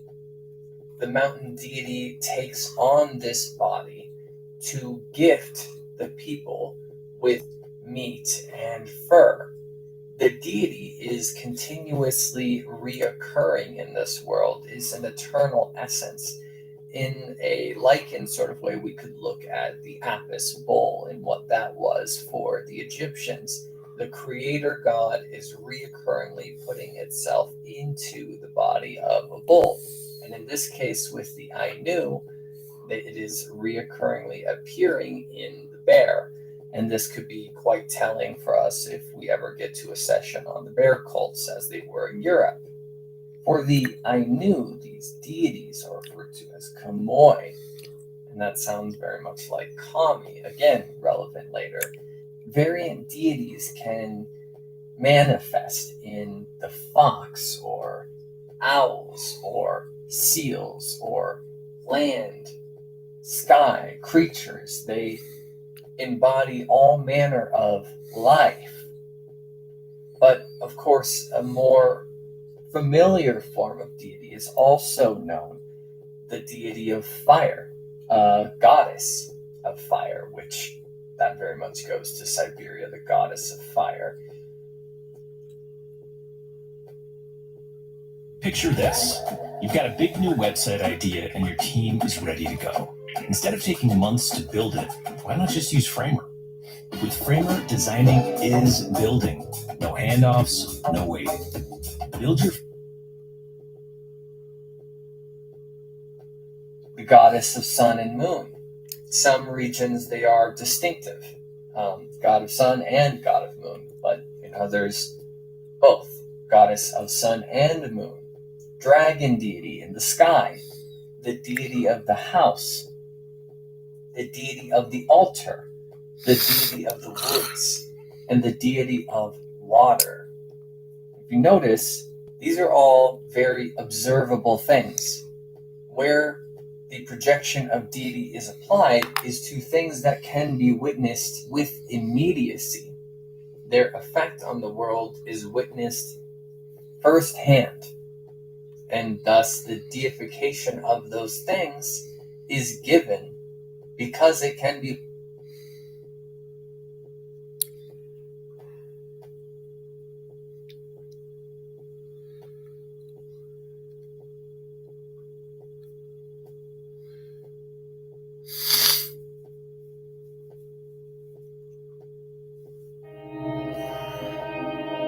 In the lush rainforests of the Amazon, the Tukuna people speak of a god named Yua, who shaped the world from chaos. Unlike many well-known deities, Yua is rarely mentioned outside his culture. He used a giant serpent to carve out rivers and molded the first humans from clay and fish bones. This little-known god story offers a glimpse into the rich tapestry of myths that shaped ancient Amazonian beliefs. Who are the gods of life and creation in mythology and folklore around the world? In this video, we'll journey through the fascinating world of creation myths from across the globe. From the gods who breathed life into the first humans to those who crafted the very fabric of existence. We'll explore the diverse deities and stories that different cultures hold dear. These myths not only reveal ancient beliefs, but also show the universal human quest to understand our origins.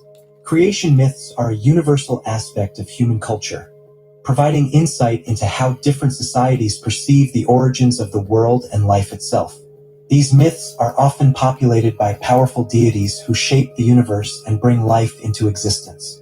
In this exploration, we will delve into notable gods of creation from various mythologies, such as Gaia from Greek mythology, Brahma from Hinduism, and others, examining their roles and the stories that surround them.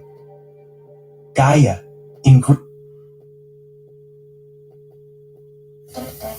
ShareGate, your one-stop shop for managing Microsoft 365 with more peace of mind than the Dalai Lama himself. Migration, right? Yeah, we got you. Right. Restructuring and cleaning your tenant in minutes, we got you. Or simply needing more control of your environment. As if, right? Gaia, in Greek mythology, Gaia, or Gaia, is revered as one of the primordial deities, the personification of the earth itself. She is often considered the mother of all life and a fundamental force in the creation of the universe. Gaia's importance transcends mere representation of physical land.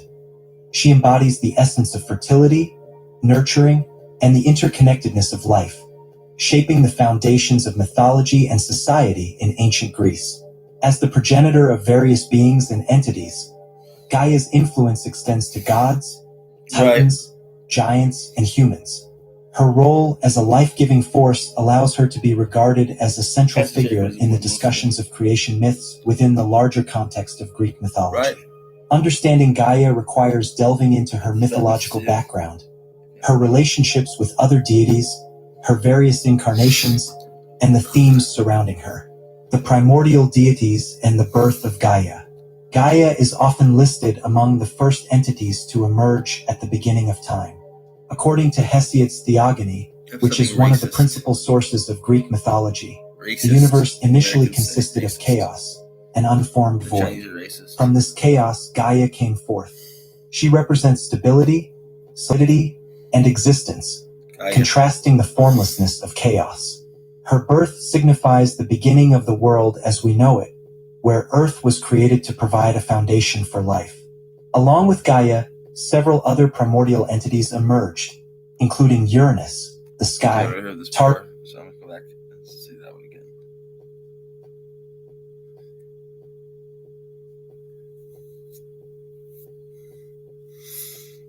For the Western mind, Eastern religion can be obscure and hard to comprehend. Okay.